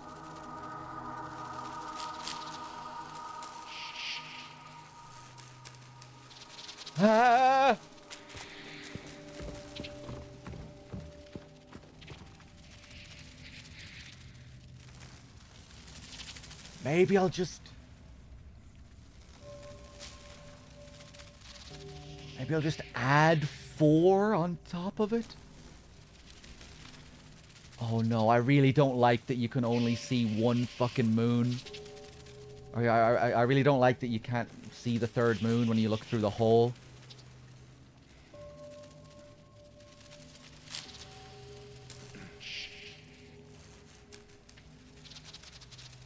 Fuck.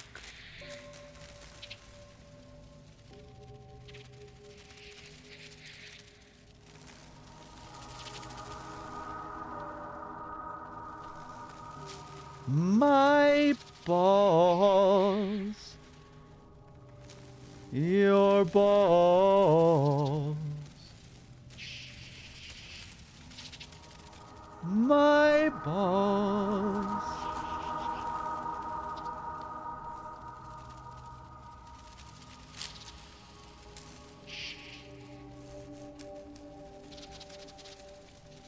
I'm just staring at this image, hoping something will come to me.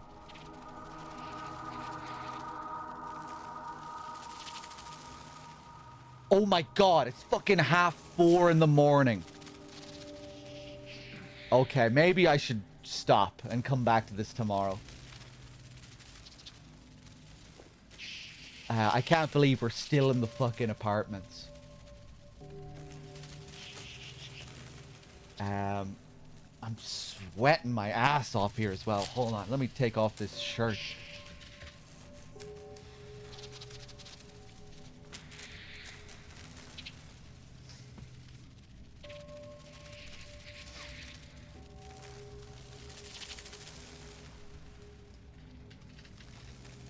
Okay, okay.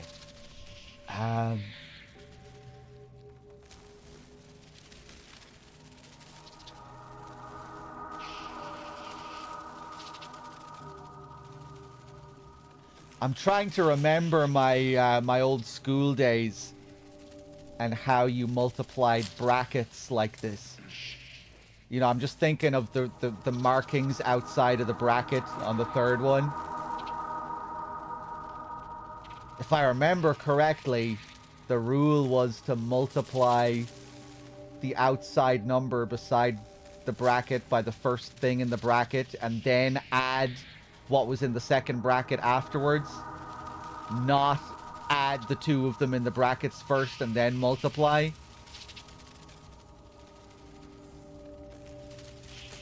But even if I am supposed to do that, I don't remember ever doing anything like this with the above. You know, the 4 scratches beside the moon. Just, do I multiply those? Do I add 4 to the moon?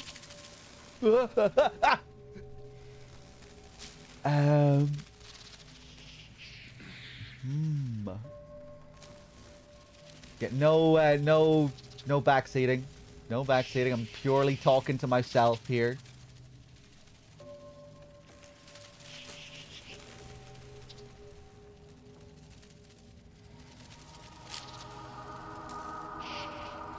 Okay, so hold on a second.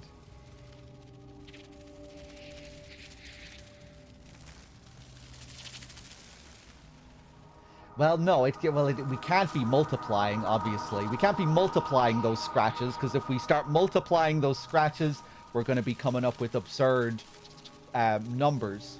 And we're only limited from 1 to 9, so that marks that out. So what about 9 plus 4?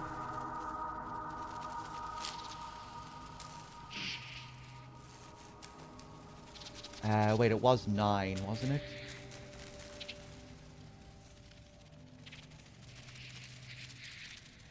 $14, $15. That would be 15 minus 5. That doesn't work. So maybe it is just 8 crescent moons.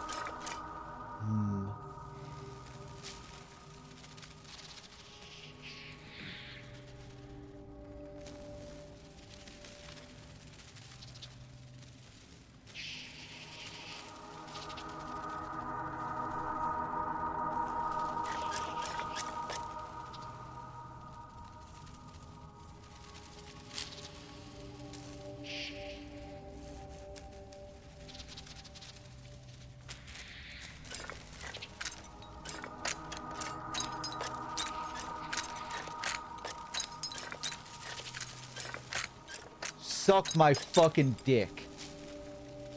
Eat my shit. I was talking to the game there.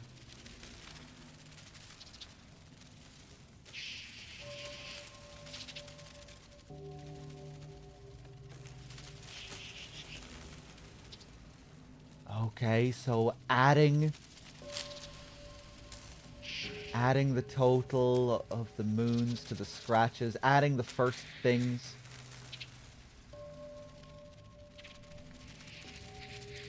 That doesn't work. Adding the scratches to the first doesn't work.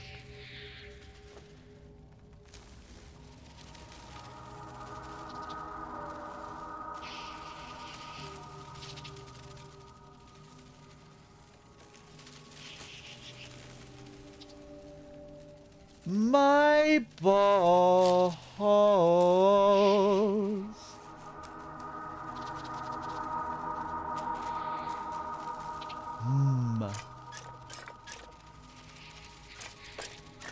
Right, let me try and think about this in another way or something. How many do we have here again? Let's make sure. 1, 2. Damn, it almost looks like you can see another eye on the wing. On the second wing from the left.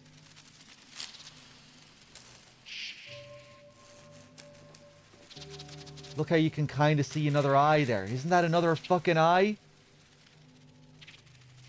It's just cut off. You can only see half of it.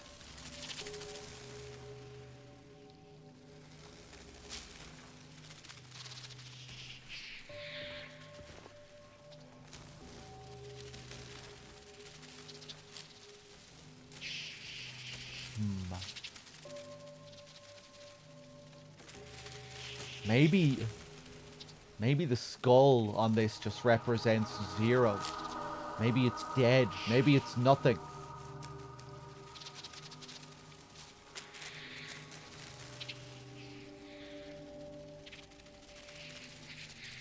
Ah.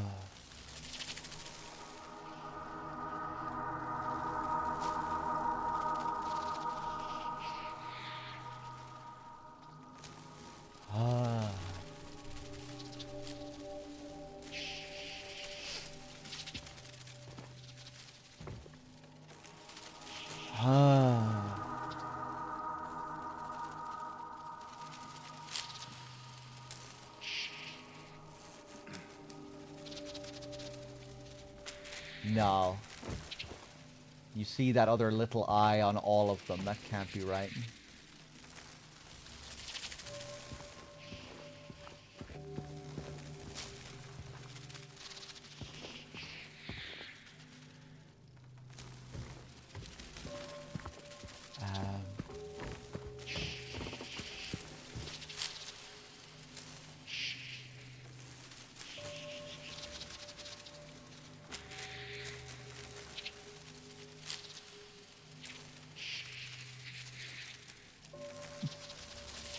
That just has to be a 2 now, doesn't it?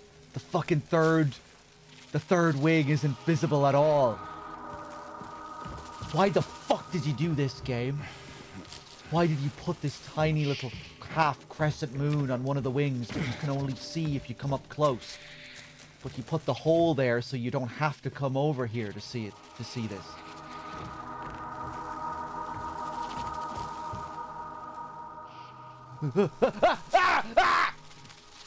It's okay.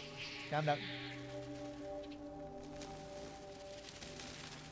What the fuck? Are we including this or are we not including it? Suck my dick. The hole is there just so I can see this, so I don't have to come here.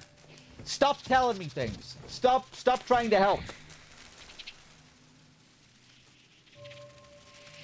But at least that's what I think. The hole is there so you can just check to see this without having to come over here every time.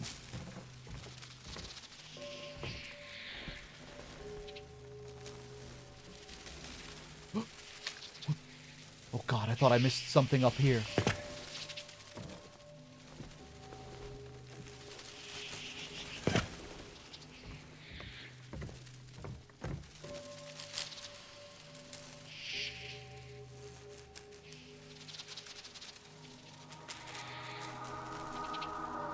It's half, so 0.5. Give that guy a 2-week ban.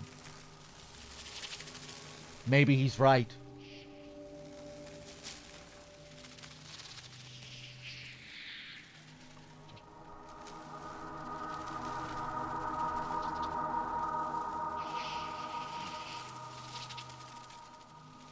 Maybe he's right.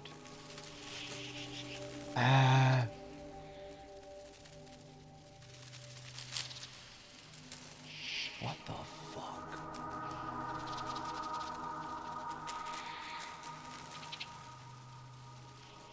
I think I'm gonna have to stop streaming because my brain can't handle this right now.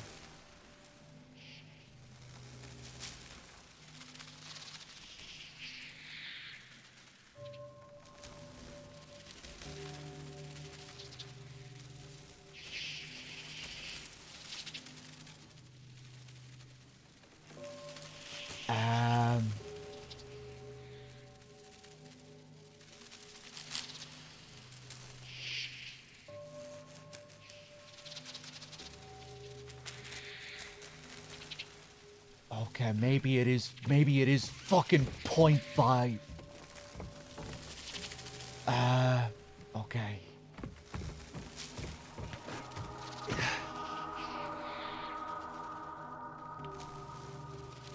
This is what I'm going for. I'm going for that guy's 0.5 strat.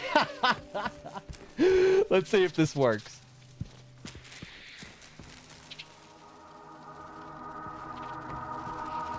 Right, so hold on. How many do we have here?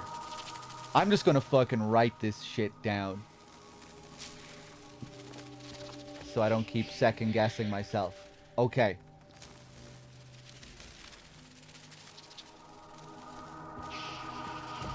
Let's try this.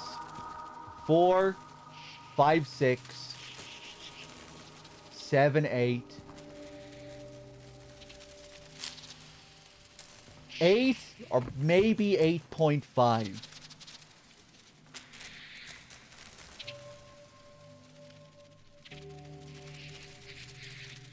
Right, I'm genuinely writing this down. No. 8 or 8.5 for Crescent. This guy, 1, 2, 3, 4, 5. Right, that's it. That's it for this little asshole. 5, right? 5 eyes.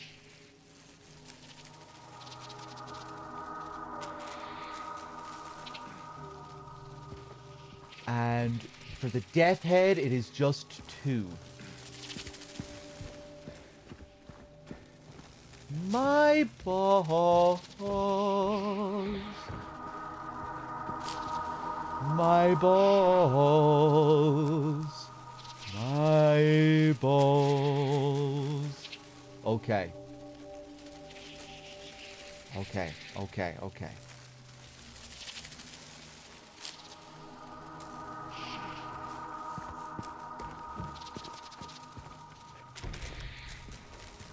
It's fucking hard riddle mode, so I wouldn't be surprised if they pulled some fucking broken wing 0.5 bullshit.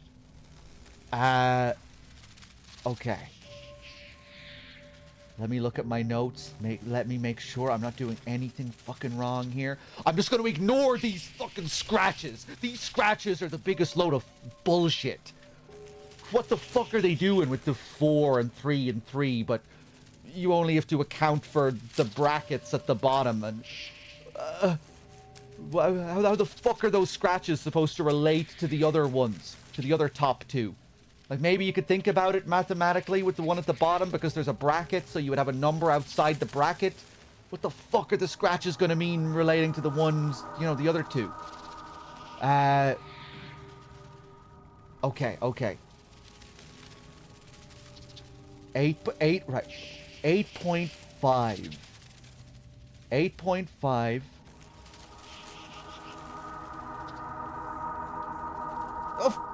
What the fuck am I even thinking about 8.5? Of course this can't work. Jesus Christ. Well, yeah, that obviously can't fucking work. We don't have a fucking 5.5 option here.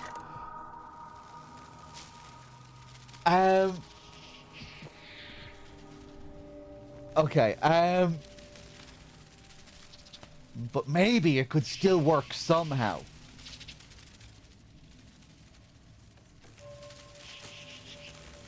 No, no fucking way. No fucking way. That is... Right, so, hold on.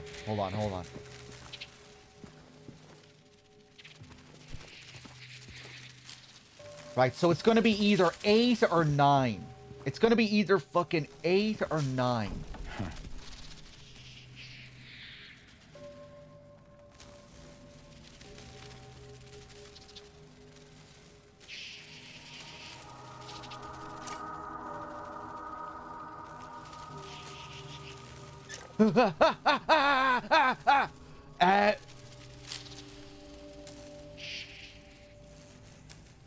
I already went through all this. I already did all this. I already tried all these options. So...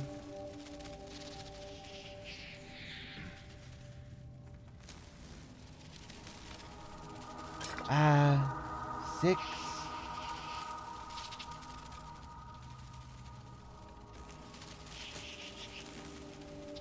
Yeah, 10 minus 5.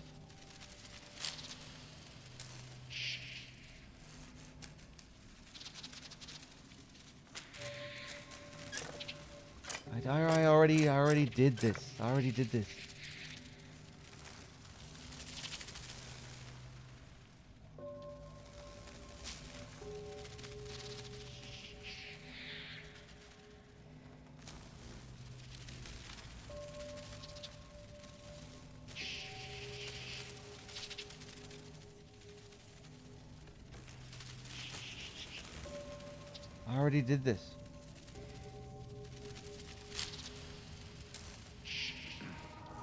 And if it's 9, that just doesn't work.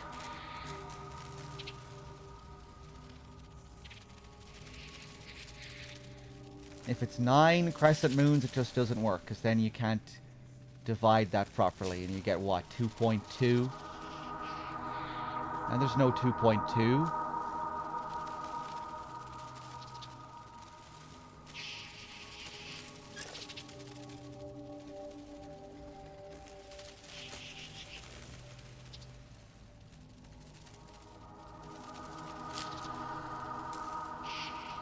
If it's 8 for the bottom one, then you can divide 10 by 5 and get 2. I already tried that though, didn't I?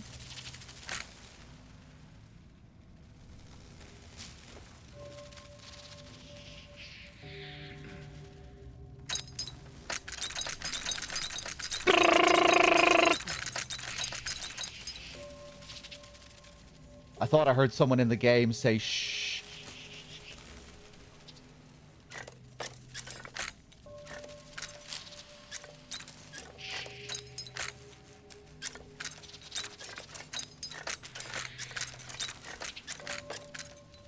The fucking scratches.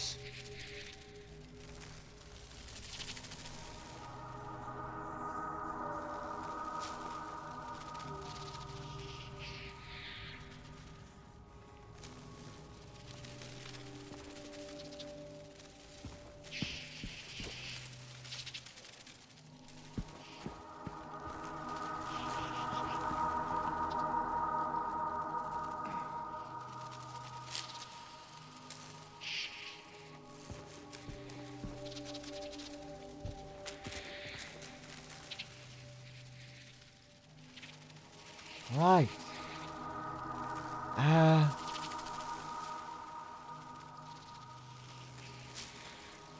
Yeah, man, I don't know. I feel like I've tried everything that makes sense in my mind. Haven't I? I tried it without taking the scratches into consideration and just adding them up. I did it with a couple of different variations where the crescent moon was 8 and the crescent moon was 9. When it's 9, it doesn't work because the last one doesn't divide properly. You just get 2.2. Because you're dividing 11 by 5.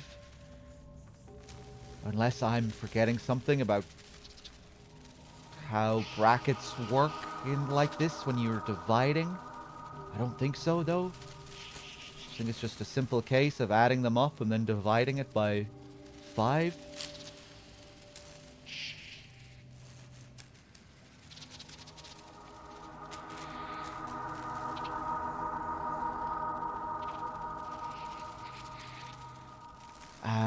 8, 9, 10. Minus 5, 5.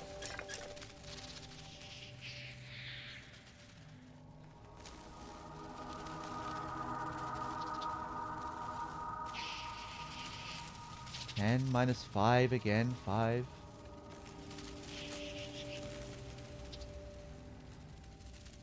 10 divided by 5, 2.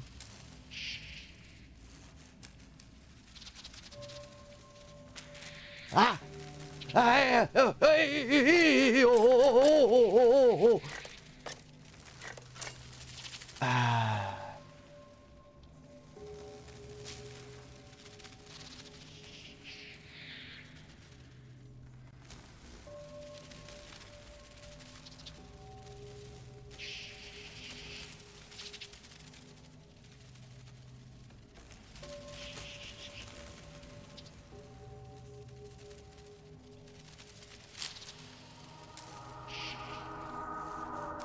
Dear God. Okay, I'm just staring at this, trying to think of another way. I did try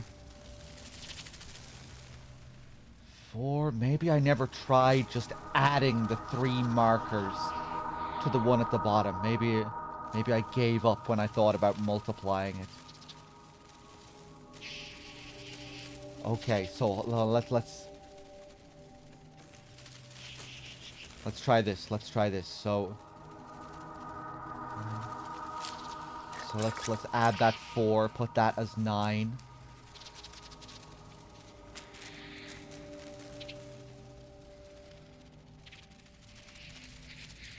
Let's put that as 8. We're just adding 3.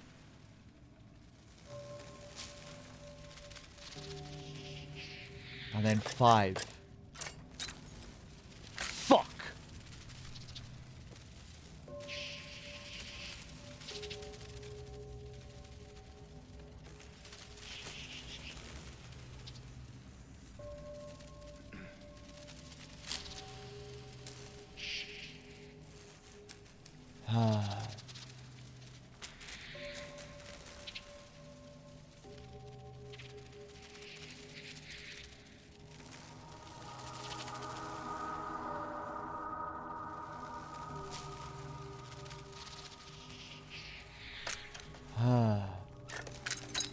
Man.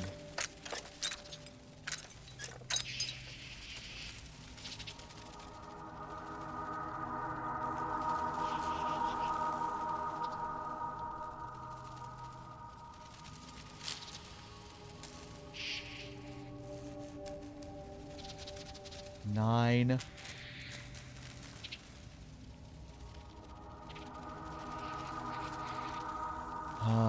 9 plus 2, 11.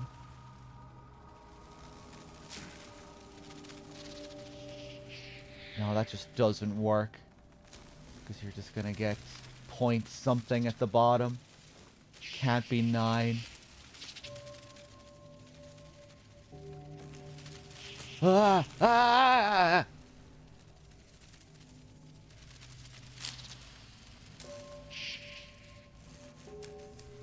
Ah.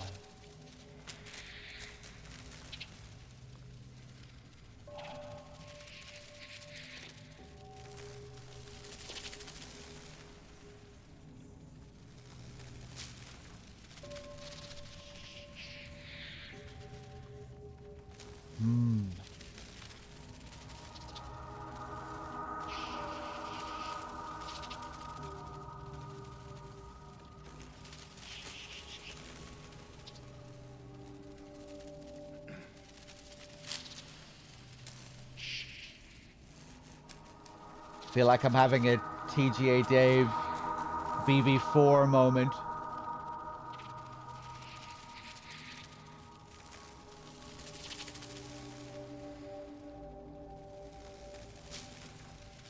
What could it be?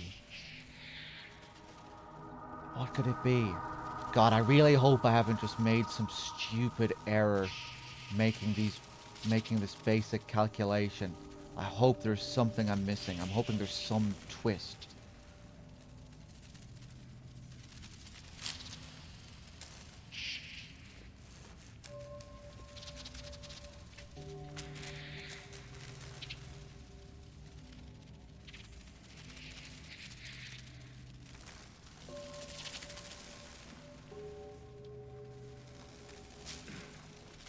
Wait, well, hold on a second. No! I think I have made just a fucking stupid error.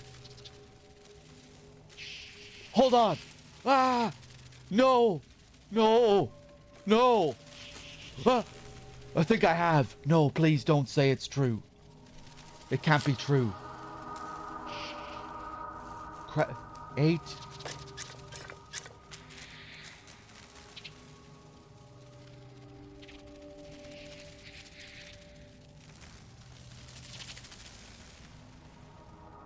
Oh my fucking god! What the hell was I thinking? How did I come to the conclusion that the second one was 5? What the hell? Every time I calculated the second one, for some reason, my mind told me that there was 5 crescent moons? No. No. Is that what happened?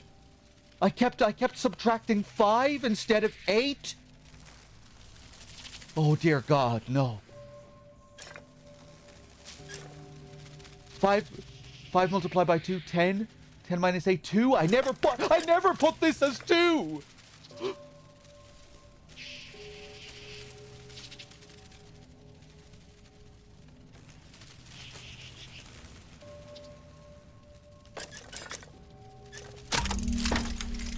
Oh my God, I don't believe it.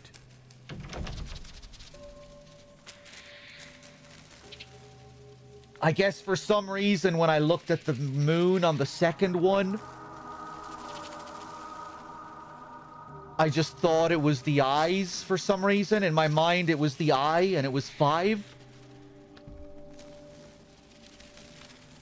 Oh my God. What a brain fart.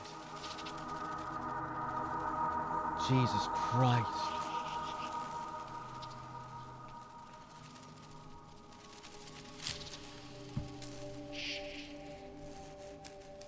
Oh my God. I fucking knew it. I fucking knew it, that it was just I wasn't making the most basic calculation. I was just fucking up somehow by not...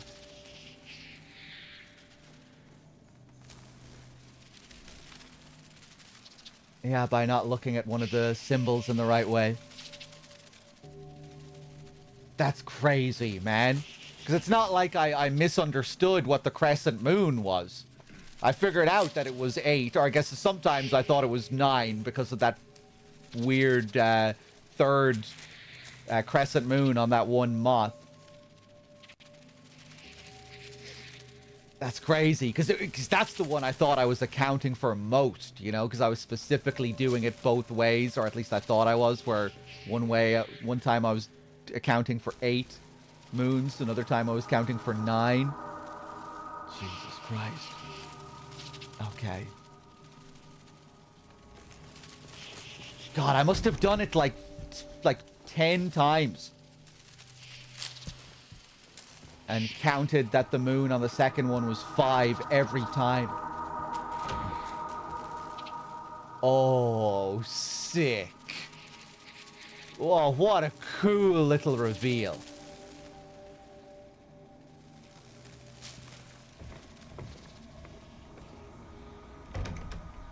It's the room. It's the room from the original. I was thinking, oh, they've just completely redesigned the moth room, which was cool in its own way. Like, that was cool visually, that area, but look what we have here, the original room. This is a pretty nice reward to get after that. I mean, nothing can really ease that pain. But I hope you enjoyed, I hope some people enjoyed the pain and the suffering and the reveal. See, that's why we don't like backseating in moments like that. You get to watch me suffer and come to grim realizations.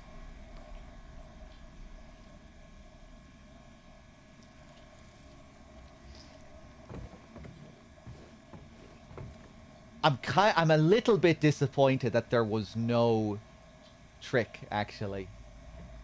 You know, for a hard mode puzzle. Like, if it wasn't for my insane brain fart, that would have just been an easy mathematical problem. Hopefully on extra, hopefully there's extra riddle and we get something, we get a, like a real mathematical problem.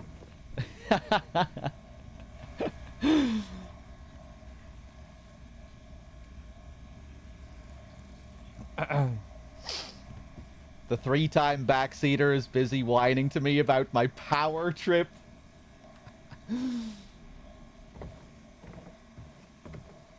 No, just enforcing the rules. If anyone's power trip is to blame, it's me. You know, I'm the one who sets these rules. Viewers just carrying out my will. If you're gonna get upset at anyone, get upset at me. But you're still gonna get upset at me for a stupid reason. You know, just backseating isn't allowed during puzzles. Giving hints, suggestions, tips, any of that sort, that's just gonna get you timed out. Power has nothing to do with it. It's just about preserving the blind playthrough experience.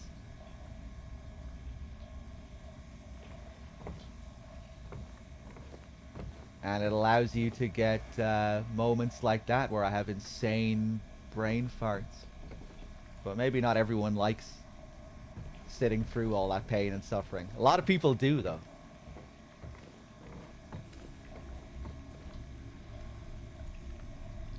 Okay. Damn, it's such a shame about that detail at the door.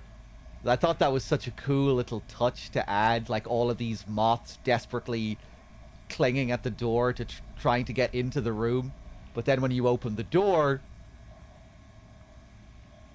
they just stay there. They stay there anyway, and they keep bashing up against an invisible wall.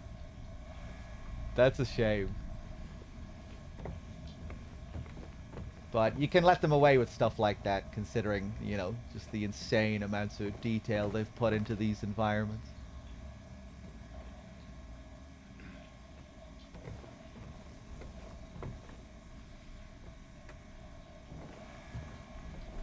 Okay, we're gonna stick our hand into another hole.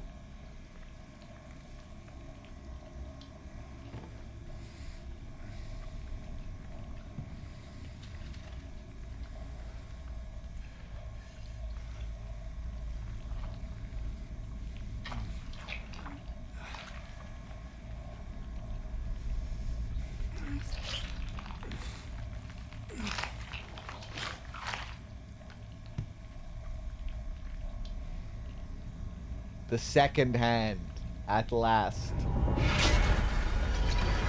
Okay, let's finally finish this clock puzzle, shall we?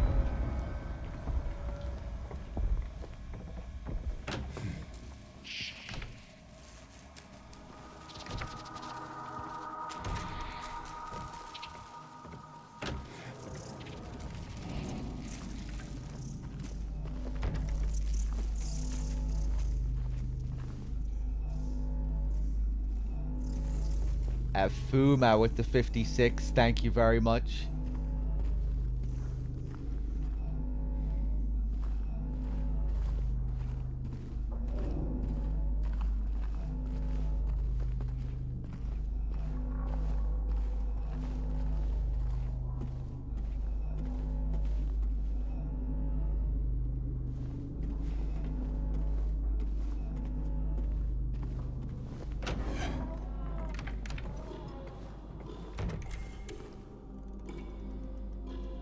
This door wasn't open before, was it?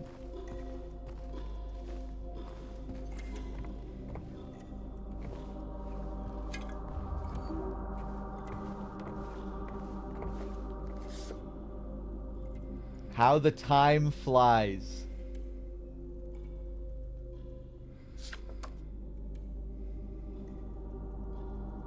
Maybe not the most appropriate thing to see after what we just witnessed.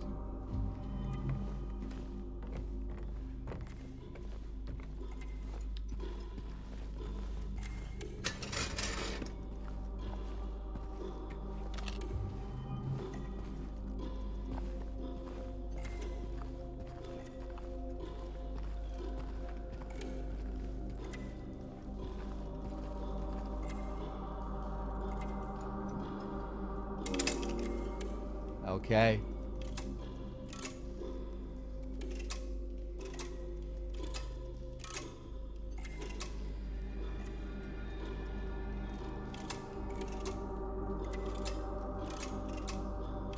I actually forget where the second hand goes.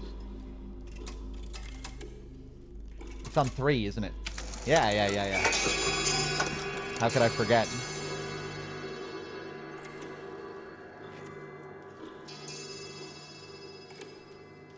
Okay, cool. So they do actually stay true to the original here, with the time being the same, which matches all the other clocks that they've put in this remake too. It's something new that if you weren't here earlier, even at the start of the game when you're going into some of the shops and stuff in town, you'll see the occasional clock, and all of the clocks are at this time. Like an early little allusion and hint towards this puzzle. Revealing the solution to this puzzle at the start of the game. And yeah, the time is the exact same as it is in the original as well. Okay, let's save. Mary's time of death. Some people theorize that, yeah,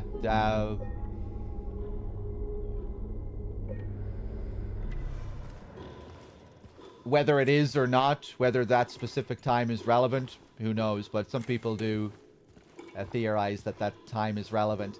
I think another thing that might back up that theory as well is that no matter what the difficulty is in the original game, that this one little puzzle will always be the same. The time never changes. It's always 9:10.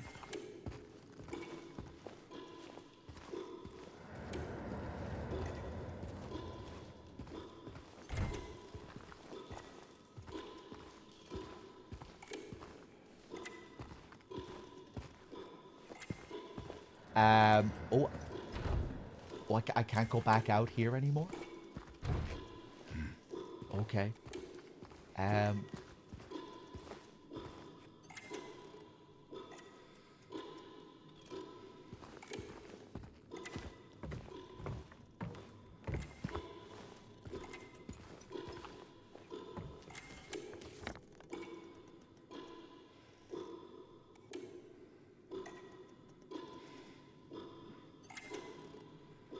Did I even find a door with an S on it? Maybe through the Pyramid Head, the OG Pyramid Head boss room and down below. Maybe I remember finding one down there. Let's go down there.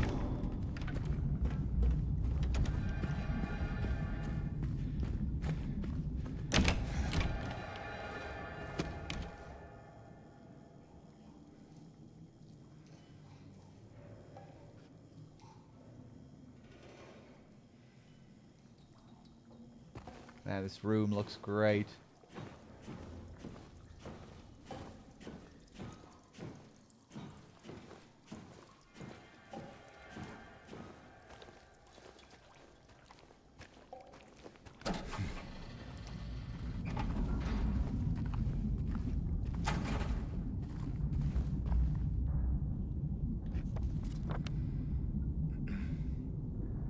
Oh yeah, there's the S door.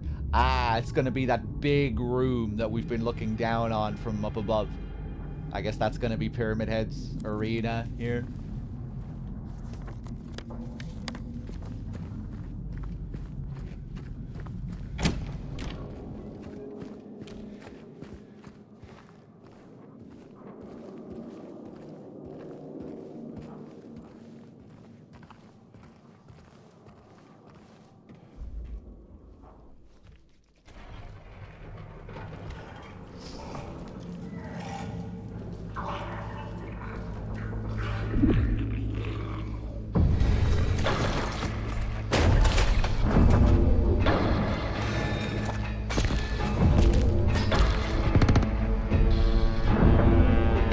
Hello there, Pyramid Head.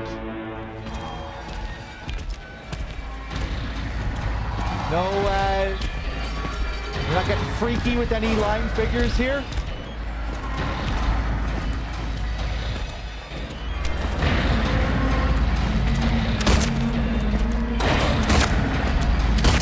Oh yeah, we can go for the grab. Ah, Jesus Christ. Grab, grab. Ah!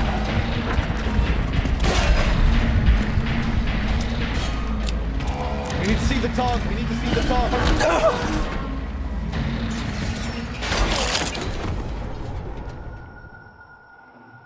Maybe he doesn't have a grab.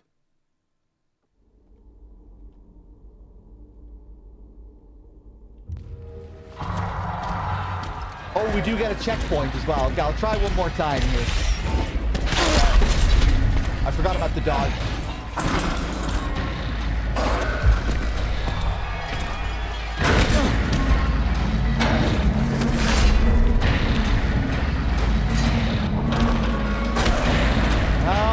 I don't think he has it. I don't think he has it. Maybe later. Maybe we'll get to see, you know, maybe in the final Pyramid Head fight, there'll still be a chance.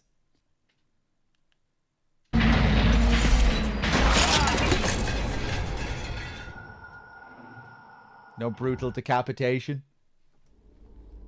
Okay, let's just fight him properly then. I don't think he has the grab. That's a shame. Maybe later.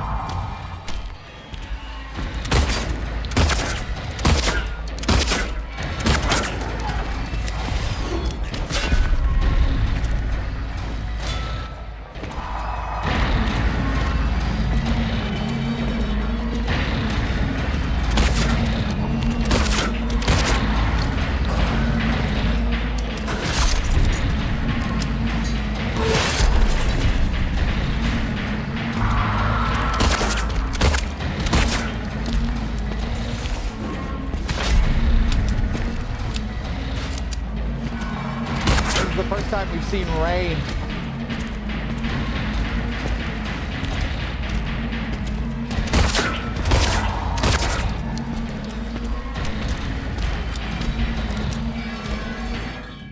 Oh yeah, that's another thing I didn't even think. The first playthrough and all, maybe I should just be trying to outrun him, conserving my ammo. Assuming it works like the original. In the original game, you don't need to shoot Pyramid Head at all here. Shooting him just makes the fight it just makes the fight faster.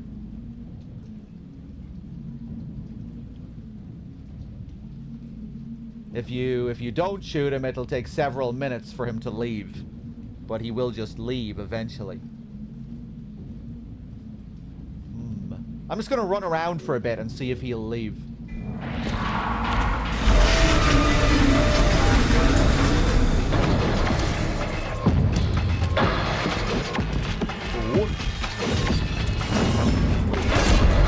Switch up with the music.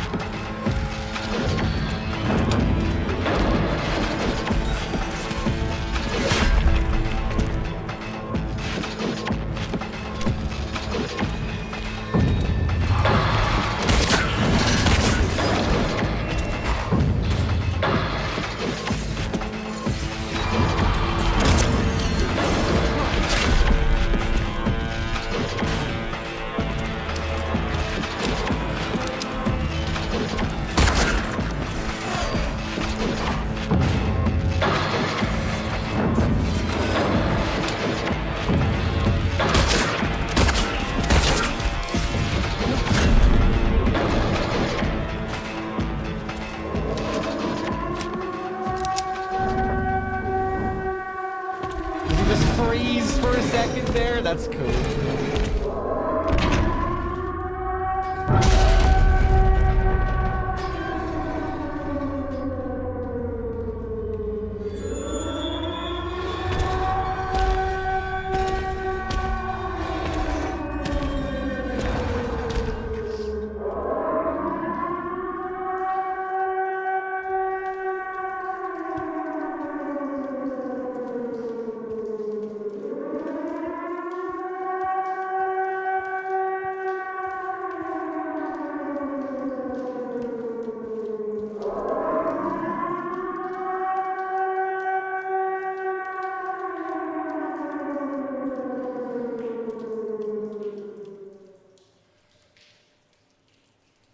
Okay. Okay, cool. That fight worked well, I thought. Just the overall feeling of it and the vibe of it. A little bit disappointed we didn't get some sexy action with Pyramid Head at the start of the scene. But the fight was pretty fun. I thought I liked the change in mood and the fact that there was a second phase. Although I'm not sure if the second phase really changed his behavior, but you know, when the fucking pipe started to bust and the music started to change, that was pretty cool. I guess his animations looked a bit weird with how like fast he was able to slam on the knife, whereas in the original, like you really feel this big slow weight as he's, you know, as he moves the great knife. But yeah, I guess they just wanted to speed that up for the sake of gameplay, to have him be more of a threat, you know, because if the attacks come out slow, I guess they'll just be much easier to avoid. Some, just maybe with this new combat system, they felt incentivized to have him be a bit quicker with the knife to fit in with the dodge mechanic. But yeah, I would say overall that worked pretty well.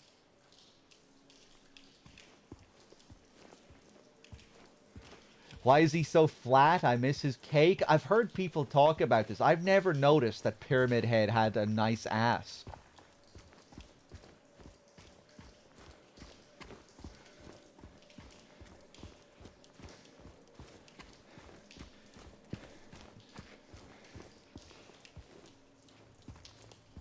It's a shame we didn't get any grab. We didn't get any tongue. I have a feeling we're probably not going to get any tongue. But you never know. Maybe we will get at least one more Pyramid Head encounter. We're going to get, most likely we're going to get 2 or 3, you know, down in the labyrinth. We're going to get him with the spears. We're going to get the double Pyramid Head fight at the end of the game. But I mean, Lord knows how they're going to rearrange some of this stuff, given how, you know, significantly different this is.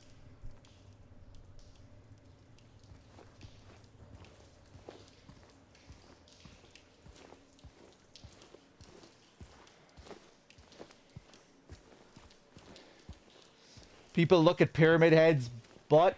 Some people are very attracted to Pyramid Head.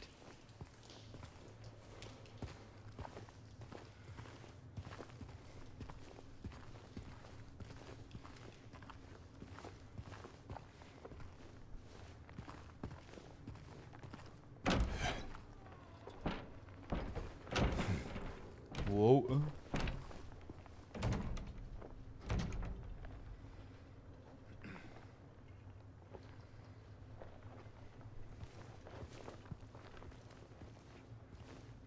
Okay, Laura scene coming up.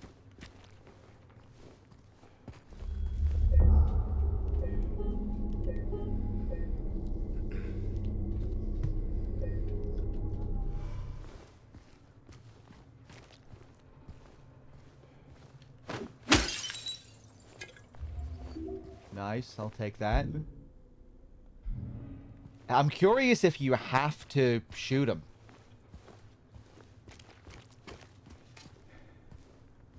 If anyone knows, you can say if you can just run away like the original. Just with that sort of second phase and everything, it's making me think that maybe you do actually have to shoot him here.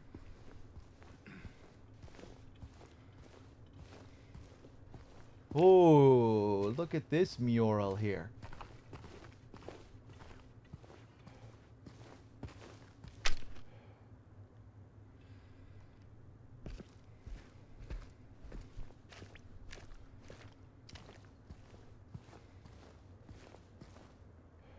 The flower shop.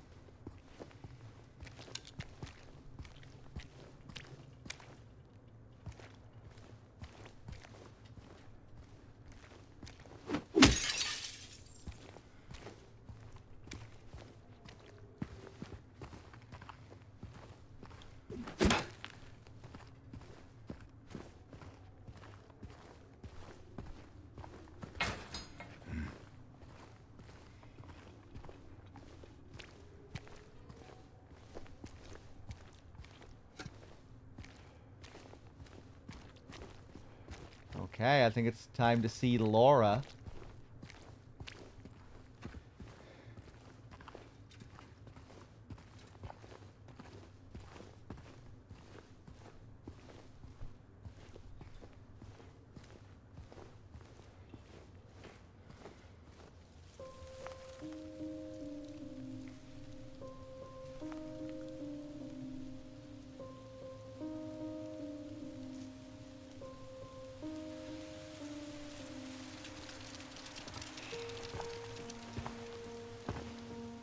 Hey. It was you, wasn't it? You're the one who stepped on my hand. Maybe I did. What's a little girl like you doing here anyway? I don't know. What's a big dum-dum like you doing here anyway? Hey, that's not very nice. Didn't your parents teach you any manners?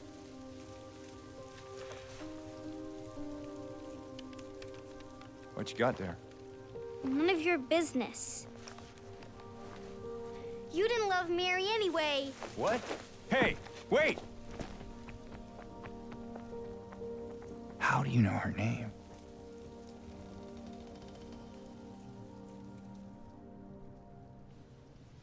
Okay. Sometimes it's weird just hearing, you know, if there's like a line that is word for word the same as the original. It's just kind of weird hearing it with a different cadence. You know, like the line might be delivered just fine, but like you're so used to hearing a line in like a very specific way, and you've heard the line like a million times. This is kind of getting at what I was saying before. You know, it's when you're like deeply, deeply familiar with the original, it can just be kind of jarring hearing a line said in a different way.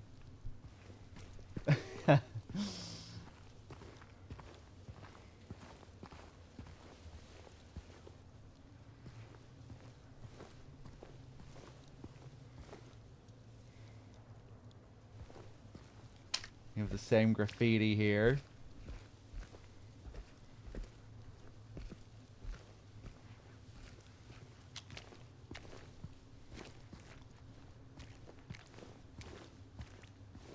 You know, like, I think the line I was thinking of there was just the way Laura in the original says, I don't know, maybe I did.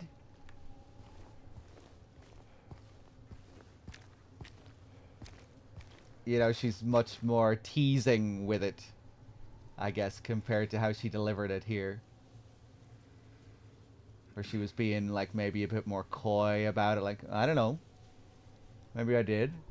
I don't know, I can't even remember how she said it exactly, but, yeah.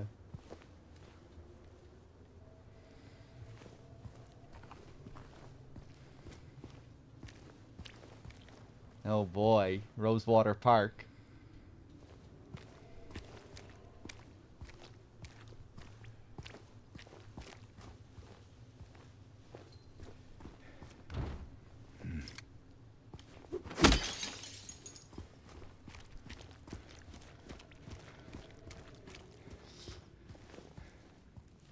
Yeah, Maria, I think, is the one that a lot of people have concerns about based off the trailer, the prison scene, how, you know, how specific Maria is in the original game, the way she shifts between various aspects of Mary. Like in a split second, shifting from a more loving Mary to a sinister Maria. In that prison scene. Whereas in the remake, at least in the trailer, it seemed like you didn't really have those same shifts.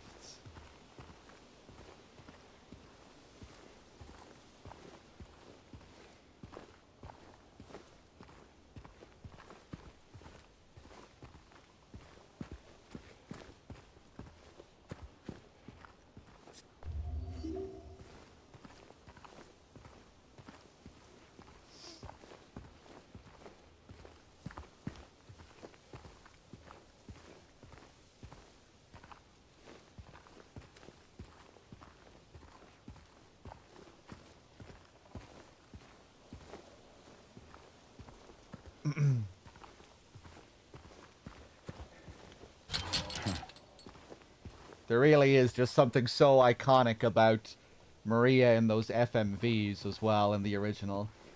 All the little subtle looks that Sato gives her. You know, like my emote of Maria in chat. You know, that little moment she has where she just looks down with that little smile.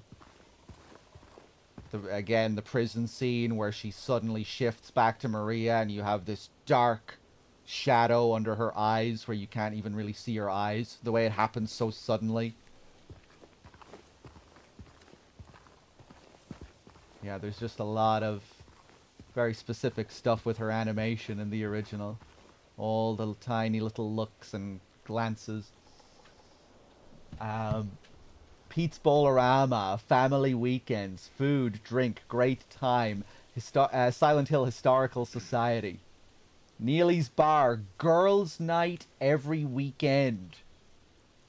There's some new Neely's lore. I didn't know about this girls' night every weekend. Quiet cocktails, 12 a.m. to 1 a.m. Yeah, there's Neely's at the bottom there as well, the bottom left, the picture. Jack's Inn.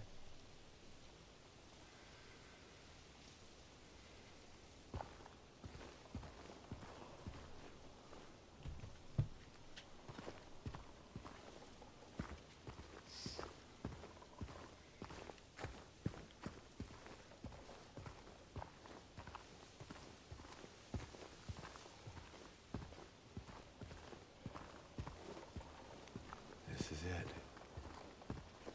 Mary. Could you really be here?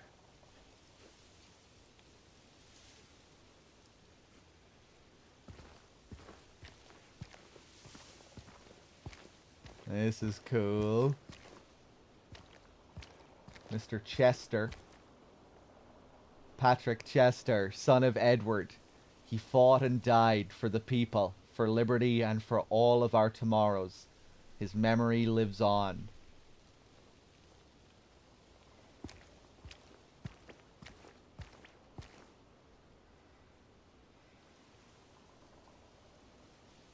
Yeah, just like the original, except for seeing this in a lot more detail here.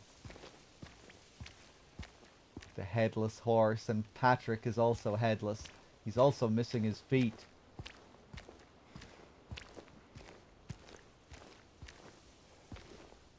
Ooh, I can't wait to see the statue of Jennifer as well here.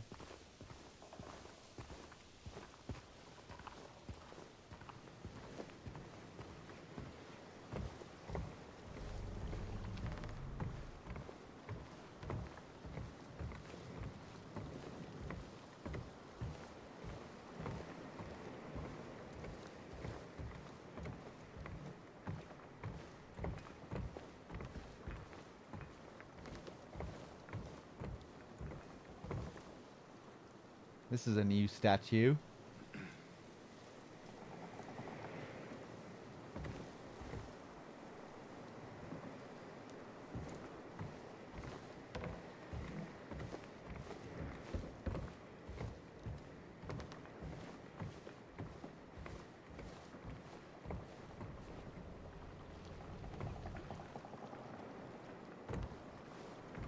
No swimming or diving permitted in this area. Little life jackets and stuff. These are some nice little additions. Chairs and the tables out here on the deck, out on the boardwalk.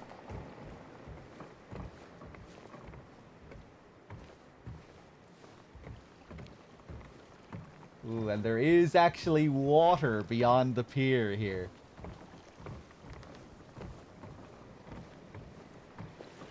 I think it's another very deliberate thing about the original here, the fact that there is no water here when you get here, and how the scene highlights that with one of its shots in particular, where like half the screen is taken up by just the dry ground beyond the pier. You know, James talks about spending all this time with Mary here, where they would sit and stare at the water all day. But then when you get there, there is no water. There is no reflection to be had. Just another hallucination. Something unreal.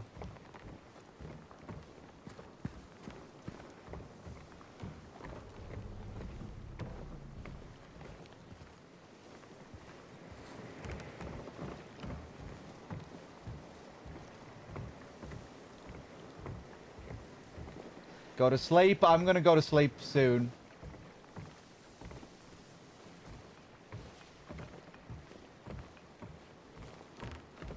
We'll do this next scene and then I think I'll stop. And then we'll pick up here tomorrow. Feel like it'd be a good place to pick up before Pete's Bolarama, before Heaven's Night. There's probably a couple of other new things here. This is one part of the game I'm curious about in relation to them, like, adding things and fleshing things out.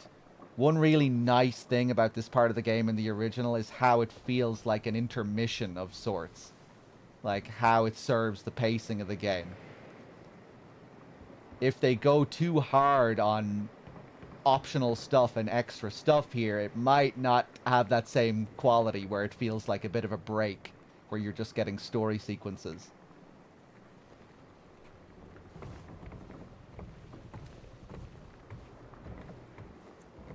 So yeah, I wonder if it's still gonna have this feeling of being a kind of intermission before you get to the hospital.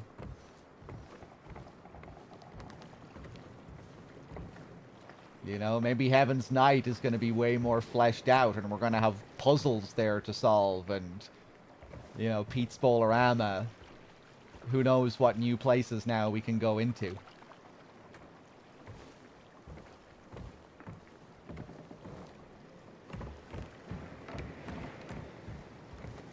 This is new, this whole little part here. I remember seeing shots of this little spot in the trailers.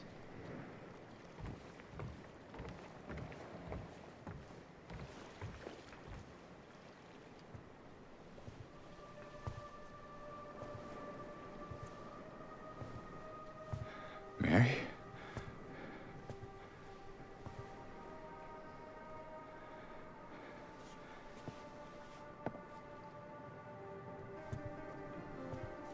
No. You're not. Do I look like your girlfriend? No, my late wife. I can't believe it. Your face, your voice, you could be... My name is Maria. I don't look like a ghost, do I? See? Warm. Sorry, I got confused. Hey. Where are you going? I need to find Mary. Didn't you say she died?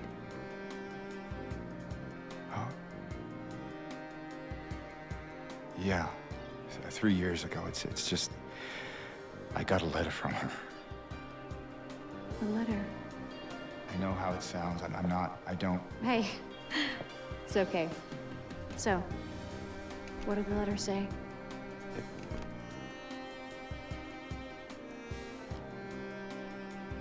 She said she was waiting for me. In our special place. And that's here?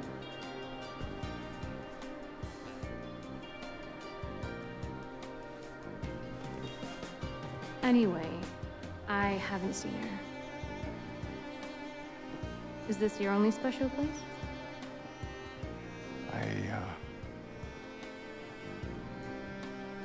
I don't know anymore. There was something. I can't quite. Hey!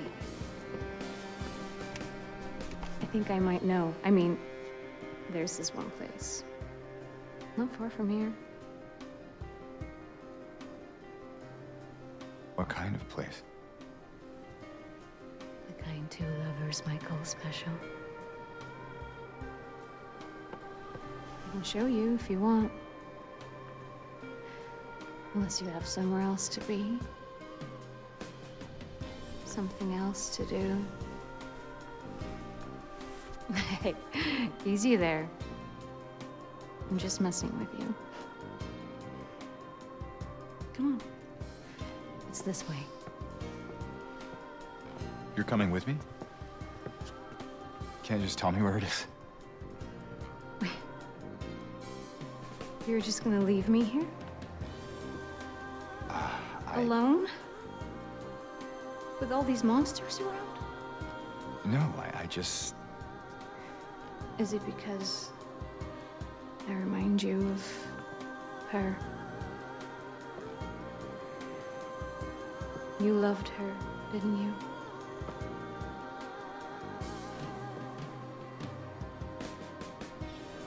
Didn't you? All right, just... Come on. So it's okay. Yeah.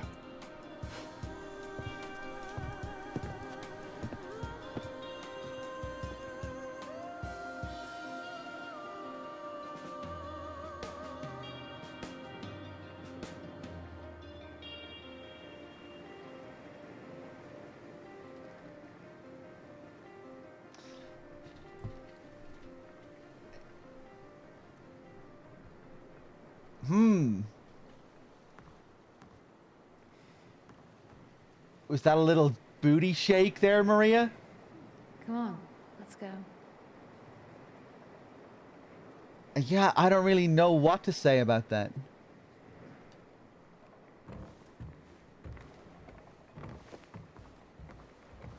I feel like I had more issues with James possibly during that scene than Maria. Just a bit kind of flat.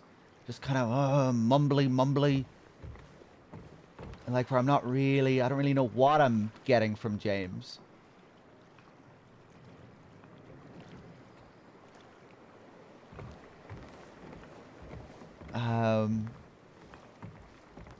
James?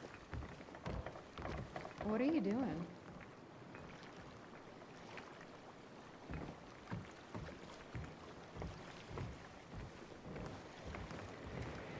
Both were pretty bad. I guess like just a bit flat or something. I don't know.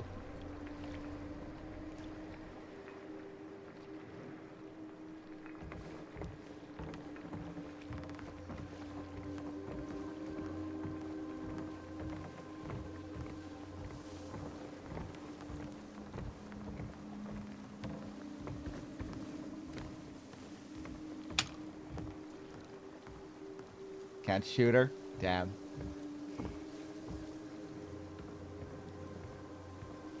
I wouldn't say terrible, but like something was missing. I don't know. I feel like... I don't know. Through here.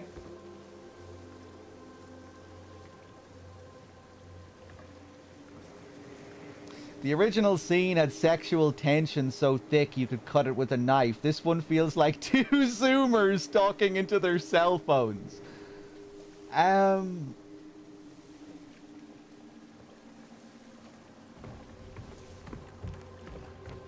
Yeah, I can kind of see where you're coming from there, maybe, to a certain degree.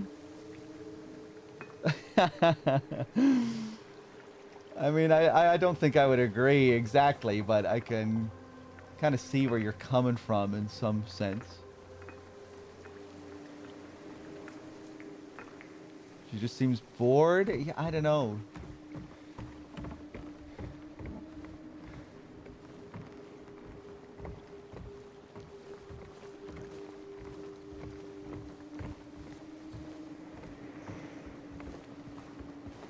Yeah, I guess, especially when you're thinking of the original Maria and how full of energy she is with a lot of those lines. The way she teases him. Don't get so mad. Anyway, it's not that way. It's this way. I guess there's maybe... I guess Maria, she just kind of... My first reaction seeing her wasn't like, it didn't give me an uncanny impression like the original, where it really does feel like you're looking at some weird ghost or something unreal, or something like some kind of being that's in between real and unreal. I guess she just kind of seemed more real. Like, I didn't really get the same surreal strangeness from her. Maybe that's in part just to do with, like, how all the character models look in this. Again, maybe just thinking of what they were able to do with the FMVs in the original. I don't know.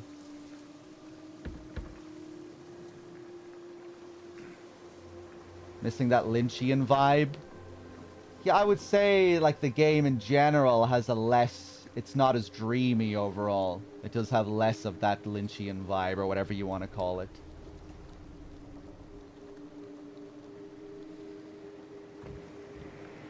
Where everything feels a bit more realistically rendered.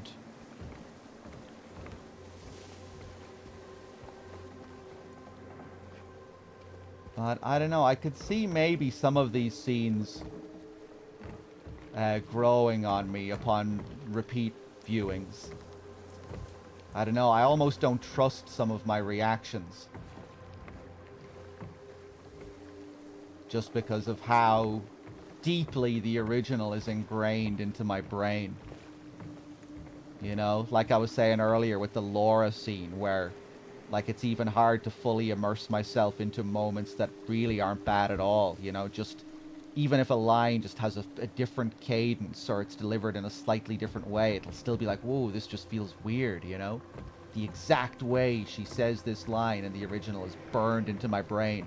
Hearing it with a different cadence that's still perfectly fine as a delivery, as a line delivery, just feels wrong, you know?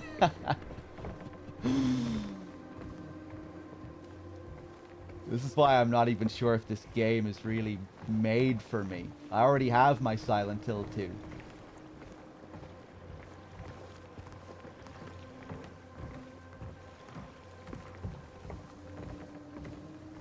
People playing this for the first time, they'll have, like, people who have no experience with the original. It'll be...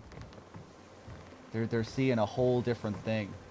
When you've experienced the original a million times, it's like... Yeah, I don't know. You're seeing it as a whole different thing compared to someone who's looking at it for the first time. They're not... They don't have the burden of their... having their, you know, expectations colored so deeply by the original. Why did they remake 2 instead of 1? Because 2 is the fan favorite.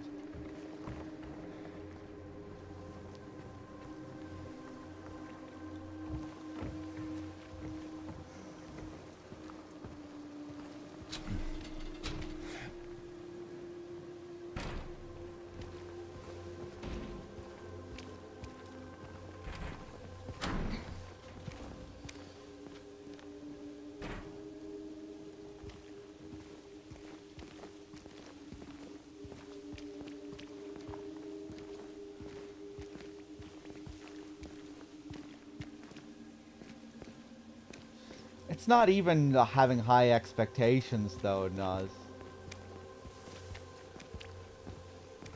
I don't know. That is a part of it, too, but...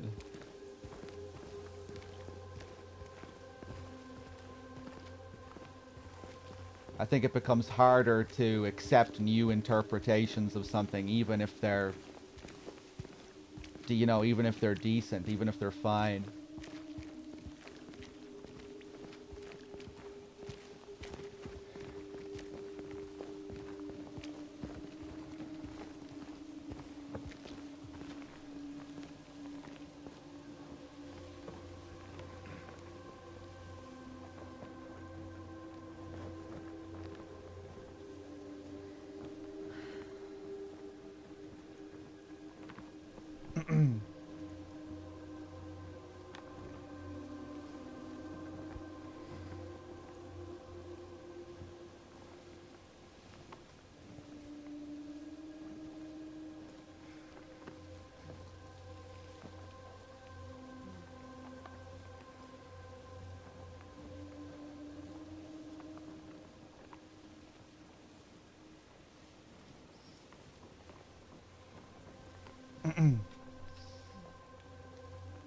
Sorry, I'm just reading through the chat.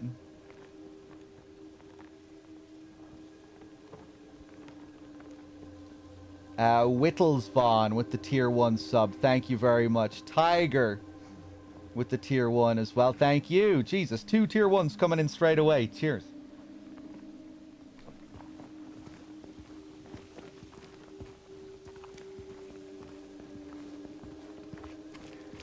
This place we're going to, what is it exactly? A strip club. Used to be kind of a special place for young couples in these parts.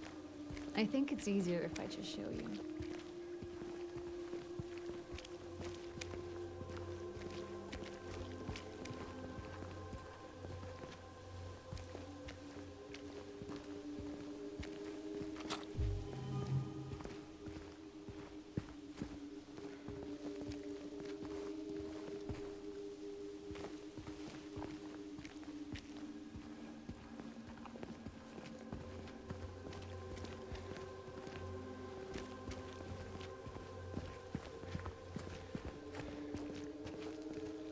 Who is that? Just a woman. Killed for no real fault of her own by moral, upstanding folk. Common theme, I guess. What do you mean? In history, you know? She's talking about you, James.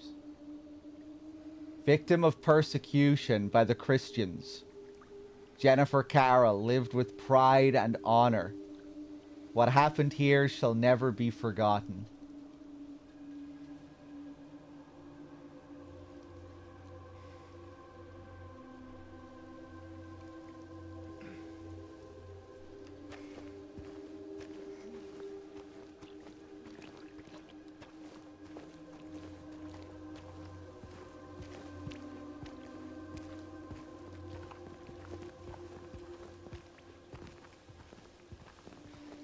Yeah, I guess in that last scene with Maria,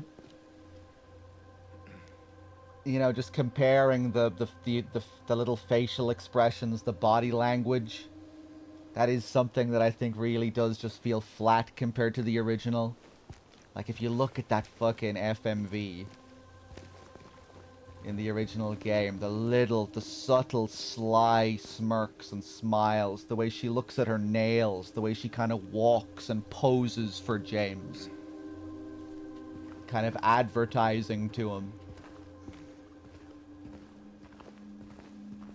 The provocations and teases, it just... Yeah, the uncanniness, how unreal she feels, the ghostliness.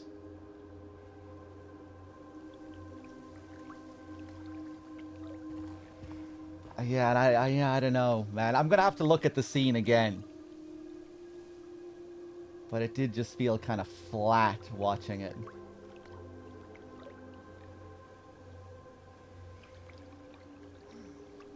James just kind of, you know, I guess, you know, they were going for a surreal feel with the long pauses and, you know, the kind of sleepy delivery, but instead of feeling dreamy, I don't know if it really kind of felt surreal or dreamlike. I don't know.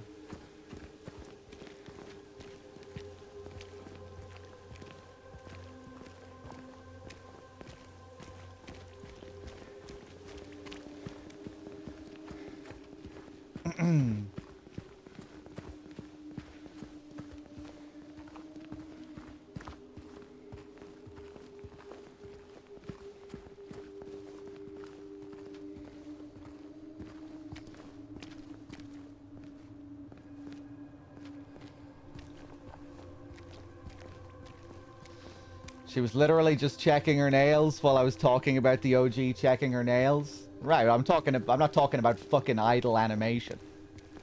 I'm talking about the cutscene. And just the way it feels, the way it looks.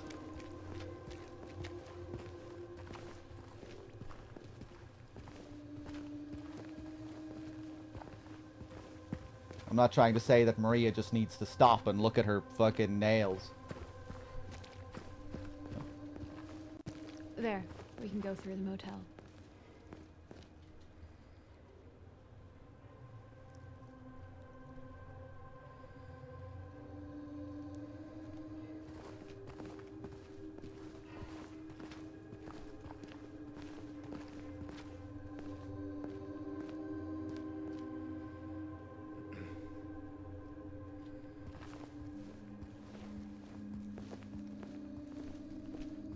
Okay, guys. I think I'm going to leave it here. And we'll come back tomorrow to continue this.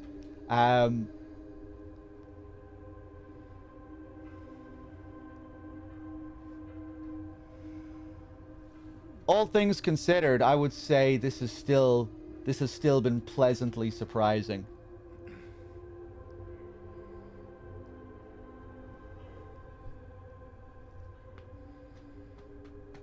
Overall, still very enjoyable.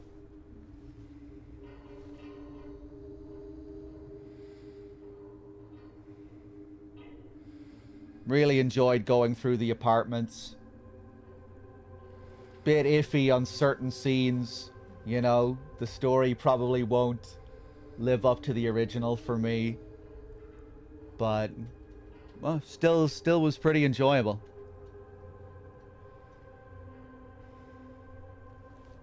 Eddie, definitely my favorite so far out of the reworked characters.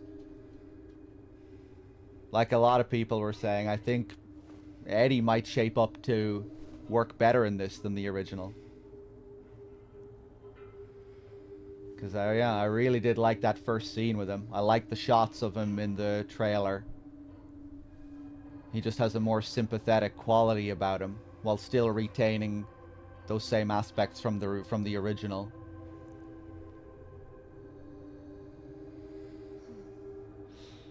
You thought Laura was good, Naz? Yeah? Yeah, I'm a bit iffy on James and Mary. I wouldn't say I outright dislike this new version of James, though. You know, I feel like there have been some good interactions with him, and he's had some good little moments and scenes, like subtle moments. The little power plays with Angela and Eddie.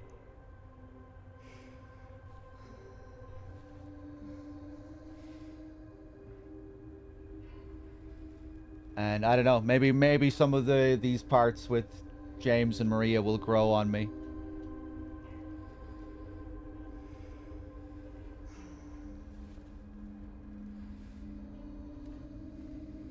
Anyway, yeah, I'll have to digest it and think about it. Maybe go back and look on some of those scenes and come back with more fleshed out opinions tomorrow.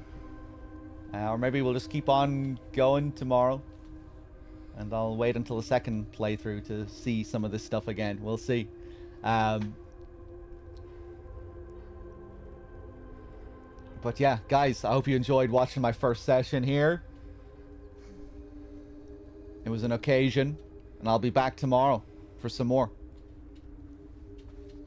Till next time, everyone, take it easy. Yeah, I'll host up Nub. Nub is doing his first playthrough now. I'm pretty sure he's further back than I am. I think he started a good bit later than I did. So you should be safe if you want to avoid seeing anything after this point. Guys, thanks for being here. Thanks for watching. I'll see you tomorrow with some more of this weird Silent Hill 2 remake experience.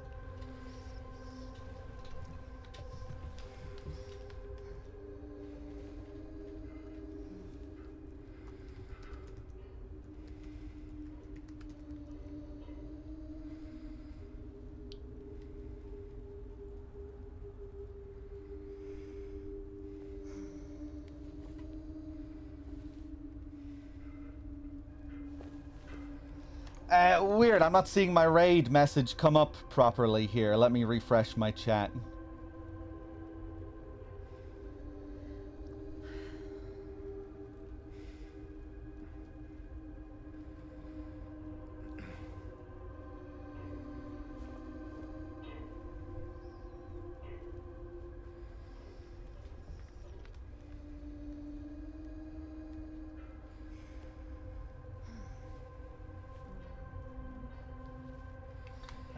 Maybe it's not allowing me to raid. God damn it. Hold on 1 second.